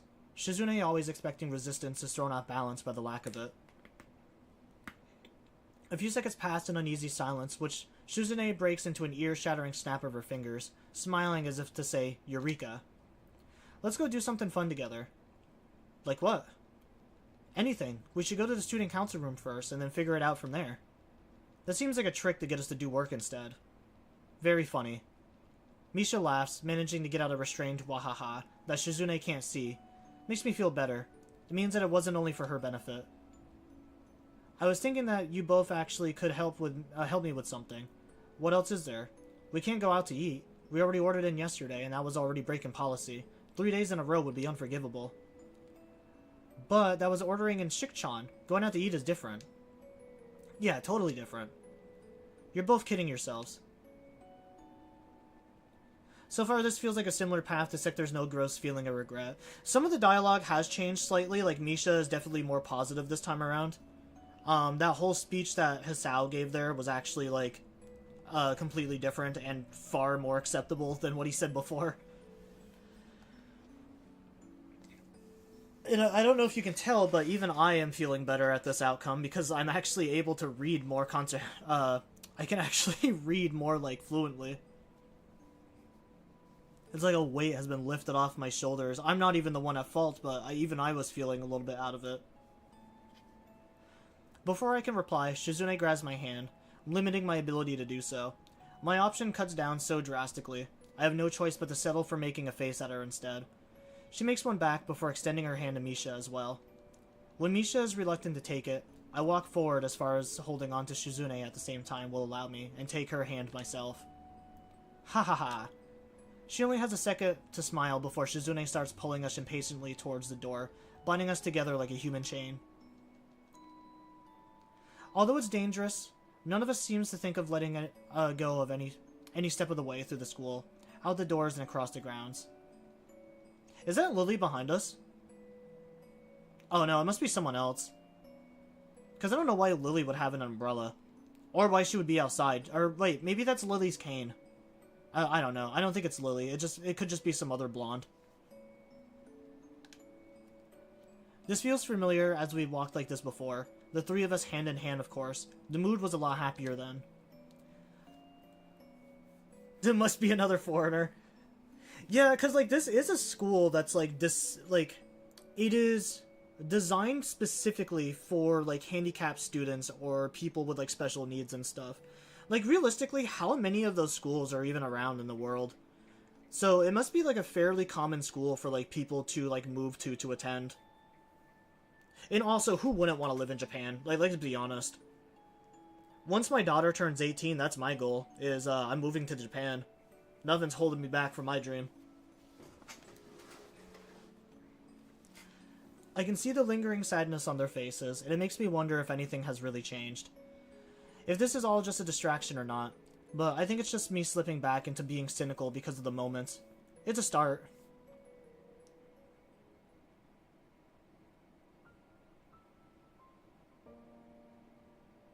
Well, at least things are going towards a positive direction.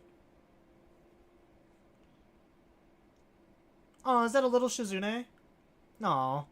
I didn't even pick up on that at first. Only a day later, the weekend has already arrived. I drop a heavy stack of books on the librarian's desk, not meaning to slam them, but they weigh so much that it happens anyways. Yuko bolts out from her chair with enough force to dislodge her glasses. She barely holds on to them. Oh, hi. Sorry, I'm here to return all those books I was supposed to. That's great, but I wish you had brought them back sooner. It wouldn't be a problem if the library had more copies of everything, but it doesn't. And they act like that's my fault. They? Other students. They can be, pretty pushy. Sorry, it just kind of slipped my mind. It's been pretty rough past couple of days. Oh, I suppose you don't want to talk about it. Yuko meekly turns to the task of logging all the books I brought back as returned, treating them with extreme care and precision like she's a bomb disposal technician rather than a librarian. Over the past couple of days, I've been thinking about something Misha said. Of course, I thought about everything she said, but one thing in particular keeps coming back. She talked about how she didn't want to miss people or think about being apart from them anymore. When I recalled those words, they stopped me cold, like a sharp slap across the cheek. In just a few months, we'll be graduating. Misha and Shizune were nearly inseparable, but after graduation, they might never see each other again. I wonder if that thought is what started all of this. If Misha were to try and talk to Shizune about it, Shune likely wouldn't think about it at all. It would sadden her, and for that reason, she would try to toss it away. For someone like Shizune, who is so quick to suppress her worries, it would be easy. Misha turned out to be more sensitive than she seemed. It could have crushed her, even more so because Shizune's reaction could come off as pretty cold. I don't know if that's how Shizune handled it, but it seems likely, and I can understand why she would act that way. I can also understand why Misha would be troubled by the thought of drifting away from someone who is such an important part of her. I never thought about graduation until that moment. Then I began to think things like, has it really only been less than a year? I started thinking of everyone I've met, not only Shizune and Misha, but everyone. They were fond memories. Then I thought of losing them. Suddenly I understand Misha's anxieties. It could be nice to talk to someone about it. Actually, I kinda want to. With whom? I can sense an obvious tinge of apprehension in her voice. Well, with you. Oh, really? Are you sure? Why me? Because you're an adult. That's it? That's... Wincing, she fidgets a little in her seat, trying to get comfortable in a pretty uncomfortable looking way. I guess this means she's okay with it.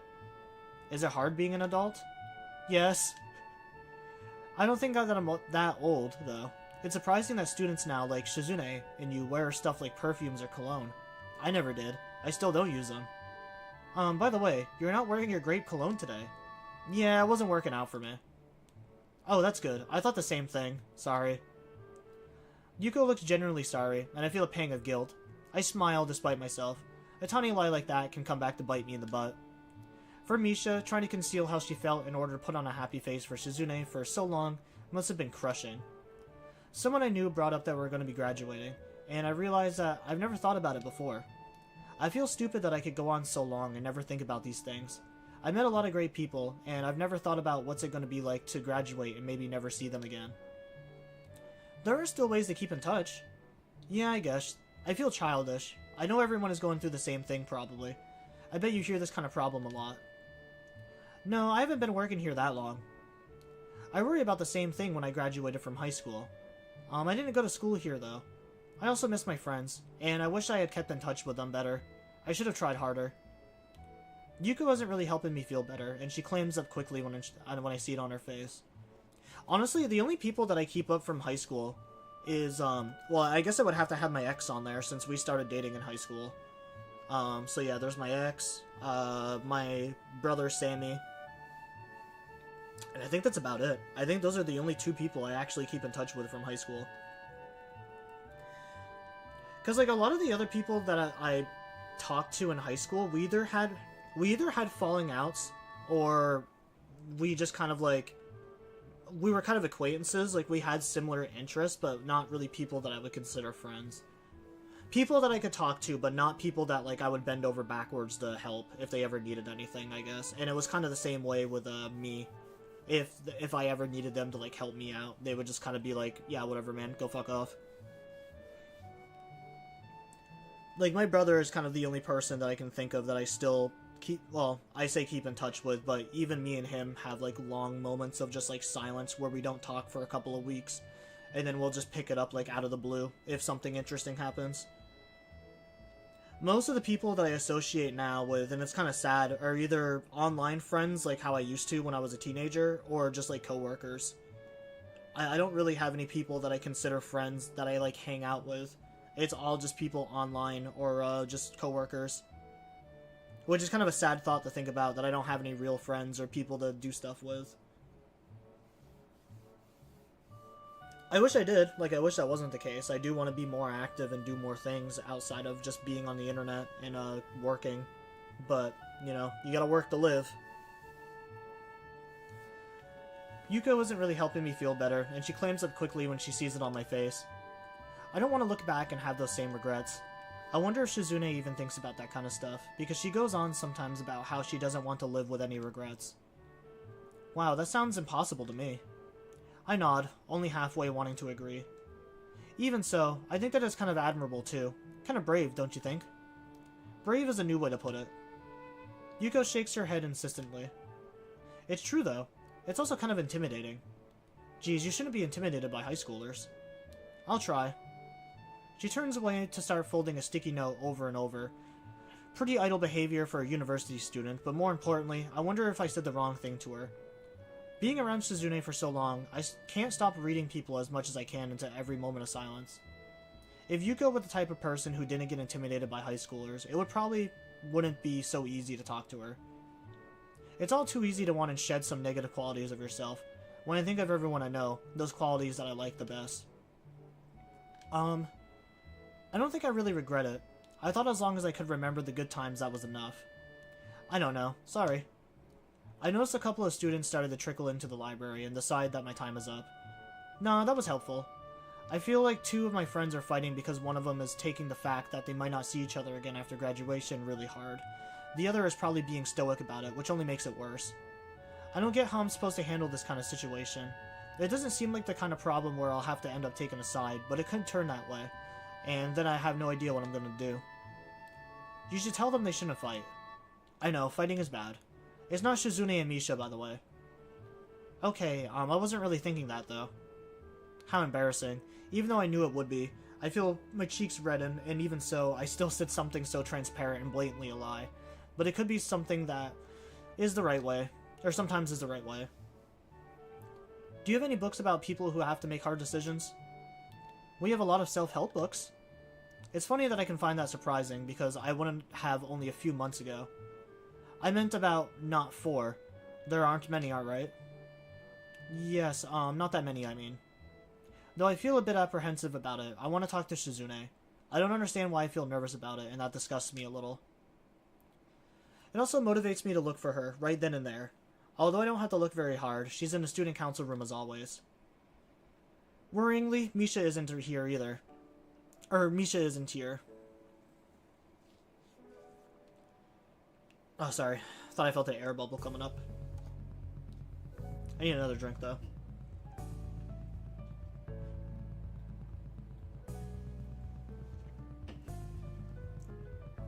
What time is it?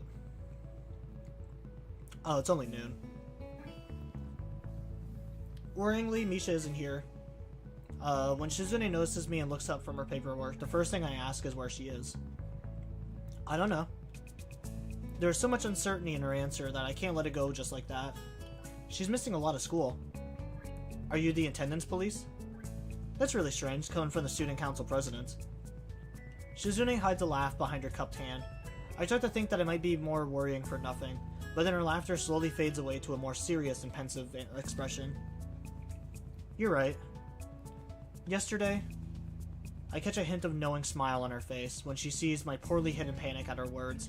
Despite her best efforts, she can't help being satisfied and a lifting surprise from everyone else, to the very end. Even then, I can see that she has bigger concerns from how quickly her smile vanishes. Before either of you noticed me, I saw what you were saying. I'm not stupid. If I hadn't, I could still see through Misha while we were balking back. Even if she hadn't told me everything later. She didn't make a big deal out of it, but anyway, you look at it, it's my fault, isn't it? What did she tell you? Shizune winces at the question, though it's clear that she's been expecting it. She follows up with a very grand gesture. A lot. Like, that I can be selfish and confusing. I try too hard to bring people around and then push them away. I didn't know what I should do. I thought she was right to mention all those things, so I just agreed with her. But that only made things worse. I don't understand. Adjusting her glasses, she looks pretty tired. I hope it isn't because she's been busy avoiding Misha. But I can't help considering the possibility, seeing where this conversation is going. It's true. Even a student council being this small, and us always being swamped with work, is my fault. I might have ended up driving a lot of people off, and away from the student council acting like that. Shizune wags a finger mischievously, acknowledging that might is an understatement. However, from how warily she does this, it's obvious the humor is only to put me at ease, and therefore not genuine. Like Lily, for instance. She was the first person to join when I tried recruiting people again, after everyone else left, because they couldn't stand me, I guess. We managed to put together the last festival and even ran a booth together last minute. But I didn't like her because I thought she was selfish, always holding us up in order to tend to one friend or hers, of hers or another, and leaving Misha and me alone to sort things out involving the whole school by ourselves. If there were any problems she was going through, she would leave us high and dry while she panicked over it, and wouldn't come back until it was solved. She would focus on it 100% and be too preoccupied to focus on any student council work. That was the worst to me, and she could be so nice and still take so many people for granted. Why even join the student council then? It seems so short-sighted and selfish, don't you think? But it's actually me who's that way. Like Misha said, always trying to pull people close to me and then shutting them out. That is how I've treated her, which makes me a bad friend.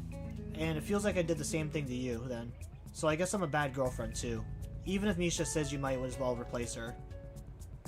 I'm angry that I screwed up things this much. I'm angry that I screwed things up enough for her to get out of the hand. All I wanted was to. She pauses to look for the right words, tenting her fingers in concentration. Make people happy, I think. Even though that seems like a simple way to put it. As she rests her head against her hand, Shizune's bangs fall delicately across her eyes. Hidden behind those polished glasses reflect just the tiniest bit of light. It may be wrong to think so, but right now she seems equally beautiful, like a more complete person. It feels like this is my first chance to respond to her outpouring of emotions, replacing Misha as Shizune's interpreter. Misha must be joking. It took all my energy to keep up with her just now. Her signing filled with gestures that I've never seen before. Likely their habits picked up from Misha and developed from years of them being together. I could never replace someone so close to her. I like you because I like you, not because I got tricked into it by you. Despite how hard she tried anyway, I continue to stare back into her eyes as sharp as ever. The first time I saw them, they had seemed a bit intimidating to me, like the eyes of a predator. That hasn't changed, which I find reassuring. I still want to make everyone happy. Starting with Misha? Shizune looks a bit annoyed that I would imply she would start with anyone else, and smiles confidently, as though a friend's sadness is a physical opponent she can just strangle into submission. Of course. Obviously, naturally. Taking off her glasses, she leans back in her chair and lets out a sigh. It's the first time I've seen her without them on, and I don't get a good look before she slips them back on. But I'm too tired to start today. First thing tomorrow. Do you want to help? Yeah. And I have other student council stuff you could help me with while you're at it. Although it turns out that there isn't much other work at all.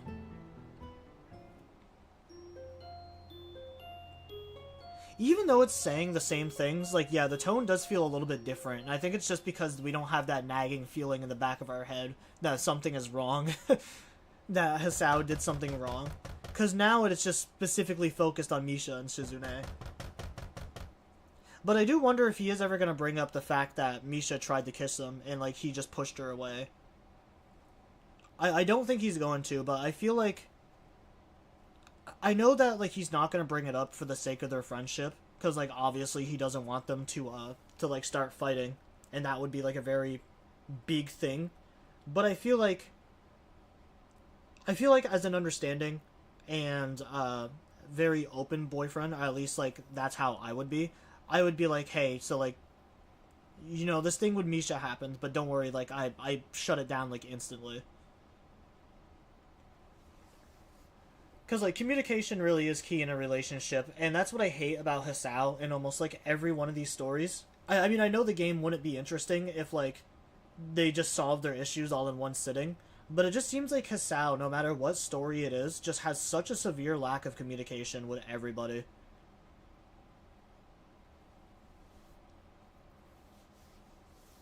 There's no school today, so I expect to be able to sleep in late. Unfortunately, I'm awakened by someone mercilessly pounding on my door at 8 in the morning. At first, I think it could be Kenji, but when my shouts of annoyance go unanswered, I realize it's Shizune. She immediately backs away from the door when I open it, quickly concealing something behind her back. Kind of anonymous. Not anonymous, ominous. What's that? Is it a surprise? I don't really like surprises. The displeased expression on her face says that she wants me to stop being a wet blanket, and she's too busy fumbling with what's behind her back to sigh. I must be frustrating to her, because seconds later she swings the object out proudly, and also a little dangerously. Ta-da! A picnic basket. We can have lunch together, the three of us. It's not really a basket, it's more like a plastic bag. Taking a quick look inside, I can see that most of the food inside is also store-bought, not homemade. Some items still have the price stickers on them. There's a very diverse selection here, though. Even a tiny can of caviar. I'm slowly becoming more impressed with this lunch. I pick up a grape out of there and pop it into my mouth. Don't just take things like that. I spent all night perfecting this final weapon. Shizune places it down on the ground to free up her hand. It immediately starts playfully tapping it between her feet like a soccer ball. Definitely not what you should do to anything you're gonna call a final weapon. All part of my get Misha to stop being so depressed plan. I stayed up all late last night working on it. When we tried to order in last time, Misha barely got anything, and used it as an excuse to leave early. I won't let her get off so easily this time. The food is already here, she'll have to sit down and eat it with us. It's the perfect bait. Doesn't everything look irresistible? I tried to make it myself, but I don't know how to make it look all fancy, so I ended up buying everything. Still looks delicious, doesn't it? It should be. She's very perky today, juiced up on the thought of cheering up Misha. Although it's odd to see her so happy about it. I know she's just as unsure now as she was yesterday. The only thing that has changed is that by viewing it as another sort of challenge for herself, she can put her worries aside and throw herself into it recklessly. It has worked well enough for Shizune so far. It wouldn't surprise me if it's the only way she knows how to live. It's a little early though. It's already 8 in the morning. That's late. Even Misha gets up at 8 or 9. She goes to bed at 7 p.m., but that isn't important. It's very important. Shizune ignores me, gagging my hands by taking them in hers, instead of a more proper rebuttal. The way she lingers against me for a moment longer than necessary, or than expected, feels really comforting. The point is she's awake right now, walking around somewheres. Let's go find her. She sprints out the door impatiently, and her gusto as she drags me along looking for Misha makes me feel more like I'm following a hunter on a safari than looking for a mutual friend. We don't have to look very hard. Even cropped short, her pink hair stands out. The fact that she's just meandering around the grounds out in the open makes it even easier, and now I'm sounding like a safari hunter. Misha! Huh? We were just looking for you. It's a good day for a picnic. You should join us. We even have caviar, not sturgeon. Of course, but really tasty. Caviar? Sturgeon? Apparently finding it annoying to have to explain everything at length with only one hand, Shizune gives up quickly. Fish eggs. What? It tastes good. Sorry, Shik-chan. I think I'll pass for today. When Misha starts to walk away, Shizune holds out a bag towards me, needing me to take it so that her hands can be freed. As soon as it's out of her hands, she darts in front of Misha, cutting her off. I made so much food, though. Sorry, I'm just not hungry right now. When are you going to be hungry, then? Shik-chan, that's impossible to know. You can guess. The tension between them infuriates Shizune, and she's trying to deal with it by trying to tear through it. But that approach isn't going to work. I'd thought and hoped that Misha had gotten herself together, but I guess she was just cut too deep by what happened. In that case, it's really out of anyone's hands. I believe that Shizune might understand that on some level. If she didn't, she wouldn't have any doubts at all. Because she can't speak, though, I've learned to notice her hesitation. It's very clear she might as well be screaming. Misha waves her hands in front of her, not wanting to continue the discussion any further, and quickly slips away. Shizune fumes silently, reluctant to let her go, but having no way to keep up with her. As Misha's back grows smaller in the distance, I wonder where she's heading off to. Is Shizune wondering the same thing as she bites her lip in frustration? I want to touch her reassuringly on the shoulder, but I stop myself, not knowing if it's the right thing to do.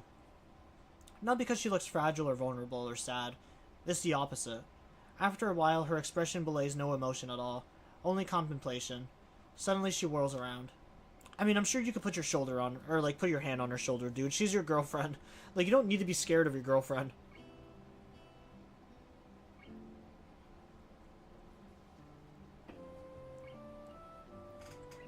Now all this food is gonna go to waste. Yeah. That makes me mad. Although it's obvious Shizune is more hurt than mad, the bag dangling in front of my hand feels like it's filled with lead. Let's go on a date. Let's use it then. Where do you want to go? I don't know. The roof? It's my favorite spot. A wry smile appears on her face, disappearing just as quickly. On the roof, I immediately crack open the caviar. Ignoring the diversive look from Shizune all the while, I end up putting it down immediately. Where are the toast points? I didn't make any. Like I told you, I bought everything. No toast points, though. Why is that important? Anyways, they don't sell toast points. That would be stupid. I bet they do. Maybe in stores for the exceptionally lazy, but not here. Why don't you use a tortilla chip? A tortilla chip is not the same. They're both triangles. Stop being a princess. I didn't know there was a proper way to eat caviar. This is my first time I'm hearing of it. It's not the same thing at all. I can't be decidant like this. Decadence? I really... Descendant? I think it's descendant. I can't be descendant like this. And anyways, how can she not know? She lives in a huge mansion. Shizune takes the opportunity to scoop half of the tin onto a single chip in the meantime. Hey, I'm sure it doesn't even taste good like that. There's too much food here for two people. Because we can't communicate with each other while we eat, both Shizune and I have a lot of time to sit in silence and think about the fact that Misha, the person she set all this up for, isn't here. It's annoying that she isn't here. I can't even enjoy my meal like this. I stare at the paper cup next to her, still half full of juice. I thought you didn't want all this food to go to waste. I wanted Misha to be here too. That was the whole point. I wasn't able to accomplish what I wanted to do, so it doesn't taste good. You should eat it. Eat more. I want the fried things, though. You keep eating them all, even though you say that you don't taste good.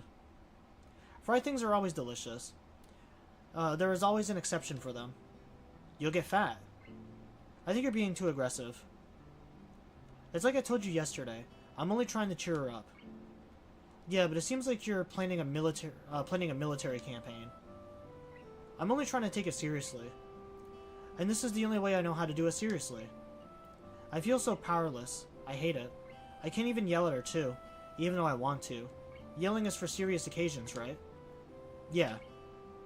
You should yell at Misha for me. You can tell her that I want her to stop being so down, even if she feels sad and alone. There's no reason to stay gloomy forever. Why don't you? I already did. Over a game of dice. Under or over, to be exact. I won 5 times. Only the two of them would take so much pride in winning a game of pure chance. Then I tried to talk to her, but it didn't go so well, obviously. Well, so did I. I tried and failed. My goal has always been to do everything better, though. Yeah, your one-upmanship is really something. But I failed, too. That's why I want to help. I don't understand what I'm supposed to do anymore. For someone like Shizune, who has only ever interacted with the world by locking horns with every obstacle in her path, understanding only goes so far. I want to tell her that she doesn't have to worry, that she is great at cheering people up because she's managed to cheer me up my first week here. In retrospect, I must have looked like kind of a dick, being in such a sour mood from the moment I came here, even though I don't think I was being unreasonable. Even having months to digest it, finding out that you have a heart defect like I did is hard to deal with. I'd had much less time to mull over, suddenly being transferred to Yamaku on top of that. Spending the festival with Shizune really helped me out of a rut. I was happy enough to forget about the entire time it had felt as though she were manipulating me. I understand now that I had allowed myself to be manipulated. Even though I felt like I was at the bottom of the world, I still wanted to have a normal life again. I'm sure because I enjoyed what I have now. I think it must be the same for everyone, including Misha. Everyone wants someone there to pull them up out of their self-pity. It's just that Misha always wanted Shizune to be that person. But because they can't be together, I think Misha feels that she can't accept Shizune's hand, and that frustrates Shizune. But if she could cheer up a stranger like me, then she'll die trying with Misha. I can see it in her eyes, too. Though she tries to treat it like any other problem in her life, Shizune cannot do that without Misha. Or cannot do that with Misha's depression. Her thought processes are entirely different. In some ways more careful, in some ways more reckless and frenetic. She cares that much more. I end up not saying anything, partly because sitting next to her like this, just the two of us, is pleasant enough in itself that I don't want to interrupt the moment with questions. And partially for more cowardly reasons. I've started to think they weren't, but I don't know if her actions that day might not have been an afterthought, or even a fluke, just a collection of coincidences. I don't know if that would change anything, but I'm uncomfortable thinking about it.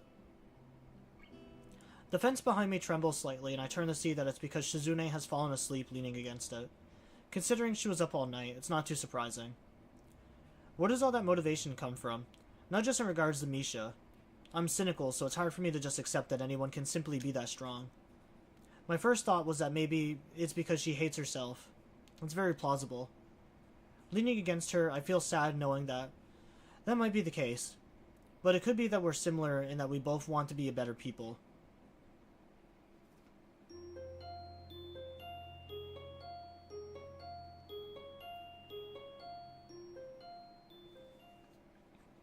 I'm gonna be so glad when we have the story done. I mean, we're still gonna have 2 more characters to work through. We're gonna have... I think next I will do Hanako. I will do Hanako's route, since her route is the original one that I wanted. And then we'll just save Lily for last. But yeah, I can't believe we only have 2 of the characters left after this. This game has been honestly so much fun. Hanako is the girl with the scars. No, that's Nanako with an N. Do I have any pictures of Nanako? Actually, I chose a good ending. I can save over this one.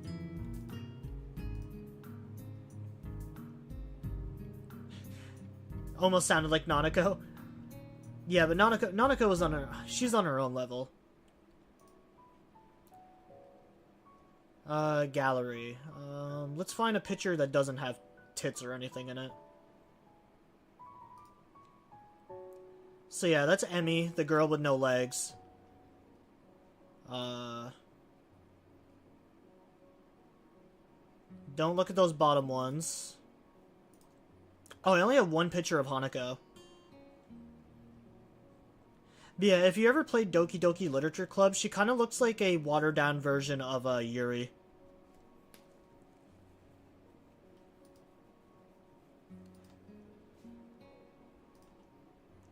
So yeah, there's Hanako. Lily was the blind girl. I don't like Doki Doki Literature Club. This game feels more up my alley.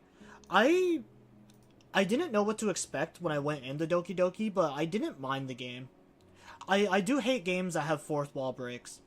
I hate games that take place, like, inside a simulation, or, yeah, just, like, 4th wall breaks, where, like, nothing is real, and stuff like that. Rin is really cool, too. I liked Rin a lot.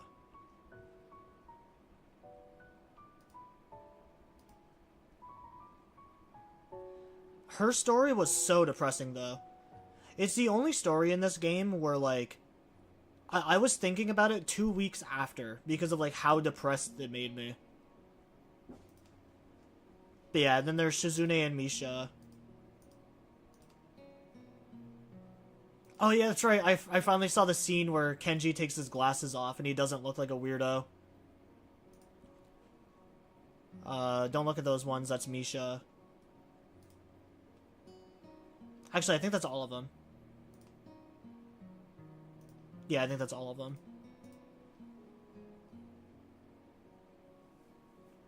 My biggest problem with it is that it had an interesting start, but all the plot points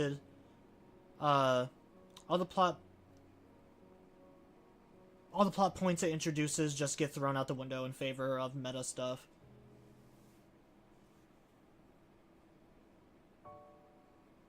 I do know there is, like, a Doki Doki Plus, which is supposed to, like, add more content, but even, like, a lot of the hardcore Doki Doki fans that came in the chat during that stream, told me that it's not even worth playing the game.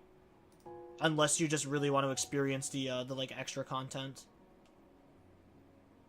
Oh shit, maybe there is actually more videos. It looks like there's 6 videos in total.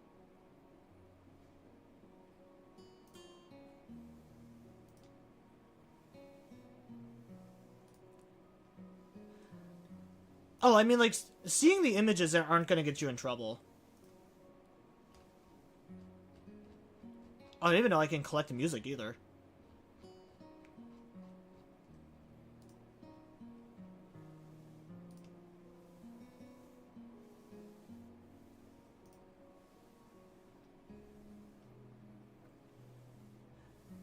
Yeah, I was gonna say, I've uploaded this both on YouTube and Twitch, and I haven't gotten hit with anything.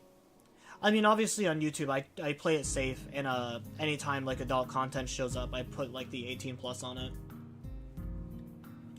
That's actually why I started putting the 18 plus in my streams, is because it's kind of like a it kind of like stops Twitch from being able to what was the word I'm looking for?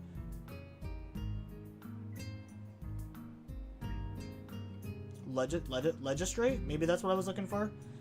By putting the 18 plus in it, it kind of stops Twitch from being able to like enforce more like legislations on your channel, because you're actively making it known that it's adult content. Because like Twitch doesn't have problems with nudity. It really, a lot of the games that are like banned on Twitch is mainly because it includes stuff like SA, like abuse and stuff like that.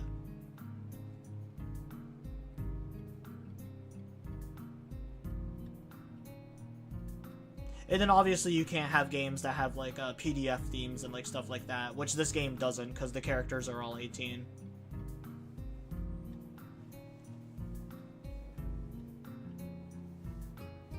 But yeah, if you look at the Twitch ban list of games, it's actually surprisingly kind of small. I was expecting there to be a lot more games on there.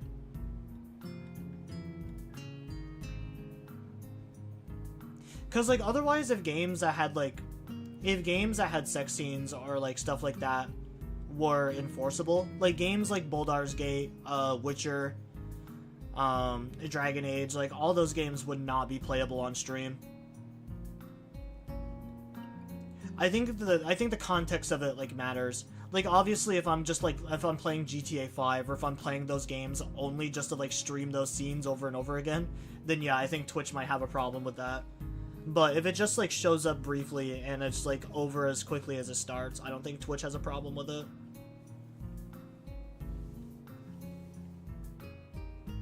It seems like I ate too much yesterday, because I wake up in the morning feeling nauseous enough for it to be a problem. That's probably what happens when you eat caviar. I really can't postpone going into town for shopping though.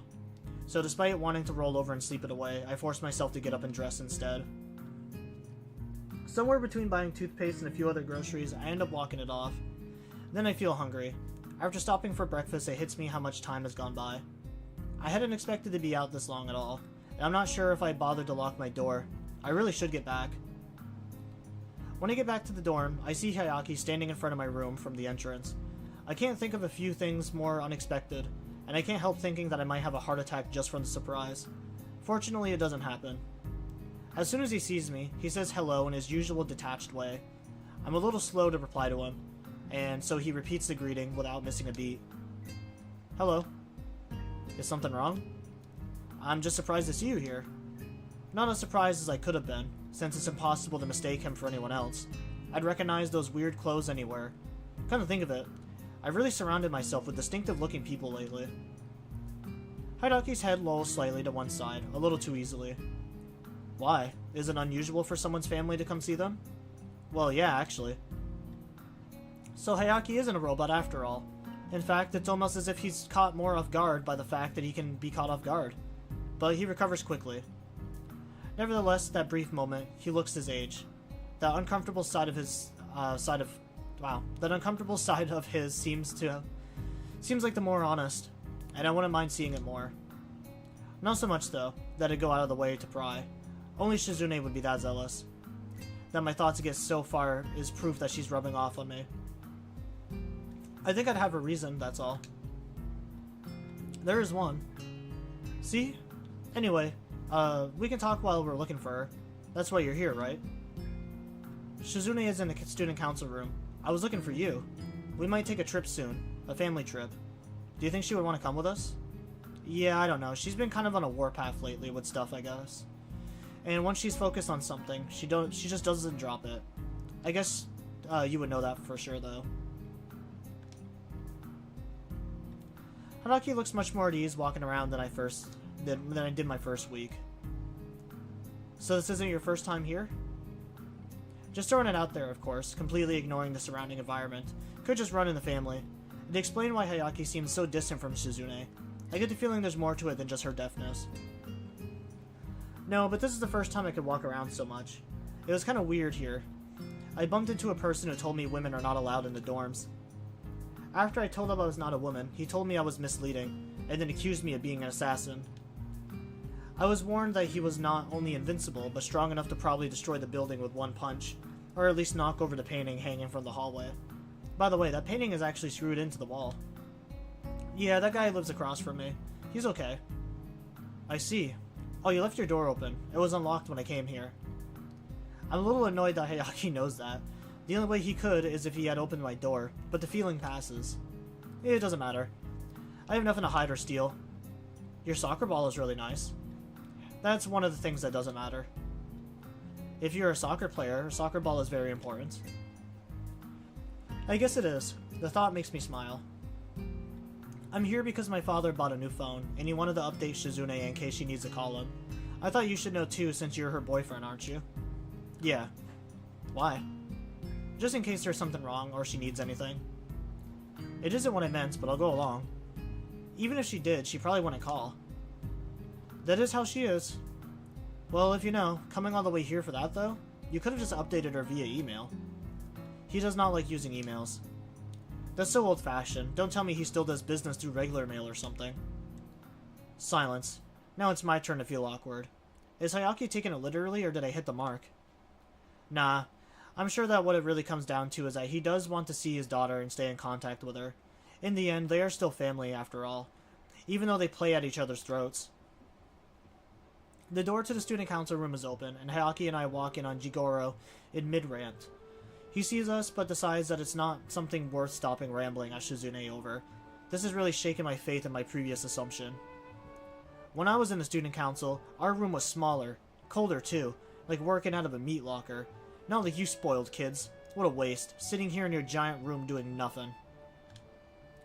Aren't there only 3 of you? That makes having so many desks only seem like an unnecessary display of mindless, descendants. Not descendants, the fuck? What did I say it was last time?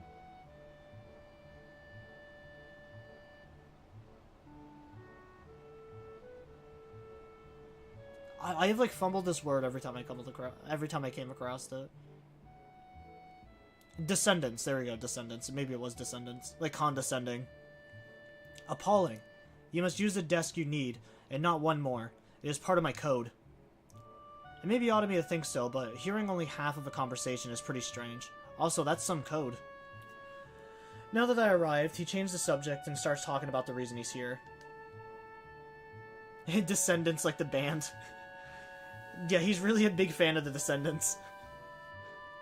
Or wait, no, the Descendants is that game that came out, that Gunnar game. That has, like, the girl that, like, dresses up like a rabbit or something. That's, like, extremely caked up. Hayaki and I are going on a trip. What are you doing? Does everyone who uses sign language mumble while they do it? No, I'm just being an amateur. Or no, but I'm just an amateur. I'm being an amateur. It helps me think. It kind of like force of habit. Just an amateur? Unbelievable. Fine. He turns back to Shizune just in time to catch her shaking her head from side to side. Are you sure you won't be coming along? She reiterates the gesture. Fine. Can you tell her to call me if she needs anything? Yes. I really think sending an email would have been easier though. I'm not going to read emails on my phone. If she won't speak, she can call Hayaki. I suppose I have to be, if I have to be reached. You would have to call me, or that other girl would have to call me. Actually, all 3 of you can just call Hayaki. And with that, he swiftly turns and leaves, Hayaki trailing behind him. A long trip for something that took a mere 5 minutes. Neither of them can express their feelings very well. In Shizune's case, I have to question whether she would if she could. It explains a lot, but she doesn't seem unhappy with the arrangements. Even so, I wonder if she might. When the door closes behind them, leaving Shizune and me by ourselves, she lets out a deep breath that seems to echo in the silence of the room. It's totally ridiculous asking me to go on a trip. The timing couldn't be worse. It overlaps with the student council elections for one. Second, I haven't even cheered up Misha. If you consider that, it's annoying to even have anything else to think about. Yeah, but you might be too focused on all that stuff right now. Shizune adjusts her glasses roughly. Completely 100% right. The minute I decided I was going to cheer Misha up, everything else went on the back burner, I suppose. I think your dad might care more about you than he lets on. I know. So then, it could be a good idea. No. And then again, more firmly, as if for both of us, no. As I'm coming this far, I can't take a break. A vacation would be jarring. It would be like walking in a different life. Yesterday was my vacation, so now we have to go all in. I'm sorry, but it's just how I am. I remember what Yuko said, that she found Shizune brave in a different kind of way. I think I understand what she meant, and I have to agree. Even though it could also be recklessness and foolishness and pointless stubbornness, I guess you could call it bravery too. However, I can see that there is a fundamental flaw in Shizune's thinking that I haven't noticed until now. I'm sure that Shizune has reflected longer and more adroitly than I could about where she messed up to create such a bad situation between her and Misha. However, as typical of her, she wouldn't let it hold her back and immediately set out to fix the problem. This completely ignores a large part of the problem, Misha herself. Moving from critical, introspective to holding Misha up as part of a goal causes the person to get lost in the shuffle. Shizune has said a lot in the past few days, but nothing about how Misha feels. Shizune's way of thinking is abnormal. Few people would reject a friend and then expect things to go back to the way they were so easily. Shizune does because she sees life as, if I had to put it simply, capable of being segmented and compartmentalized. Misha, like anyone else, sees it as a whole experience, a long continuous journey where one moment of heartache can follow you forever. For Shizune, an event is an event, and a few of them cross over. Life is compartmentalized around triumphs, failures, and decisions, where each one stands as its own story. It's why the thought of vacation is jarring to her. It's why she can only appreciate people's immediate actions. It's exactly how someone obsessed with living in the moment would think. Likewise, Shizune can see Misha as a friend, but I doubt that she has ever thought of Misha as anything more until recently, or questioned anything about her. Misha as Misha would be enough for her, even if to Misha, it must be unbelievably stifling. Shizune is just Shizune, to herself. It's likely she doesn't even think about the after effects of her actions in the long term, as long as they stir up other people's lives. To Misha, though, I'm sure it made her seem almost heroic, like Yuko admiring her bravery, and even myself. And Shizune's thoughts on the sentiment are that it was good that she could touch someone's life. But it ends there. It's easy to captivate, much harder to nurture. On to the next thing. Thinking of life in terms of almost completely isolated events has a tendency to isolate a person too. Though she's trying to remedy it now, the point remains.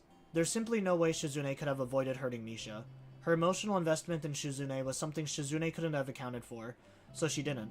Combined with her personality, it was inevitable. Both of them have pretty much told me all of this in bits and pieces over the past couple of months I've known them.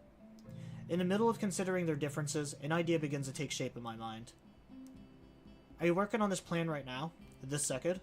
Your cheer up plan, Misha, or your cheer up Misha plan? Of course, I was thinking about it the whole time I was being yelled at. Flicking her glasses up to the bridge of her nose with an oddly triumphant air, she taps her fingers against her temple. It's multitasking. Really? Isn't it more like you're able to concentrate on something like that because you can't hear? Well, whatever. When I ask her what she thinks of mine, it turns out we both have a similar idea.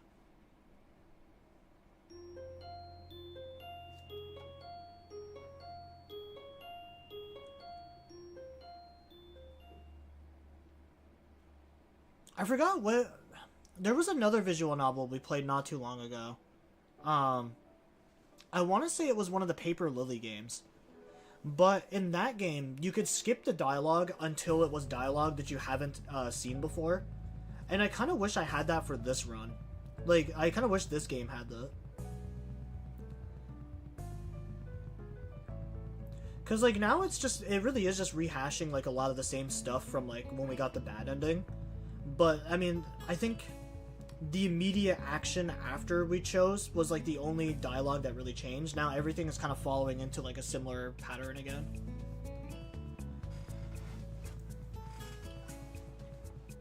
I don't know. I just wish I could skip through most of this if it was just going to be me repeating what I've already said.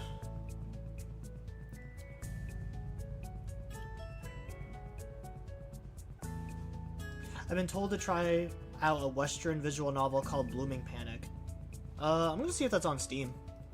I've never heard of that one.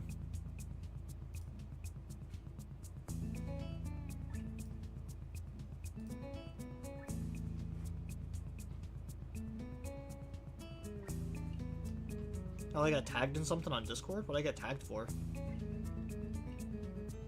Or, well, it says that, but I don't see anything.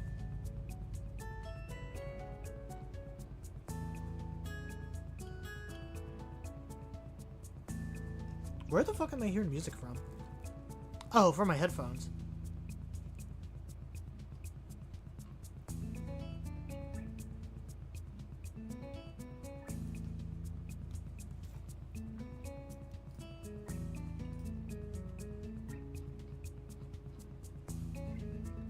It said I had a notification in this Discord chat, but I'm not seeing anyone who tagged my name.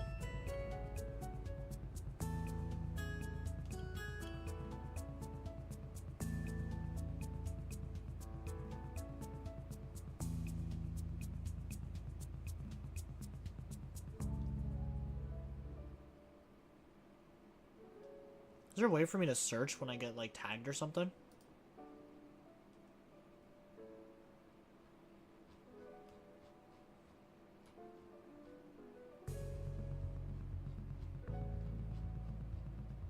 I don't think so.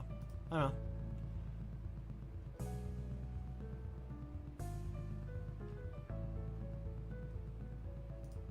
Oh, it's an itch.io game.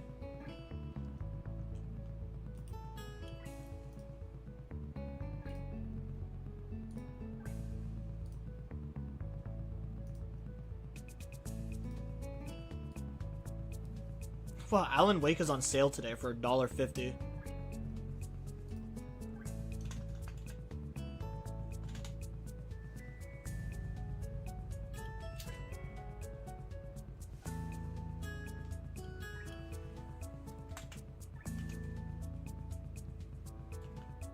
Okay, yeah, it's not on Steam. I forgot that the last thing I looked up was Meat Rider.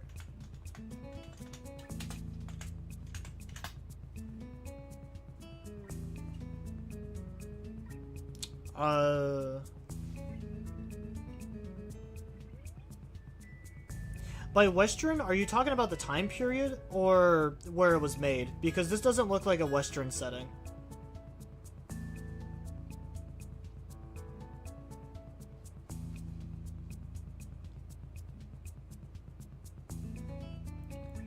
Depressed day in and day out from a draining corporate job, you become invested in a fantasy web novel and find a mysterious link to a fan server. Everyone is warm and welcoming, but 4 members take a special interest in you. Night Owl, Quest, XYX, and Naked Toaster.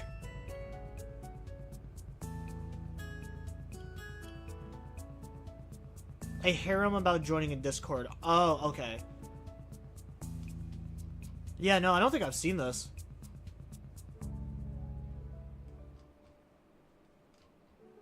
Do I play as a male or female character? Because it looks like everyone in the game is male.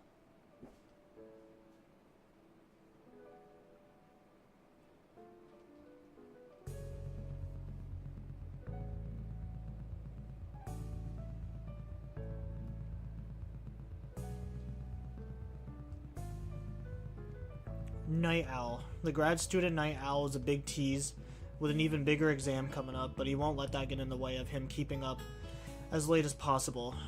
Quest, the moderator Quest, was the first member of the fan server. He's a little shy and private about his past, but with your help, he may start to open up. XYX, the server troll, decides that you might be fun to mess around with. Will you join him on his quest to create chaos in the server? Naked Toaster, the Final Fantasy enjoyer. Naked Toaster, typically sarcastic and aloof, finds himself flustered over and over again by you. Will you help him sort out these new feelings? I don't know if this is a game for me, honestly. There was another game that I seen that was similar to this, where like someone is trying to like create a horror novel or like write a like a horror fan fiction or whatever.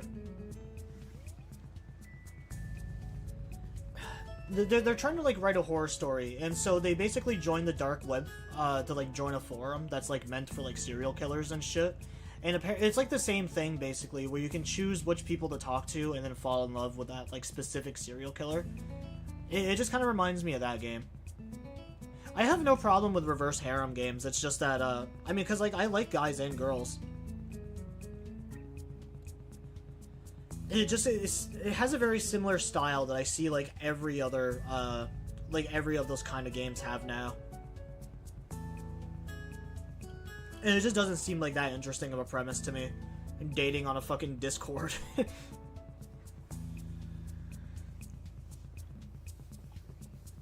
Because at least with Katawa Shoujo, it's like, how many games are there out there where it's a dating sim for like people with disabilities? That's what pretty much drew me in at first, was how unique the characters and like the setting was.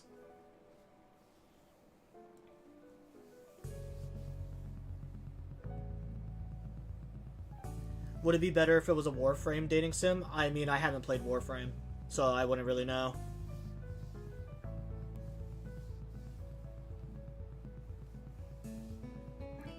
Although it makes me feel kind of uneasy since we're talking about a human being, the first step is to corner Misha. Though the situation is a little too much like something out of a cop drama for me, it's come to this because talking to her normally is proving to be near impossible. But we do have classes together, even the very first class of the day. Although it takes a while for the announcements to come, the second that I hear we're going to be working in groups today, Shizune and I make our way over to Misha. You know, I think Muto assigns a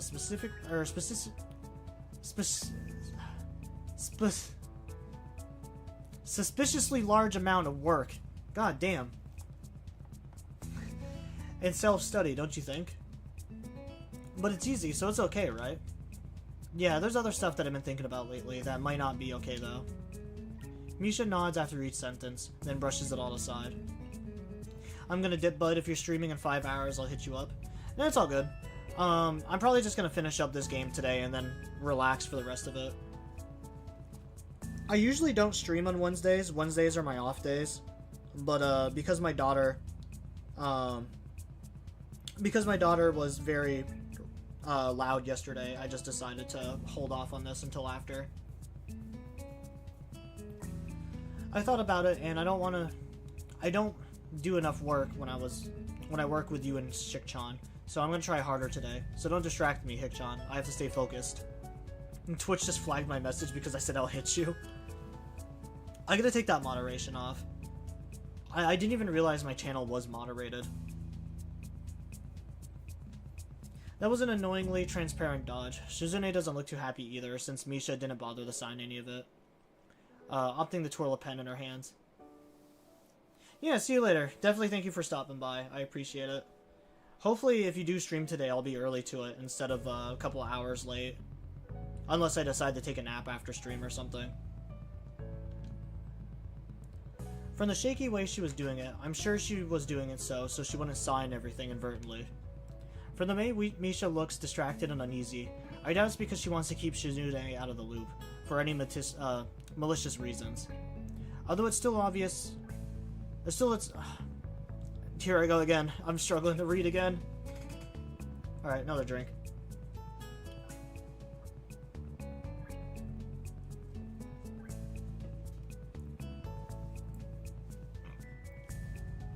Alright, let's take it from the top. From the way Misha looks distracted and uneasy, I doubt it's because she wants to keep Shizune out of the loop for any malicious reasons. Although it's still obviously a way of distancing Shizune from herself. Shizune wants to talk to you. Can I just wait until later, Hik-chan? No.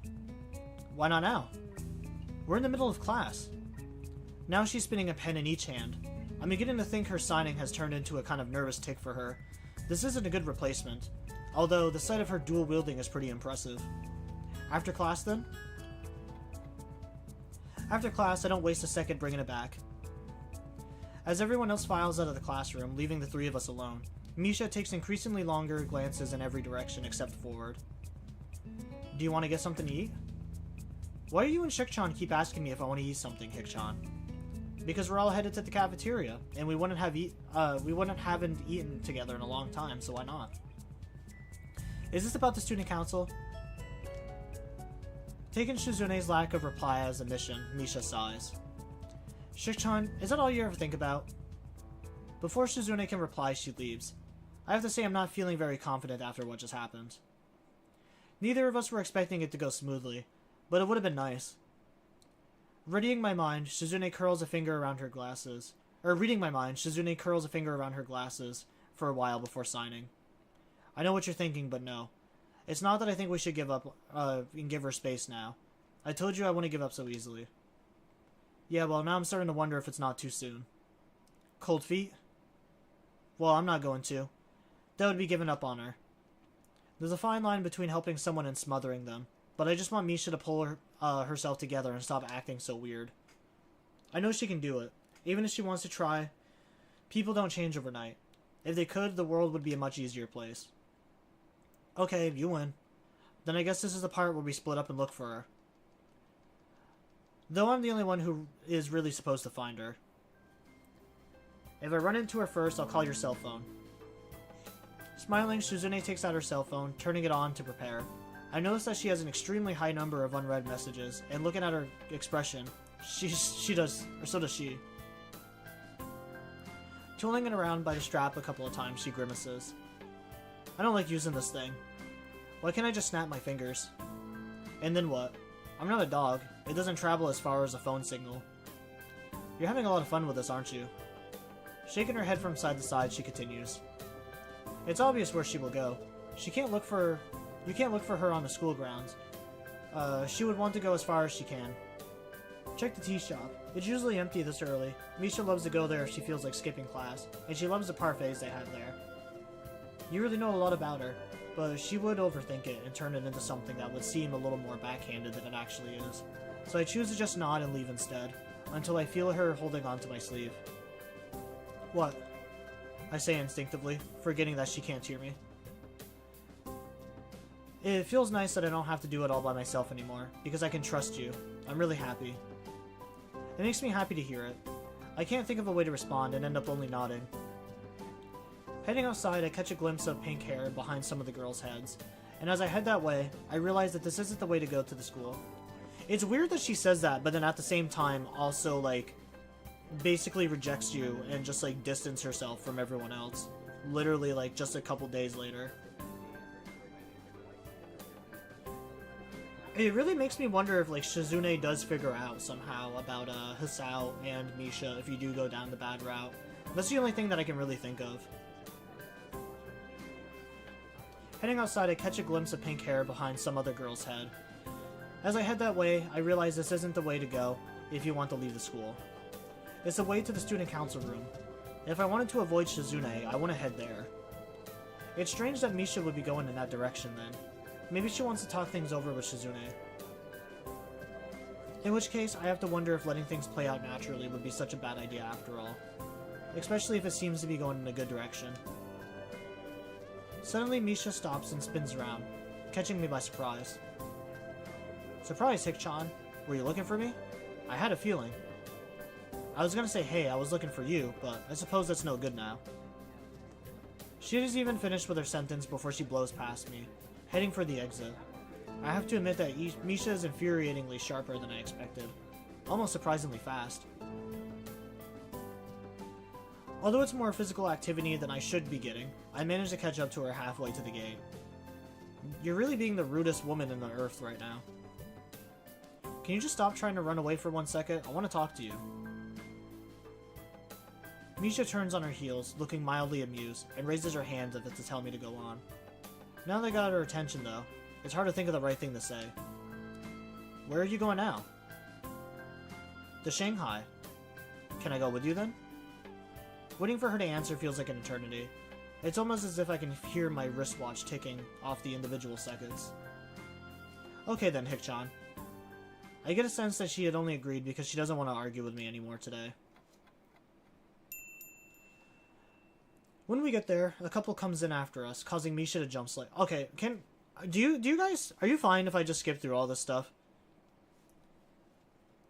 We've been reading through this for a while, and like, it's more or less just like the same stuff that we've already read through.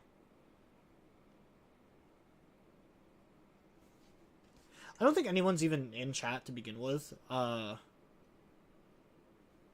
I mean, I can see that there's obviously people here, but I don't think there's anyone that's gonna care if I, like, skip the story or whatever.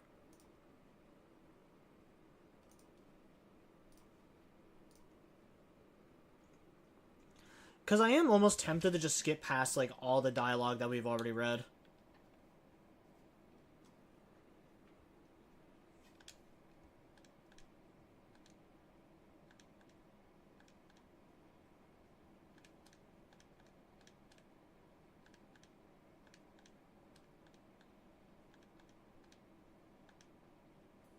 Yeah, I'm just gonna skip past the stuff that we've already read. It is literally just a repeat of what we've already been through.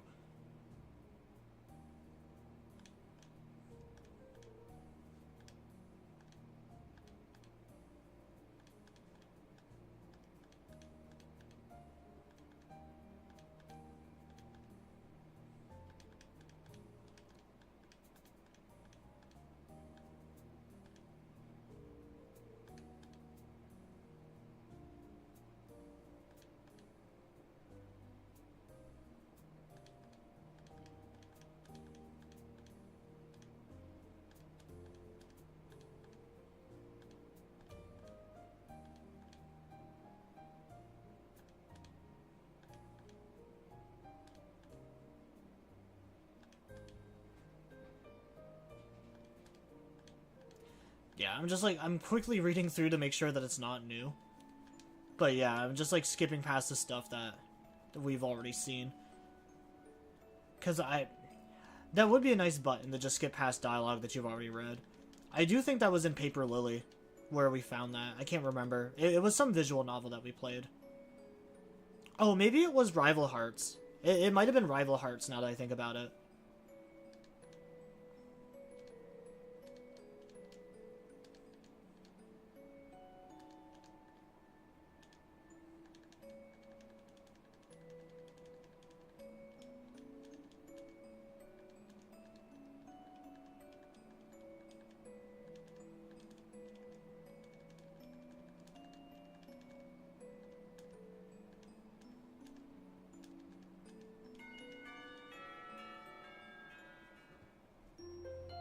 Yeah, so like that whole chapter there we've already experienced.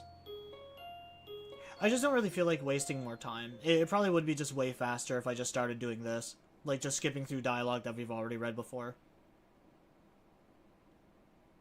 I see less of Misha in the following days, but I don't worry because when I do see her, she looks a bit more like her old self each time. Once it's clear enough that I don't have to be afraid of it being my wishful thinking, coloring my perceptions, I start to relax again. Okay, so that's new dialogue. I'll wake up very early and feeling sick on Sunday. I went to sleep too early last night, too. Something's also wrong with my curtains, and they won't close completely. Because of that, I can't even attempt to go back to sleep. The sun hits me in the eyes every time. I'm sure this is probably why I woke up so early in the morning as well. Being this sick and tired is a perfect storm of frustration. I'm almost glad when there's a knock on the door. It's a familiar person holding an almost completely eating apple in his hand. Taking one last bite, he attempts to shoot it into the trash can and misses completely. It smashes apart on the wall 2 meters high. To be fair, most of the pieces afterwards do manage to fall into the trash can, but I'm pretty sure no one is so brazen that they would be aiming to do something like that on purpose. Perfect shot. Sup, roomie? I'm not your roomie, we don't live in the same room. It doesn't matter. It does, you should at least know the difference between living in the same building and living in the same room. I need to use your room. For what?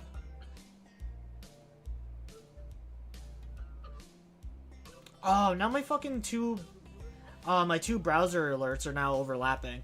I thought I fixed it, but yeah, now they're reacting separately. I'm gonna have to figure out a way to turn off the sound alerts on Twitch, but at least I got it partially working. I literally fixed this just before stream because Cow had mentioned it last time. I messed up. I should have said absolutely not. The student council keeps delivering my mail, even though I asked them to put it in my locker or something. But they keep putting it under my door, delivering my mail without me noticing it, so today, I'm lying in wait to catch them in the act, like a detective or a safari hunter. I need to chill in your room for today and look through my little peephole, or I won't be able to catch them in the act. And maybe tomorrow, too. It'll be awesome. We'll get pizza on both days. Or should we get pizza on just one day and then something else the other day? But what? And which day is pizza day? Not today. Never. You know, I'm in the student council. Why didn't you just ask me about this? If he had, I would have been able to find out very easily and wouldn't have gone in Kenji's room. Or wouldn't have Kenji in my room. It's a win-win, except I guess this is his way. I guess this way he might be able to get a pizza out of me. I started thinking that maybe this was Kenji's intentions. But no, I doubt it. There's no way he could plan something that elaborate. You know, when they deliver mail, well no, they just hand me my mail whenever I go to the student council usually. The point is, I could find out by asking them. Then I'd know, and I could tell you. That's how people find things out, by asking. Not cavemen. Yeah, no response to that, right? Checkmate. Use your own people. What if they see me?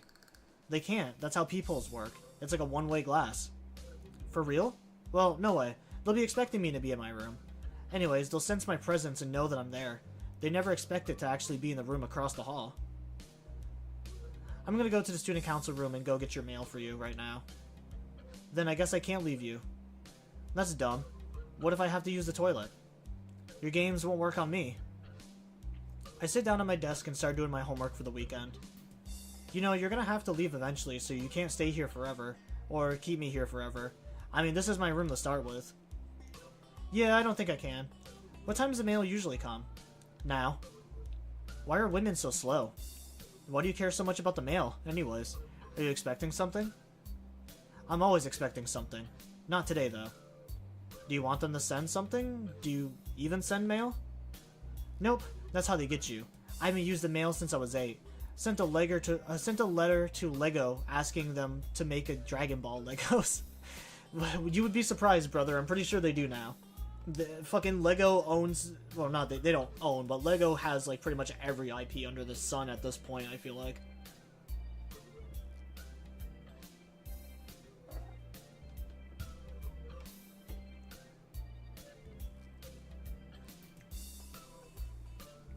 Fucking Lego is like Fortnite at this rate with how many IPs they have. There's like Lego everything. I can probably make a Lego dildo in my bathroom. They say they couldn't get the rights and gave me some coupons. Totally worth it. But after that I made sure to stay off the radar. Lego Kill la Kill. Yeah, that would be pretty cool, honestly. A full-size statue with jiggle physics. You don't use mail, do you? I wrote to my parents last week. But that's how they get you. Yeah, I should have known. Maybe that's why they put the microchip in me the next day. So the rumors were true. I'd like to know what rumor mill he got that from. I was kidding, it's a joke. Joke? Damn, you would joke on me?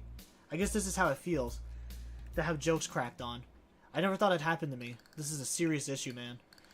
I think you are not appreciating the depths of my dilemma. It's a work in many acts. Complicated acts, with many players. It's really hard, okay? After I'm done, I'm gonna go eat a whole fish to celebrate. Aw, shit, I want a pizza, though. I still want pizza. Can I get fish on the pizza?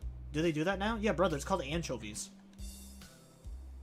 And anchovies are fucking delicious. I don't care what anyone says, anchovies are good on pizza. You're gonna be paying for it. You still haven't paid me back, and I'm not hungry right now anyways. Not in the mood for pizza? That's just not possible, son. It's gotta be pizza, anyway. I'm in the pizza stage in my life. Before, I was an ice cream stage, but my girlfriend kept eating all the strawberry out of the Napoleon. It'll probably happen to you, too. It's hard to tell if he's serious half the time. I can only see his expression when he's not nose deep in my door. I doubt that. Hey, you know I do have a girlfriend, right? Not Iwanako, either. The student council president, actually. Old news. What? Seriously? I have my sources. Anyways, then it dawned on me that I'd gotten fat from all the ice cream. It was a rude awakening, like sleeping on a beach and getting hit by a wave that destroys your sandcastle. I started running, had to lose the pounds, but maybe I was really running away from myself. A sudden and continuous knocking causes him to leap backwards, far enough to hit the wall all the way back behind him. I take the opportunity to walk over and open the door. Good morning. What's up? I hear if you salt the doorway, they can't enter uninvited. Women. I'm not gonna put salt in my doorway. But you're considering it. Good. Good morning. Are you here to deliver the mail? Nodding, Shizune waves a couple of envelopes between our faces. I take them from her, freeing up her hands in the conversation. How did you know? You were hiding it behind your back in a very obvious way. Hiding what? The mail? It's okay. I wasn't trying very hard to hide it in the first place. That's not like you. You're the type of person who'd go, anything worth trying is worth trying hard. Girls take an initiative? And what about me? I've been using that phrase for years. Where's my parade, dog? I spit liturgy gold, and women just steal it and wear it out like 2-for-1 sundresses? You're all like the Picard of my Kirk. The fuck kind of reference is that? Or you could even be Janeway. Oh, wait. Is this a Star Trek reference? I'm not gonna get that. I've never seen Star Trek. I think I do recognize those names, though. Yeah, I do think that is Star Trek. That, you know, that actually tracks with Kenji.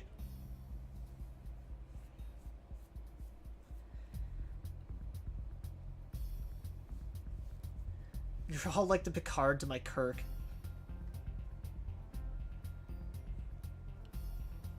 I don't know why, my mind at first immediately went to Charlie Kirk, and I was like, no, this game was way before Charlie Kirk. Why the fuck would I even think about that? Not all the time. Are you making fun of me? Finally noticing Kenji, she gives him a wave. Hey Kenji, the student council president says hi. Hi. Introduce me. I have no idea what he was saying, but it looked confident. Oh yes, no one is better at saying that kind of stuff confidently. I already did. I even introduced you by title. This is Kenji. He's the guy across the hall. His room is right behind you. Anyways, do you have his mail too? I'm only delivering your mail because it was there. I have early access. It's all about location. Consider it as a perk of being a student council. That doesn't sound very fair. She takes a lot of liberties with her position. At least they're small ones. This is the first time I've really been able to see her room.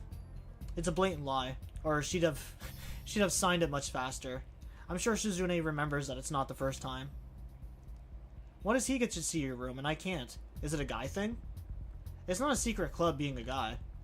It should be, with rings. Rings with big-ass emblems in gold. Are you sure? Are you really sure? I always thought that there was a secret brotherhood of men. Why is she ignoring me? Let me tell her about the guy club. Also, what's up with the hand signals? Is she trying to put a hex on me or something?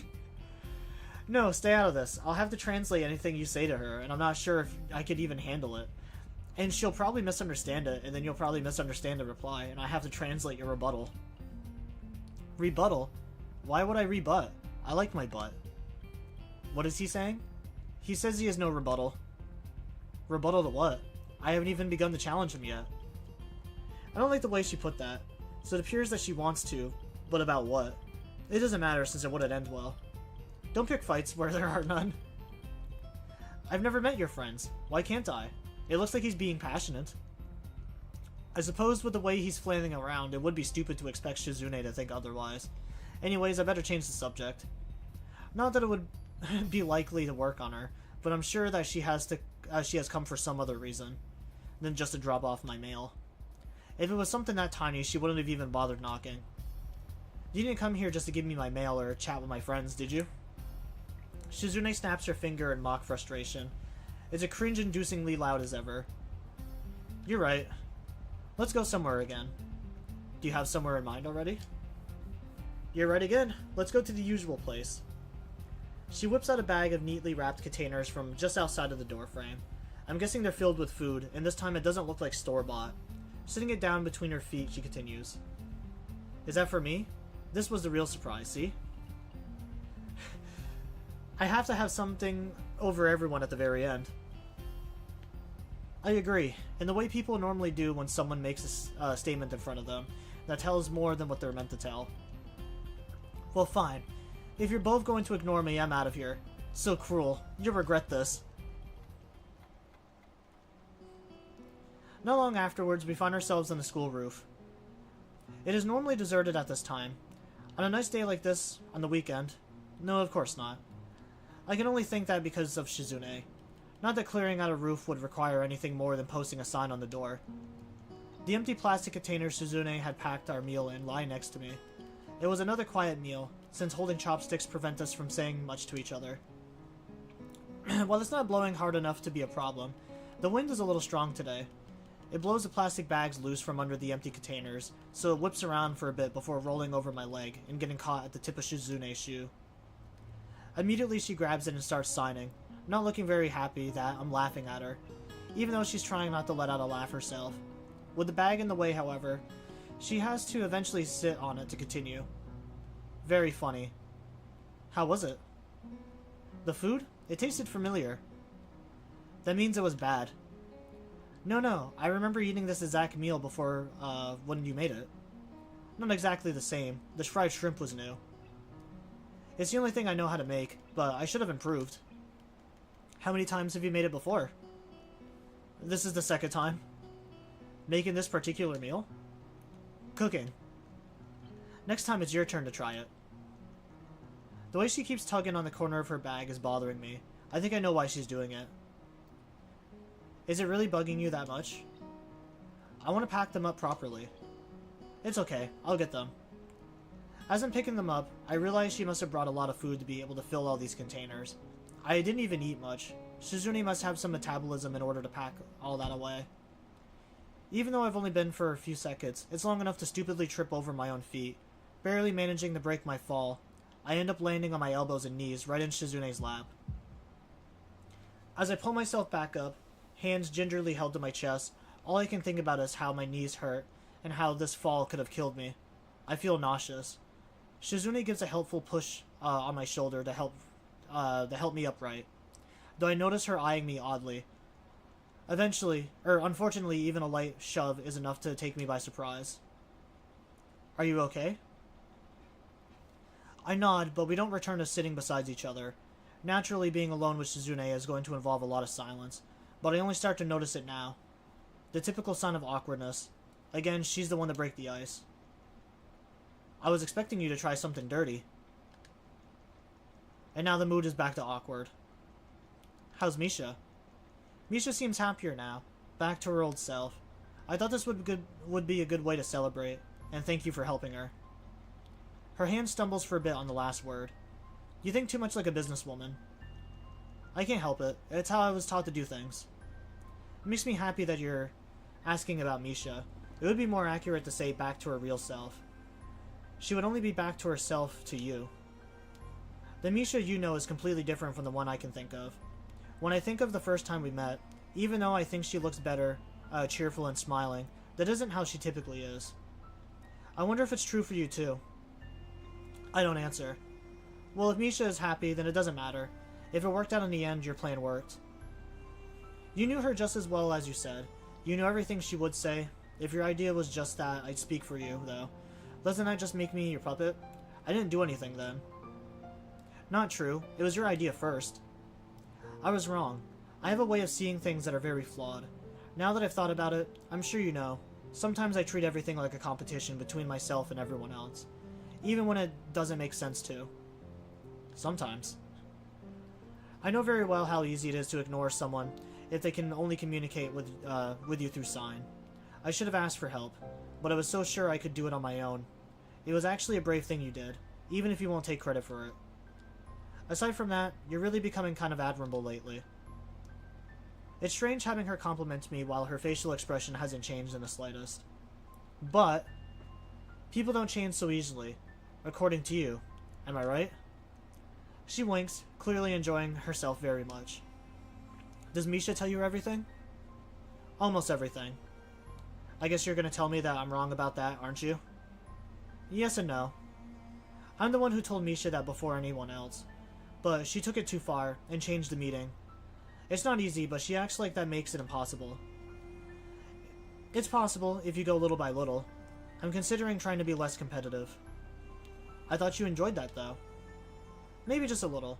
That's why I specifically used less. She leans against the fence.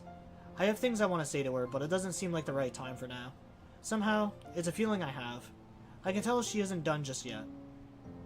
A lot of people think I tried too hard. Well, I've always thought that I tried just enough. The sound of the fence makes as she pushes against it, and the deliberate clink of her sleeve buttons scraping against the links are oddly soothing. So is the breeze gently picking up behind me. I can hear people below us. Shizune's eyes dart below us as well, and I wonder if she's still thinking about what she might be missing out on. The attention-grabbing way she tends to snap her fingers proves that she has an understanding of how other people perceive sound. It must be odd, being able to understand that much, but unable to experience it yourself. She starts walking slowly around the perimeter of the roof, still scraping her buttons against the fence. It isn't rhythmic at all, though not for a lack of trying. I sort of zone out in thought while she does, and am rudely snapped out of it when she circles around completely and taps on my shoulder. Do you remember what we were talking about? When? Now? Of course, it just happened. It's been almost 10 minutes. When I first saw you, you seemed like you were very attached to the idea of feeling sorry for yourself. That stings, even if it is true. Sorry. It made me want to cheer you up at first sight. I was scared it would be for nothing, though. I couldn't help thinking it would be hard to change your mind. But you did. I thought that was very surprising, and also that you might be kind of easily influenced. Still, I was surprised. It made me reconsider a lot of things, like that maybe everything was worth it in the end. Everything? That's why I like you. I see. It's nice to finally know.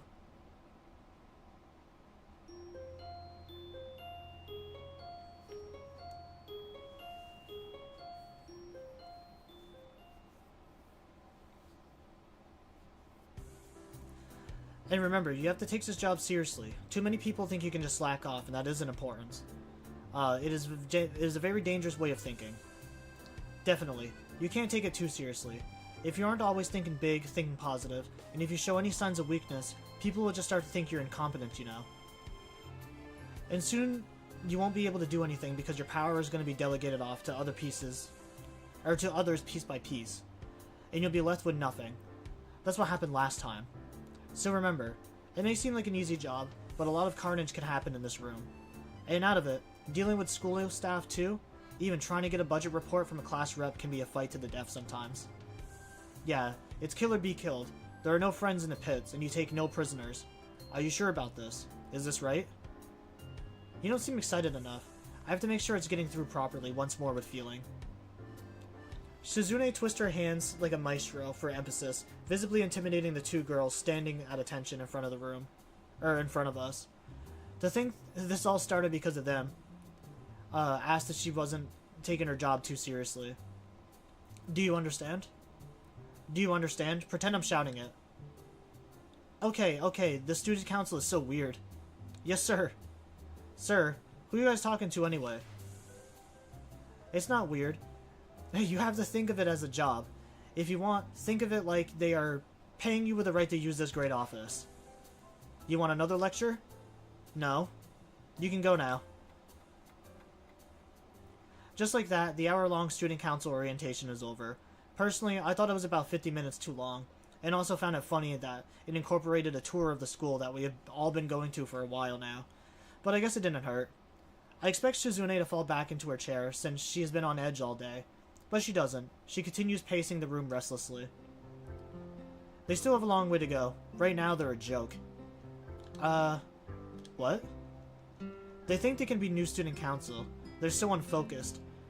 You can see the lack of experience. This was our best year yet. I don't think they have what it takes to be our follow-up act.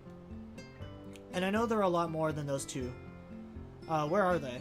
They're like the heavily marketed but mediocre big-budget, critically panned sequel to the acclaimed low-budget sleeper hit. Eventually, she does stop and sits down. Are you going to miss it? Obviously. I'd be happier if I didn't have to leave too. I like being in the student council, even if it can be tiring too. Yeah, it's definitely tiring. Only because Shik-chan is always trying to make you do more work than she has to.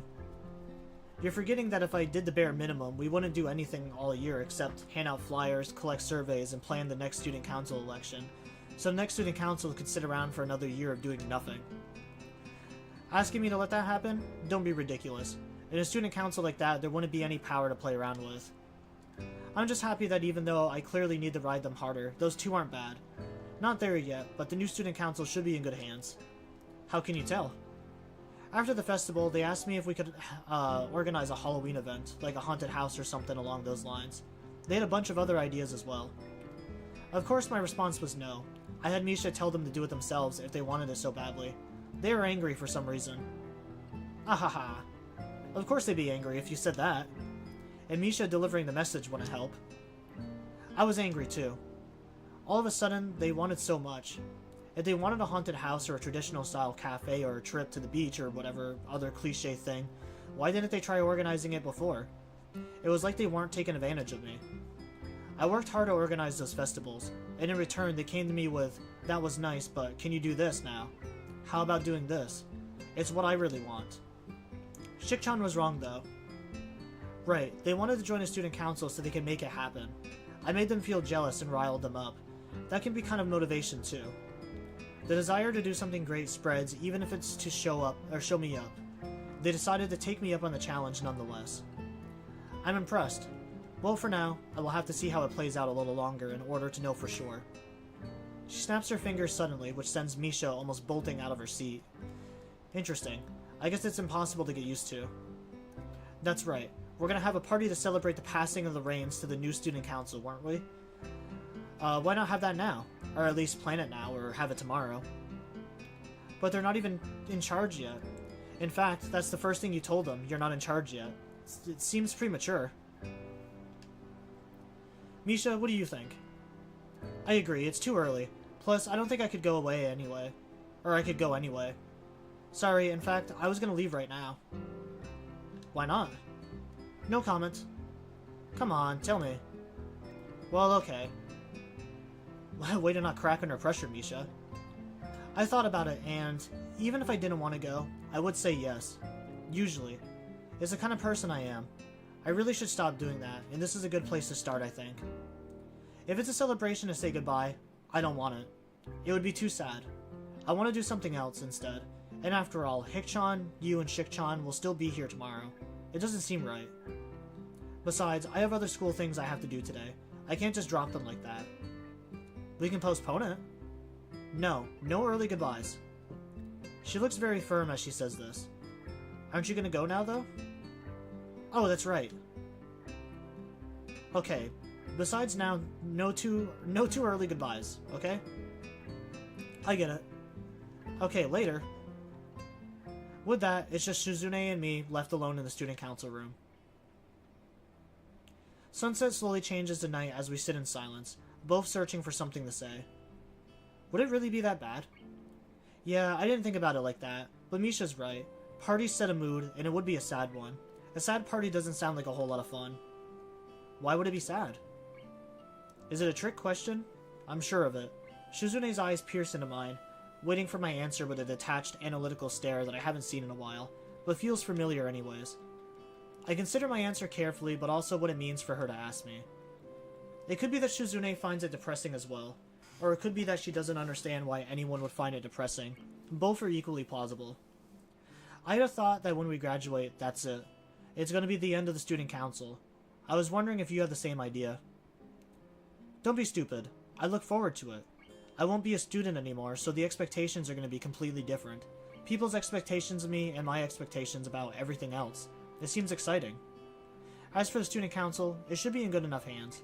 I don't have anything to be sad about. I don't think you're being honest. You looked upset about having to give up the student council, not even a few weeks ago. It wasn't about leaving it to a bunch of newbies either. It was having to stop doing student council work at all. Unexpectedly, Suzune smiles. So you're not disagreeing. Then it doesn't make sense. Why would you not want to have a party about it? I'm trying to get over it. Besides, goodbye celebrations are very important. People say the first step is the most crucial, but following it through and finishing cleanly are just as important, right? I guess that's true. Anyways, I don't consider it goodbye, but it's still an event. You still have to go through the proper motions. Aren't you going too? Aren't I going to what? Kiss me, of course. Is that the proper motion? It would be normal, wouldn't it? The natural thing to do? It's time to act decisively. If I don't, I'm sure my heart will explode.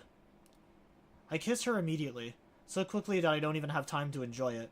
Even though she was prepared for it, Shizune blushes a deep red. I feel a similar heat rising in my cheeks. I don't know if I'm gonna have to skip this. You know, just to be safe, I feel like there's gonna be some tomfoolery here, so maybe I'm gonna have to switch to a different screen. I feel like we're gonna clobber some coochie in the student council room, is what I'm getting at right now. I move in for another kiss, but as soon as I do so, she moves backwards at the same time, and impishly jumps onto the cabinet behind her. Alone, in the total silence of the room, we just look at each other for a while. This time, I kiss her more deeply. Her lips are light and dry, and open a tiny bit. I'm only able to appreciate the sensation for a moment before Shizune starts kissing me back forcefully. Her bangs brush against my closed eyelids as I let myself sink deeper into the kiss. I can feel the shape of her body through her clothes, which only makes me hold Shizune tighter. It takes some effort for both of us to draw back from each other. We're both blushing, both from the kiss and thoughts of what's to come, and I'm far from the only one breathing a little heavy. As Shizune begins to take off my tie, I start undoing her blouse. It takes a while to figure it out. I never really thought about how our school blouses worked. Shizune's blouse is a little tight on her, and her arms get stuck for a moment because of it. I find myself peeling it off of her, although with the way she's trying to wriggle out of it at the same time, it isn't easy. The sight is a little comical. Once Misha's arms are free, she slides out of her shirt, her skirt falling around her knees with her after it unhitches, and works it off her legs. The only thing covering her now are her bra and her panties. Her figure is curvious and taut, and the healthy color of her skin contrasts with the black of her underwear. It's a wonderful sight, especially against the background of the moonlight through the windows. She looks at my chest and works the buttons of my shirt one by one. The process is greatly slowed by my hands moving up and down her thighs. It's a little amusing to play with her like this. Eventually, finally, my shirt falls to the ground. Shizune surprises me by quickly pulling me into a deep kiss without warning, but I quickly return the gesture.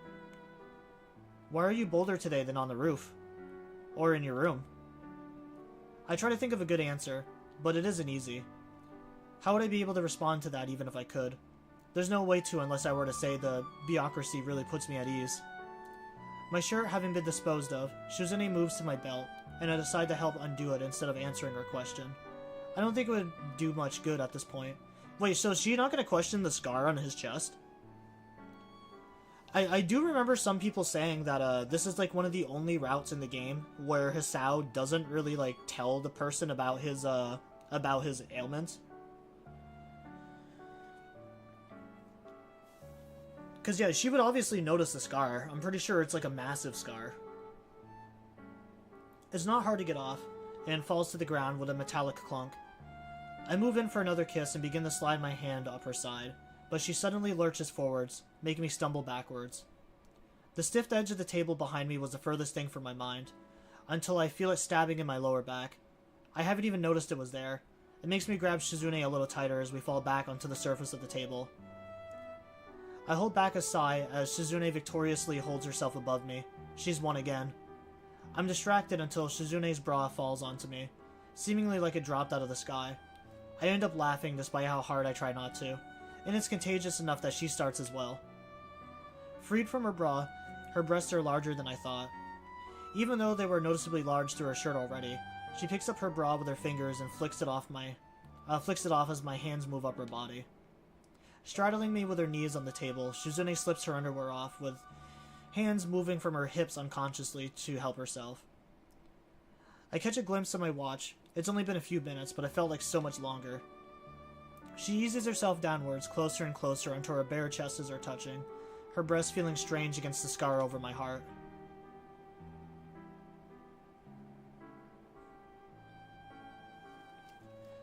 It's a good thing I blocked it. Yeah, there's a lot of images here, actually. There's a lot of, like, different scenes that it's displaying. I'm actually kind of surprised. When Shizune sits up, I feel myself slipping inside, slowly enveloped by her below, as her breasts lift away from my torso. An attack from two fronts. I think dryly considering the situation. How like her. I should just stop now, and leave you spewing in my lust. She says as she starts grinding herself against me, causing me to blink in a sudden pleasure. Very funny, Shizune. I soon lose track of my thoughts. Shizune bites her lip to muffle her voice from coming out. An unwanted voice. This is the most I've ever heard of it, and she blushes when she realizes she lets it slip out. To cover it up, Shizune drives against me harder, causing me to jolt against her, driving my erection deep and into her. I thrust my hips upward at the sudden sensation of movement, and Shizune fights against me, trying to pin me back down when I manage to pull my arms out from under me. In that moment, her hips thrust back with an even greater force in response. The sound of Shizune's soft, restrained moans and the sight of her bountiful breasts moving up and down each time her hips buckle against mine grow more arousing with the time and the stillness of the student council room.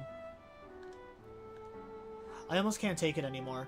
The pleasurable sensation welling up between my legs, multiplied by the pressure of Shizune's weight on top of me, makes it hard for me to think. My hips start bucking by themselves. Shizune's hands push mine down onto the table. Every motion of hers is a push some kind. The table under us rattles, our combined weight. I doubt it would collapse, but the noise is really something. Not that Shizune notices. Her pace only grows faster until it feels as though she might shove me across the table with how forceful she's being. Without warning, movements come to a final crescendo. Suddenly she stops, almost falling onto me with enough speed that, if she didn't catch herself, it would have probably knocked me unconscious. The worst situation possible if someone happened to walk in on us while we were knocked out. I'm surprised, but not enough to forget that we're both naked in the sudden painful interruption that just happened. Why did this have to happen? Was it intentional, to leave me spewing in my own lust? Shizune lets out her breath sheepishly, realizing it at the same time I do. Sorry I tripped, or slipped or something like that. I had a thought. Is the door unlocked? She quickly gets off the table and bolts over to check, and it's locked, and locks it, unlocks it, and locks it again, pulling on the knob just to make sure. When she's finally sure, and makes an all-out place motion with her hand. Safe. I'm glad you take things so lightly. I didn't do it on purpose. Why don't you take the lead then? Come on.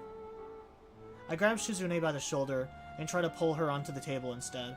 Her brow scrunches in displeasure as the edge of the table pokes her in the back, just as it did to me. She opts to help herself up into me. This is also the first time I've seen Shizune lying down unclothed. The contours of her collarbone and breasts are beautiful, and my eyes follow them down to her shapely hips, a delicate hourglass figure. I run my hands along the curves of her body from her shoulders on down. I slowly insert myself into Shizune up to the hilt. An intense warmth and tightness immediately surrounded me, and I start pistoning into her to pick up where we left off before. Her body feels so hot against my skin, each time her hips meet with each thrust, and we're holding on to each other, like I'll be scolded by her body heat. On top of that, I feel more sensitive now than before, and I find myself pushing into Shizune harder to make up for it.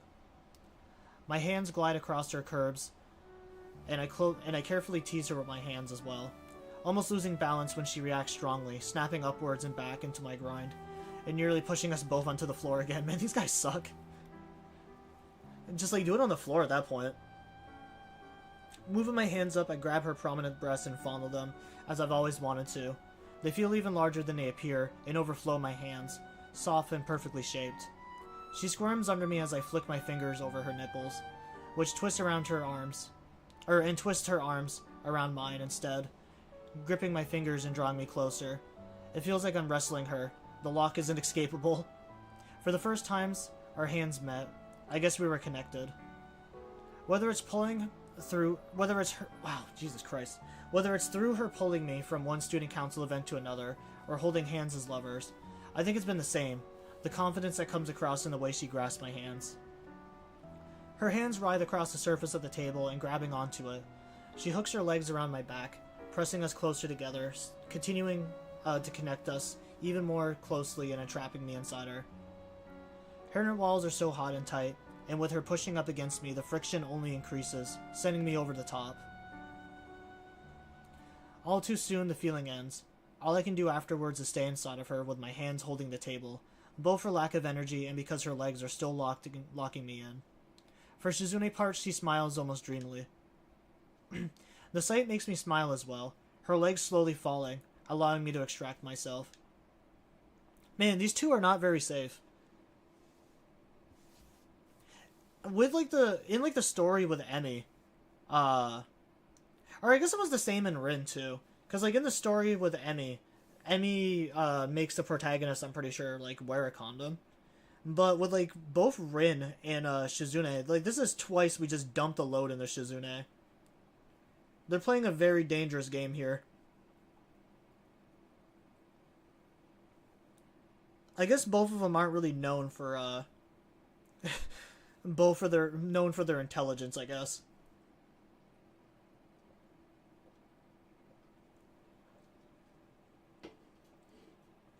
I think that's the last thing I would want, is have a kid that early. I mean, I wasn't even ready for a kid at 22. But, you know, shit just happens sometimes. Exhausted, I lean back against the desk and try to regain my breath before putting my clothes back on. I notice a dull, hot throbbing in my chest as I button my shirt back up. It puts a bad aftertaste on everything that just happened. It was a lucky break that Misha couldn't be here, wasn't it? You're in an unusually jokey mood today. I wonder what she has to do. Shizune traces the air lazily with a finger and points to the door. Go see for yourself. Why don't you just tell me? It's more interesting if you see for yourself. Seeing is believing. Sure, clever. Maybe I will. What about you? Are you going to stay here all day? It's getting late. Feels like my last day as student council president, so maybe I'll sleep here tonight. It could be the last chance I have to sleep on my desk, like after a long day trying to meet a deadline. That's weird. I'll sleep in my bed. Sleeping sitting up is a skill, a very useful one. Right. For a moment after I leave the room, I actually do consider seeing what Misha is up to, just because Shizune made it sound so secretive, as if she were building a time machine or something. But in the end, I decided not to. Honestly, I thought she was going to say, yeah, why don't you see for yourself? And then Misha was going to be standing outside the fucking room. Am I the only one who thought that could have actually been a possibility? That she was just watching from, like, outside in, like, a window or, like, a peephole? The night air is pleasant at this time of year. It's refreshing and a little humid, but not so chilly as to make it uncomfortable to stay outside for a while. It's late enough for the courtyard to be all deserted, too. After Shizune and I said farewell to each other, I'd set out to return to my dormitory room. I didn't even make it all the way there, though before getting distracted. It doesn't seem like a bad idea to go see what Misha is up to. I have nothing better to do. No homework. I'm out of anything worth reading. On top of that, I simply just want to know. This isn't the first time being in the main building after hours, but usually it's as I'm leaving the place with Shizune and Misha, after a long day at the student council, not entering it alone. The atmosphere is quiet, a word I would not normally use to describe these halls. It's a little creepy. A light starts flickering up ahead. This seems to be a horror movie moment waiting to happen. Feeling a hand on my shoulder, I stiffen reflectively. It's not Misha, or else there would have been hands clasped over my eyes and a sing-song Guess Who accompany them. So who is it? I hope it's not Kenji, or at least that it's someone I know, or this will take a turn for the weird. Whoever it is quickly slips out in front of me. It's Shizune. What are you doing here? I'm so relieved that I forgot to sigh. Shizune puts a finger to her lips. I guess even though she can't hear, she has the idea of the loudness, and can tell from my expression that I am being loud, and apparently being loud isn't a good thing right now. But then, why is Misha her interpreter? Oh, very funny. Why are you here? I was waiting for you to come see. I knew you would show up. It took me a while, though. You've been visiting here? Yes, but that isn't important. We have to be stealthy, if we don't want Misha to detect us. Tell me if I'm being stealthy enough, okay? With that, Shizune starts slowly tiptoeing through the middle of the hall. I pat her on the shoulder to get her attention. That's not stealthy. We have to do this stealthily. She refuses the answer, probably because signing and walking stealthily at the same time doesn't look easy. Before I know it, we're in front of her homeroom. Suddenly a sound like a crack of a whip pierces through the air, followed by a familiar expression of frustration. I'm sure a sound like that isn't good for my heart, not to mention everything sounds about 1,000,000 times louder with how silent it is. It's coming from inside the room. I saddle next to Shizune and get a look inside. Can you stop throwing a pencil, please? How do you even throw a pencil that loudly? He looks very flustered. What an understatement. I sympathize with Muto. I was able to hear Misha's pen break the sound barrier, even through the wall, with a thick classroom door. Probably blew out his eardrums and left an imprint on the wall. I'm not throwing it. When I get nervous, I like to spin it around, but then I forgot I'm holding on to it, and... Why is she so sweaty? It doesn't matter either way. There shouldn't be pencils flying around. I get enough of that during regular school hours. I don't need it after hours. Right, sorry. Whatever, just stop throwing or releasing or dropping things, please. Teachers have to work too. I noticed Shizune watching the scene I am. Muta was yelling at the top of his lungs, and Misha is being Misha. I can hear them reasonably well through the door, but Misha obviously can't hear anything at all. So, I wonder what watching this is like for her. She must know, since she understands well enough to want me to see it too. But I have to wonder if she ever feels like she's missing out on something, having to work that much harder to understand what she's observing. It looks like she's taken supplementary lessons, is she? Yeah. I answer despite knowing the question is completely rhetorical. Or, no. Reticle. How the fuck do you say that again? Rhetorical? Rhetorical. There we go, rhetorical. Misha told me she really wants to be a sign language teacher in the future. If she can get a recommendation, she can study overseas for it. That is why she's working so hard. Her grades were always kind of on the low side. Now I feel guilty. I haven't even thought about what I'm doing yet. Neither have I. The cheerful way she signs it is very unlike her, and is very obviously false. Let's get out of here. We don't want to be seen. It would be a problem if we were caught standing out here like idiots. Where? The student council room? Shaking her head, she slips into the classroom across the hall instead. Great hiding place. You're unusually sarcastic lately. With the door closed, it's a good one, anyway. Wasn't it interesting? Yes, but I'm not really surprised. I close the door behind us, prompting Shizune to laugh soundlessly as she slides into the chair. For a second, it depresses me. I want to hear her real laugh. I've been looking down on Misha. I didn't think she had a goal at all, but it turns out I was wrong. I made a careless assumption. I thought Misha was aimless as I was. I was stupid. I lost. Shizune pauses to crack her knuckles and folds her hands over each other, and leans forward in her chair. In an abnormal quiet of the building, I can hear Muto yelling at Misha again, even across the hallway through 2 doors. Shizune's eyes are locked on mine, unblinking behind the gleaming lenses of her glasses, observing my reaction to her words. This is a test. Her opinion of people is rarely formed from how they respond to questions. It's how they respond to statements that counts. In hindsight, it makes sense Shizune's inability to speak as well, or as just her personality in general, means that anything she says is a big commitment on her part. Everything. For that reason, I sometimes doubt she says anything without a hidden agenda behind it. That sounds remarkably paranoid. Even Kenji would think so. Unfortunately, I'm so caught up in thinking about it that I forgot to give her an answer. She takes it as there not being one. There was an invisible time limit to tests, shorter than usual. Just as I thought. What do you mean? You don't agree? Not really. It's not that I don't get it. I want to force my will on people. How refreshingly honest. Don't give me a weird look like that. It's not like that was always my intention. At first, I was just bored. I wanted to see someone's passion for something. Then I could try and beat them. I wanted to test their ability or their convictions. But it was impossible. No one has any passion for anything in this school. They just want to keep to themselves. I can't believe it. It's too boring that way. I thought that there was no way these drab people could be for real. It goes beyond not wanting to make waves. They have had some interest. They had to be hiding something. I wanted to expose it, reveal it, and drag it out. One of the most successful ways to get people to open up to you and cheer them up is to open up with a story about yourself, and then you ease them into telling them about yourselves. It's like give and take, but with an element of manipulation which makes it interesting. I can't do that. If I attempt to have Misha talk for me, or talk about me for me, it makes me seem arrogant. The message has to go through a messenger. I'm standing next to Misha, telling her to tell someone about me. You don't have to be able to read sign language to see that. If I were forced to sit through that, I would think I was arrogant too.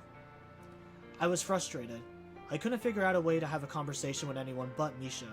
No one would open up to me. I came to the conclusion that I can't make people confide in me, or believe in me.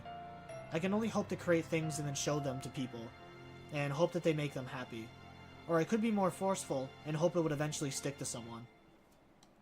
I guess that would be me. Feels vaguely depressing.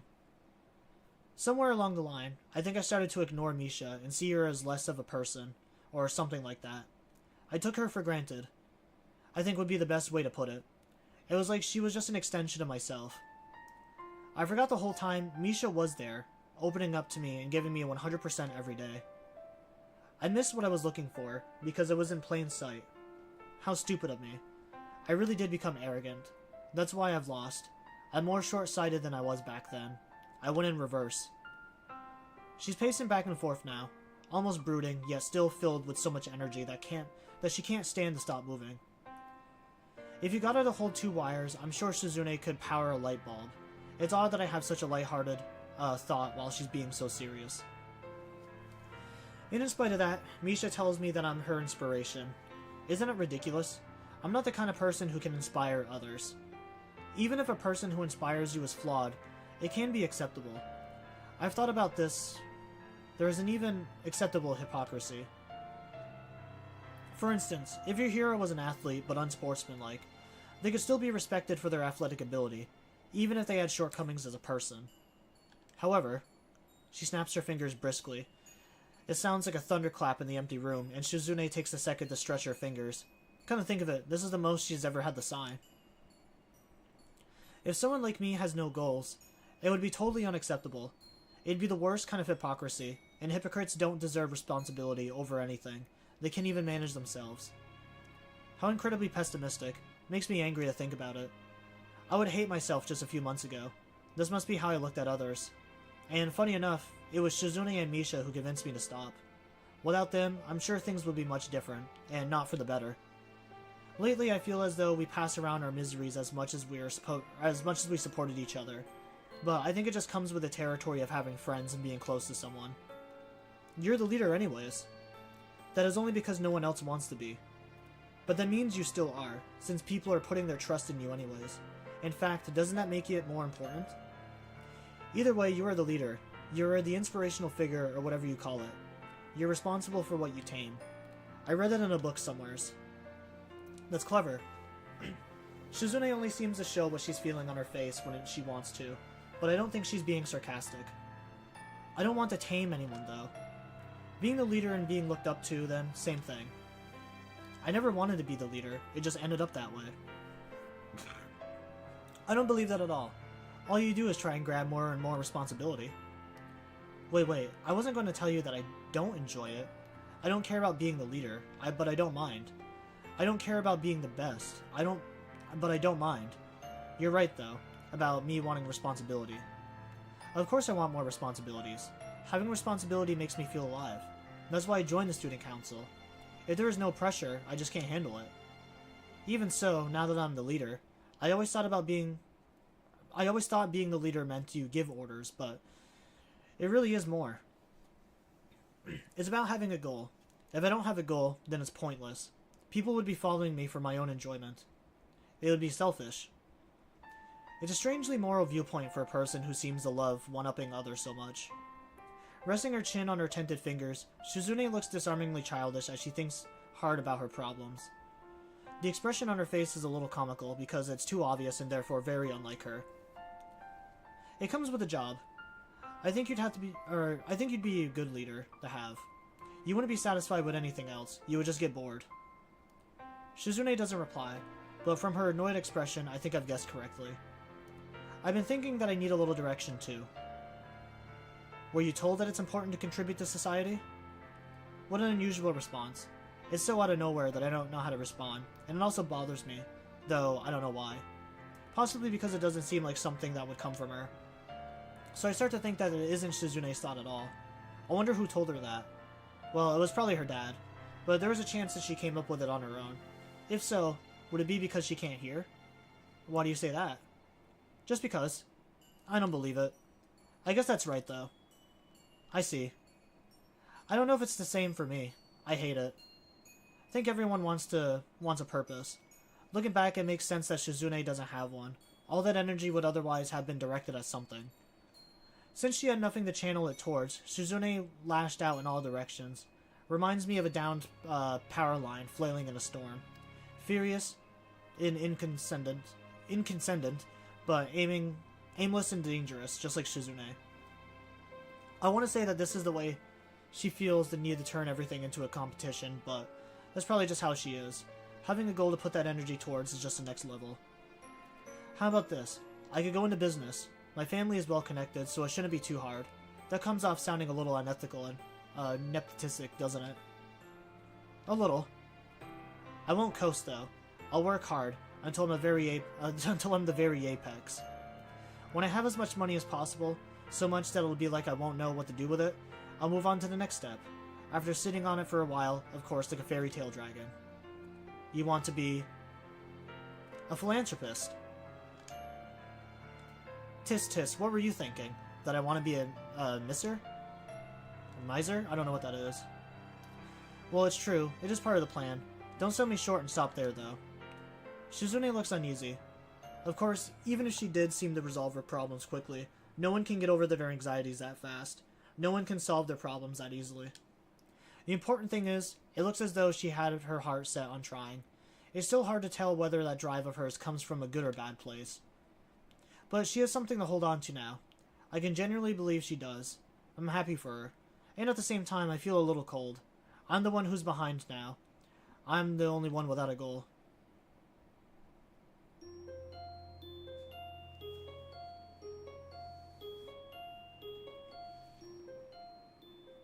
Holy shit, dude. I've almost been doing this for 6 hours. I did not expect the ending of this to be so long.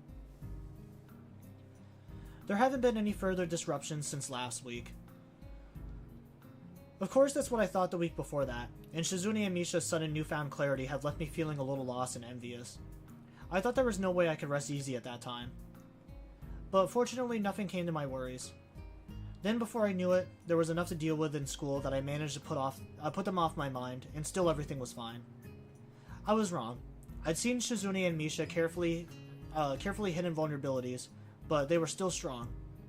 Now we're going to be graduating soon. I've grown so comfortable here that it kind of crept up on me. When it did, I felt sad and didn't want to think about it, so I didn't. Not until recently. About a week ago, I started making a list of people I thought I should say goodbye before graduation. The first rule I laid out for myself was that I would try to write them down in any kind of specific order. Like, least important to most important. Somehow it ended up like that anyway. Even though it almost ended up being a shorter list than I expected it to be, Kenji is somewhere in the middle. They said I would have to graduate eventually. Well, I showed them. I lived here rent-free for more than long enough.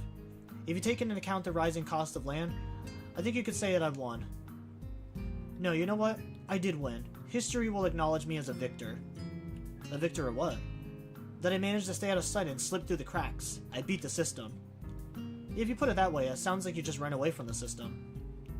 Sometimes running is the greatest form of victory, like the Olympics. I'm too tired to argue with them. Who's he kidding? Everyone knows the shot put is the best Olympics event in any case. So what you're basically saying is you won't miss. Miss what? School, dummy. No, I told you, this place is filled with feminists. It's beyond saving. But at least I'll be able to get out before it reaches critical mass. I'll only come back years later when they start to build a statue to honor me. Did they do that? Did they do the 10-year later reunion thing?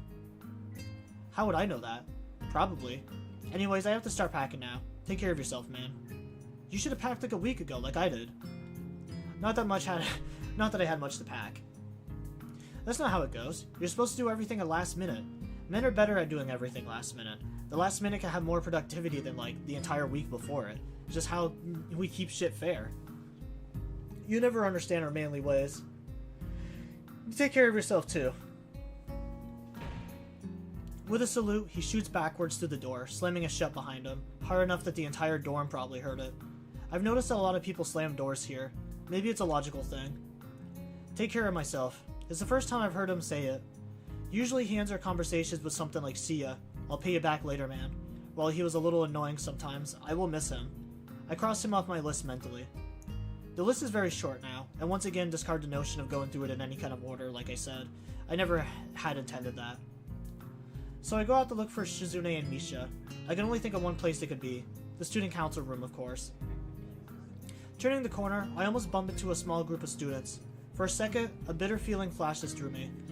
Since for all I know, that could have been fatal. It's a new student council. There aren't a lot of them, but a lot more than 3, which is good, since it means there's enough of them that they can have their own titles.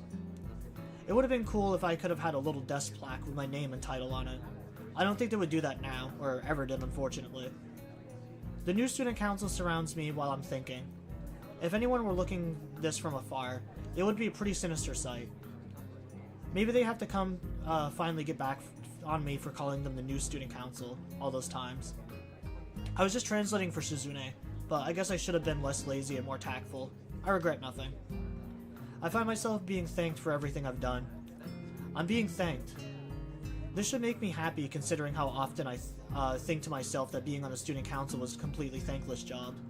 It does make me happy, but I can't enjoy it fully.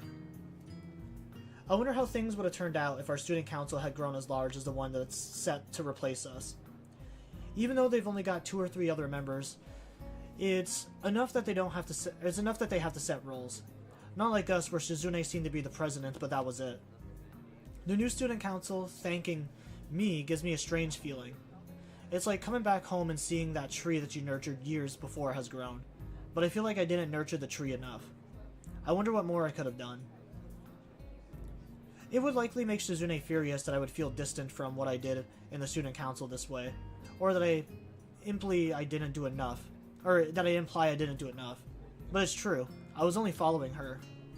So in a way, I also feel like I'm viewing that same tree from afar, as if I'm seeing it from the window of a train as it passes by. I indulge in these thoughts for too long. When I snap out of it, I realize that I'm still standing there, surrounded by the new student council. I do the only thing I can think of, and I apologize for zoning out. Then I thank them back. When they walk away, I enter the student council room, which looks a lot messier, but seems to have gained a computer. It makes sense. I recall hearing one of the clipboard girls talking about her plans to use the computer to make all the boring data entry Shizune does more tolerable. I can't remember which one said it. Io seems to be the more ambitious one, but then again, Kiyoko appears more serious. Well, it doesn't matter now. I'm not alone in the room, but instead of finding Shizune here like I expected, it's just Misha. She's sitting on Shizune's desk, like Shizune herself often does, swinging her legs back and forth.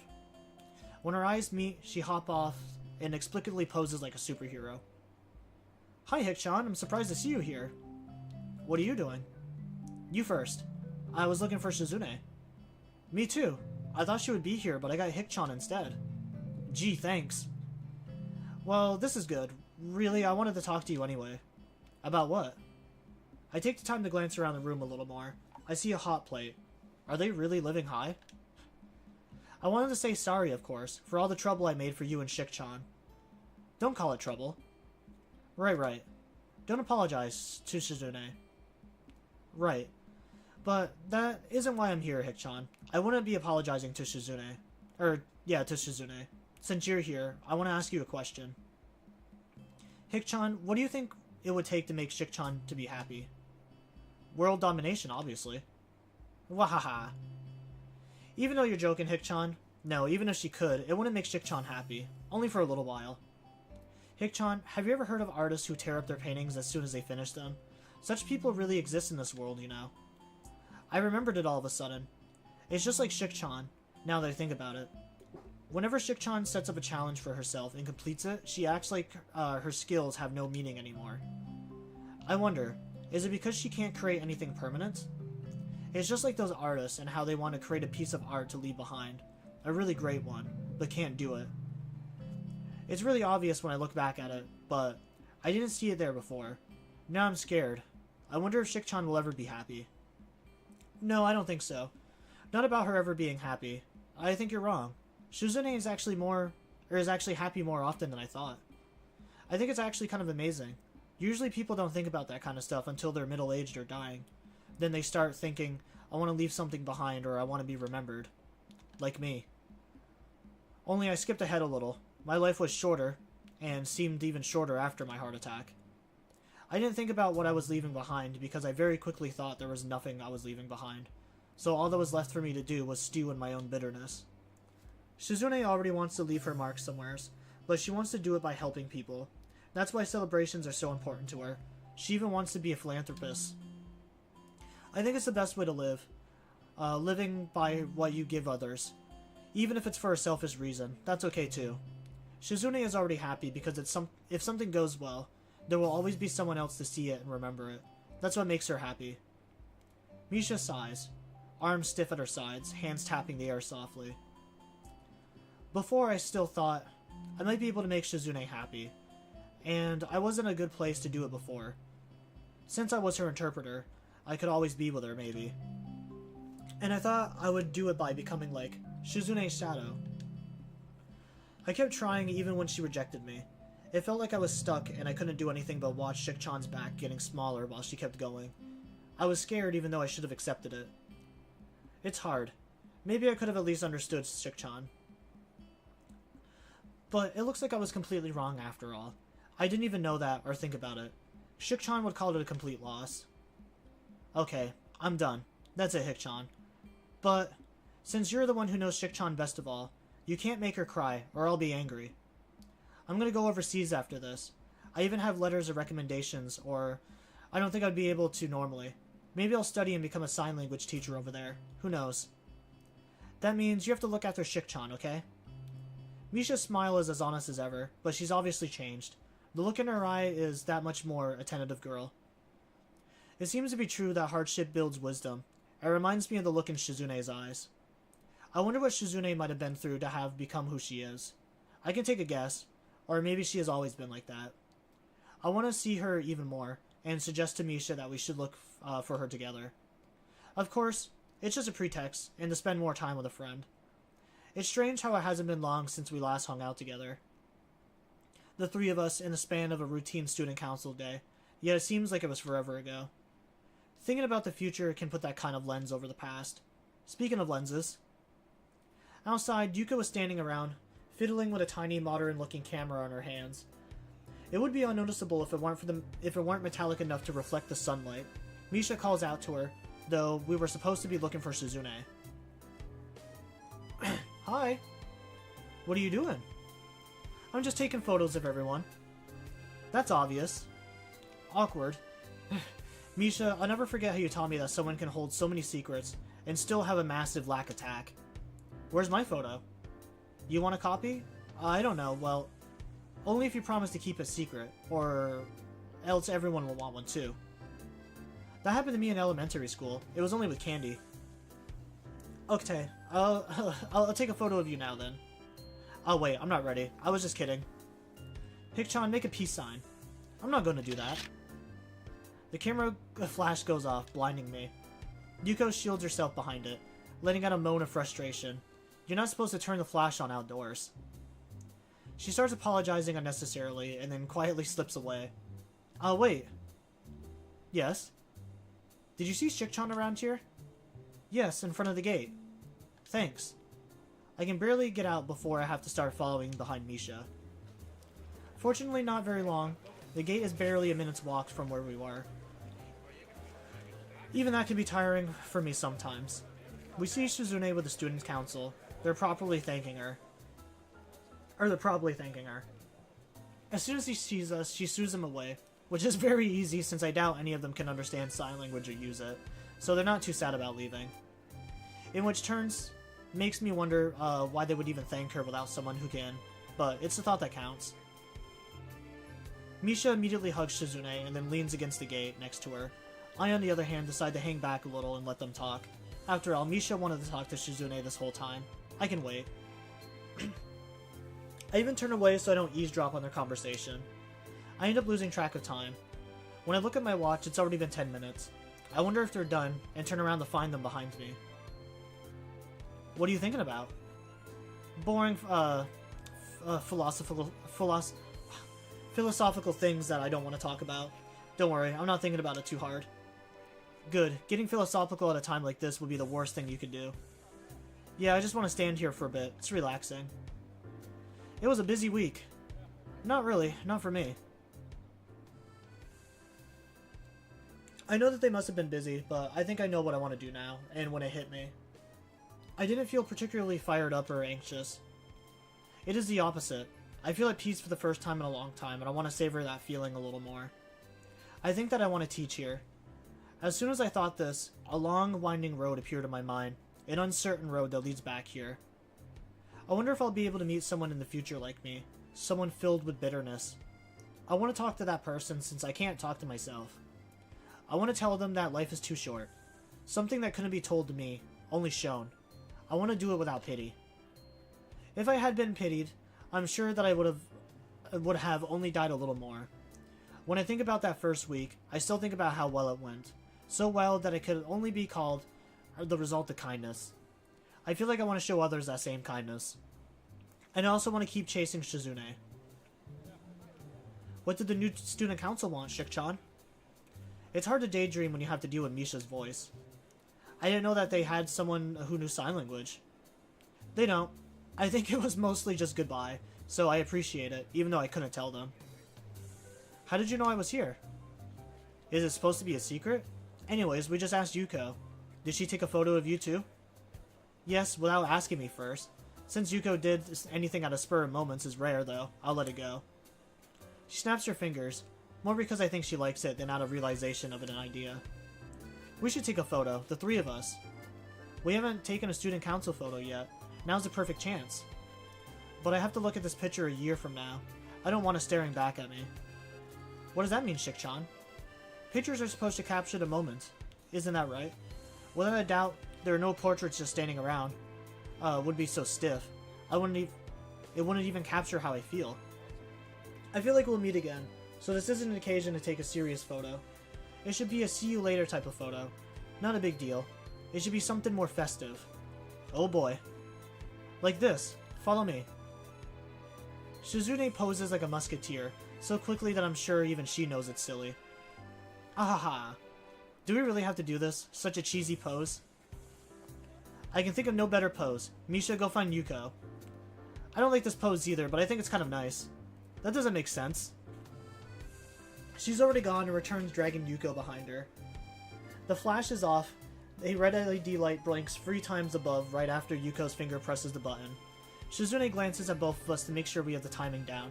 Synchronized watches, we jump.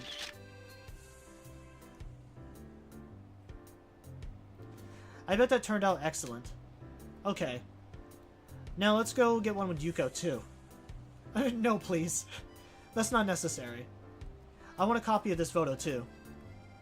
I'll likely die younger than the average person. My life could unexpectedly burn out at any time. I don't have any time to waste then. I want to live as much as possible. I also want to see the people smile from what I've made and done. Living vicariously through the happiness of others doesn't seem so bad. Feeling joy through another person's happiness doesn't seem like a bad thing either. It's the easiest way I can think to draw out my own life and give it a distinction. Maybe this is the meaning that Shizune has founded for herself. Although it's just my theory, people find themselves alone often in their lives and without direction. However, people can take refuge in the moments of happiness. They can dot a person's life like stops on a train map, or a waypoint of memory on a long trail. These individual moments on reflection can give a person's life fulfillment. Every friend and festival, and joyful meeting, and joyful parting. I want to be able to ask Shizune one day if I'm right. I want to spend the time I have with her. Finally, I want to make Shizune smile for herself. I love you. I pause, wondering if she'll look at me, confused, and ask why I said it out of the blue like she doesn't. Do they do that reunion thing here? Of course they do. Student council members should know that. Sooner than that, though? Okay. Both of you. Right. Yeah. Yuko, you do the pose too. Afterwards, we can go for tea. Shizune laughs, as if she doesn't have a care in the world. Misha's laughter joining in with hers as easily as it is of her own. We'll meet again.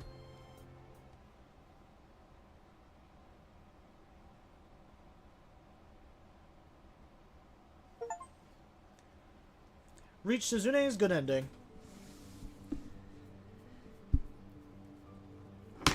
Ah, shit. I dropped my phone. Honestly, I'm gonna say it again. I don't know why people hate Shizune's story. I really like that story.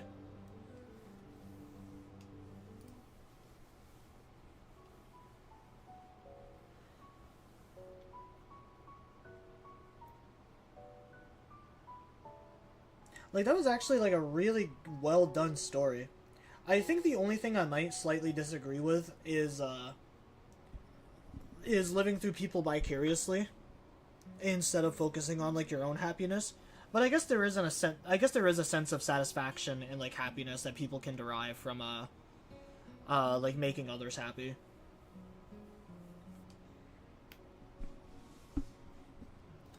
But yeah, that was a really good story. I like that a whole lot.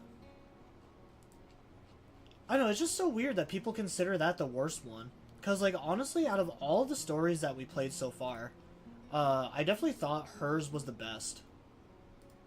Besides from Rin's, of course. Because, like I said, Rin's is on another level.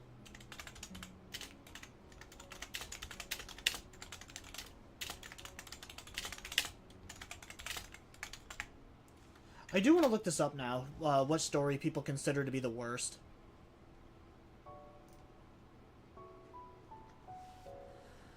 Alright, so I put in Katawa Shujo, what do people consider the worst story? Based on community discussion, forums, and reviews, Shizune Hakamichi's route is generally considered the worst or weakest story in Katawa Shujo. While Katawa Shujo is widely praised for its emotional storytelling, Shizune's route is often criticized for several specific reasons. Lack of character development. Many players feel that there is little meaningful development in the relationship between Hisao and Shizune. Which, I mean, yeah, I kind of guessed. Like, in terms of our relationship, there wasn't really a lot of relationship problems, is the thing. Because, like, with Rin and, like, stuff like that, like, there obviously was a lot of, like, problems in the relationship, mainly with just, like, the,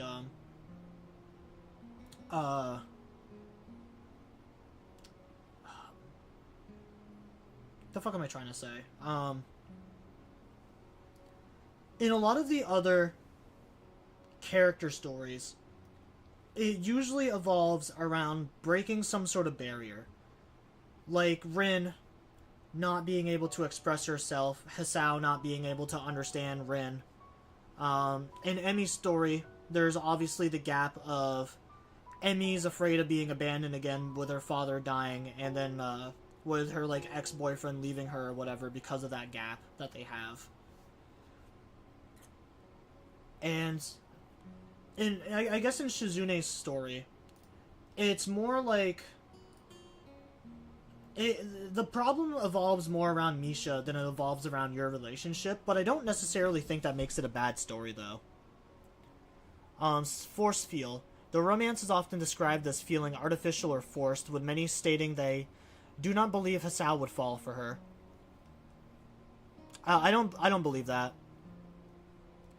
Long and uneventful, it is frequently described as boring or dragging on without significant plot points, despite being quite long. I do agree that the length is a little bit too long.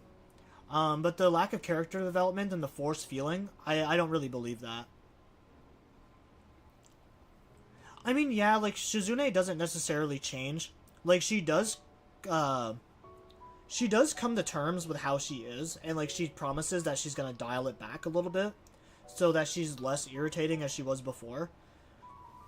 But, like, that's all she really knows how to do, and, like, it does work. Because even Hisao said, like, if it wasn't for her being pushy, and if it wasn't for her, like, dragging him into this, he just would have been some sad sap.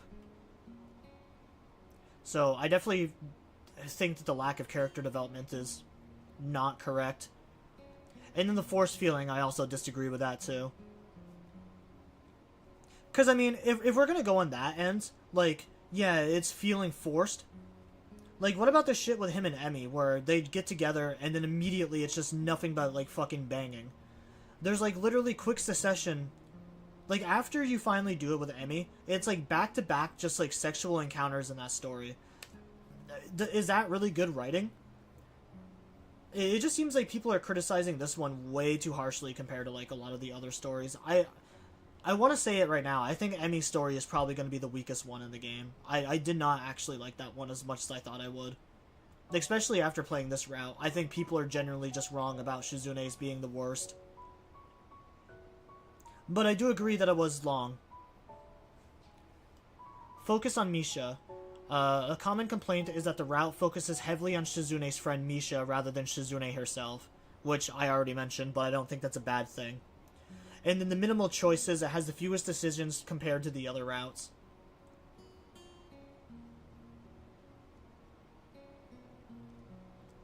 Yeah, I did mention that it's like one of the only stories that didn't have like a whole lot of decision making. It really more or less was just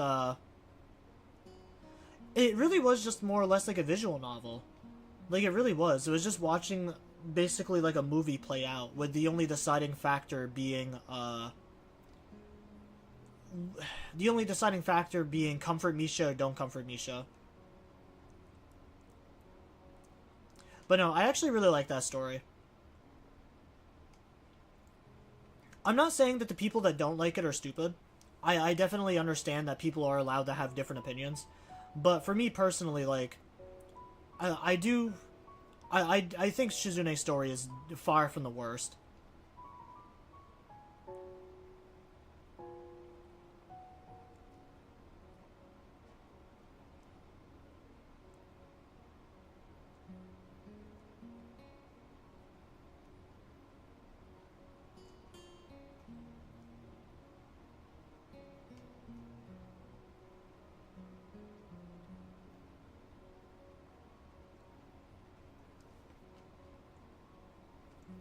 But yeah, I'm looking at Reddit to see what other people feel. The one that I'm on is what is the best and worst thing about Katawa Shujo in your opinion? Surprisingly, there's a lot of people saying that Hanako's story is the best.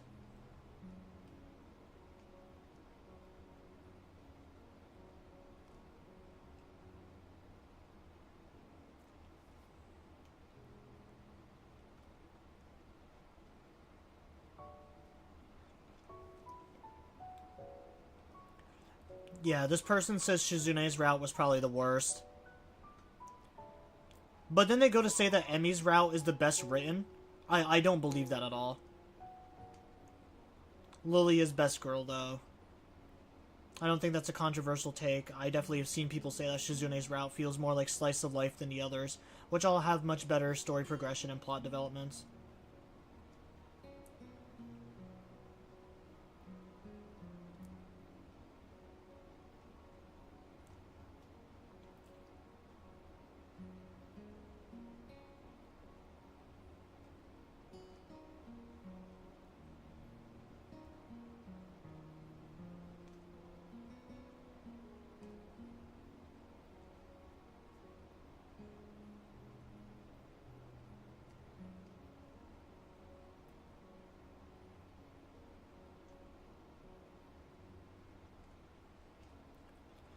Yeah, I definitely feel like a lot of people that criticize Shizune just don't really understand her.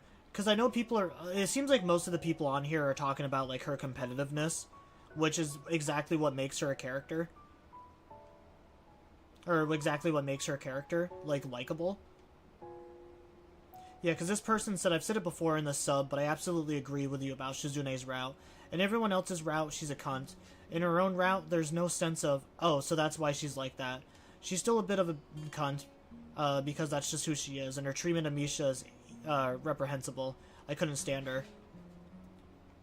It really feels like the people that are playing this, or like making these posts, didn't even play the game.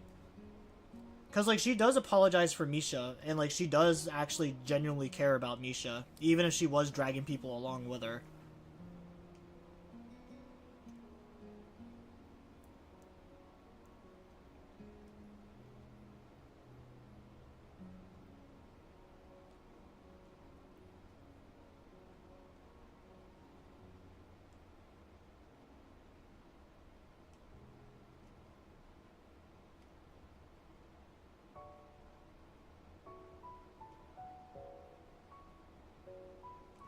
The best the characters and their writing.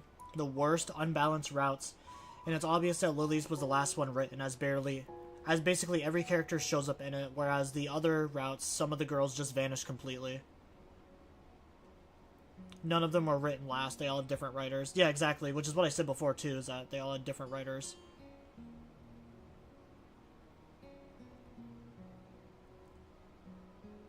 The best thing Rin, the worst thing Rin's route. I still can accept the personality of Hasao during this route.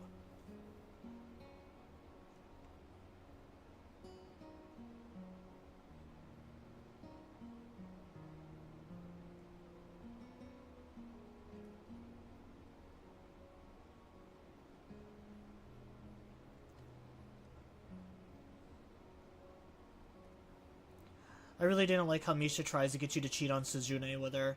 I thought Misha was a cool friend up until that point.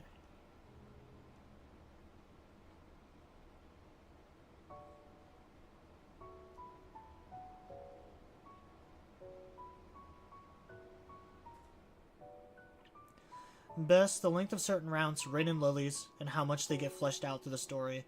I like longer routes more than the shorter ones. I just like how short Hanako's route was because I felt like there was more that could have been done.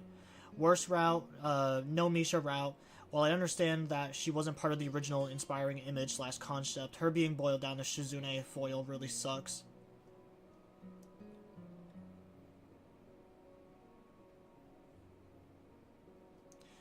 Best, it introduces you to new and profound feelings that stick with you. Worst, it's such a niche medium and subject matter that convincing your friends or family to play it feels like playing 4D Risk with Shizune. So it seems like a lot of people like Hanako and Lily, though. Because I only seen that one person talk about Emmy.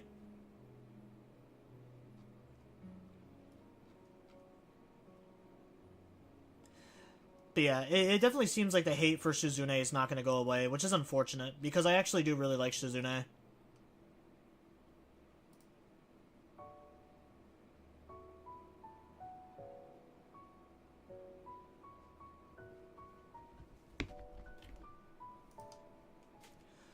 Alright, well, that's finally going to be the end of this chapter. It was a very long one. I guess people weren't kidding when they said that this one was very long. Get off my desk. Alright, I was debating on whether or not I was going to stream later tonight. Because I was thinking about playing some more.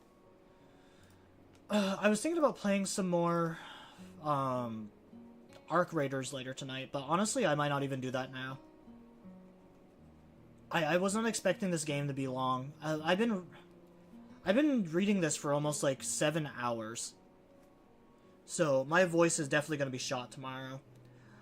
So yeah, usually on Wednesdays I don't stream, but with how long today's stream was, I probably won't stream tomorrow.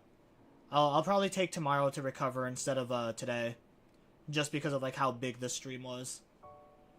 So the next time we'll see you guys will be on Friday, and I already have a couple of indie games picked out for us for our Friday free nights.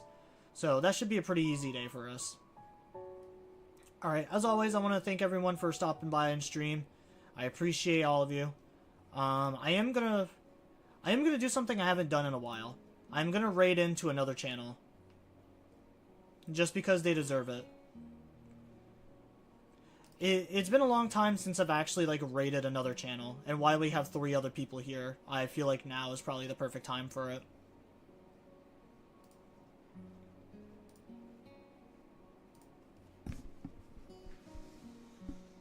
So yeah, we're gonna raid into somebody.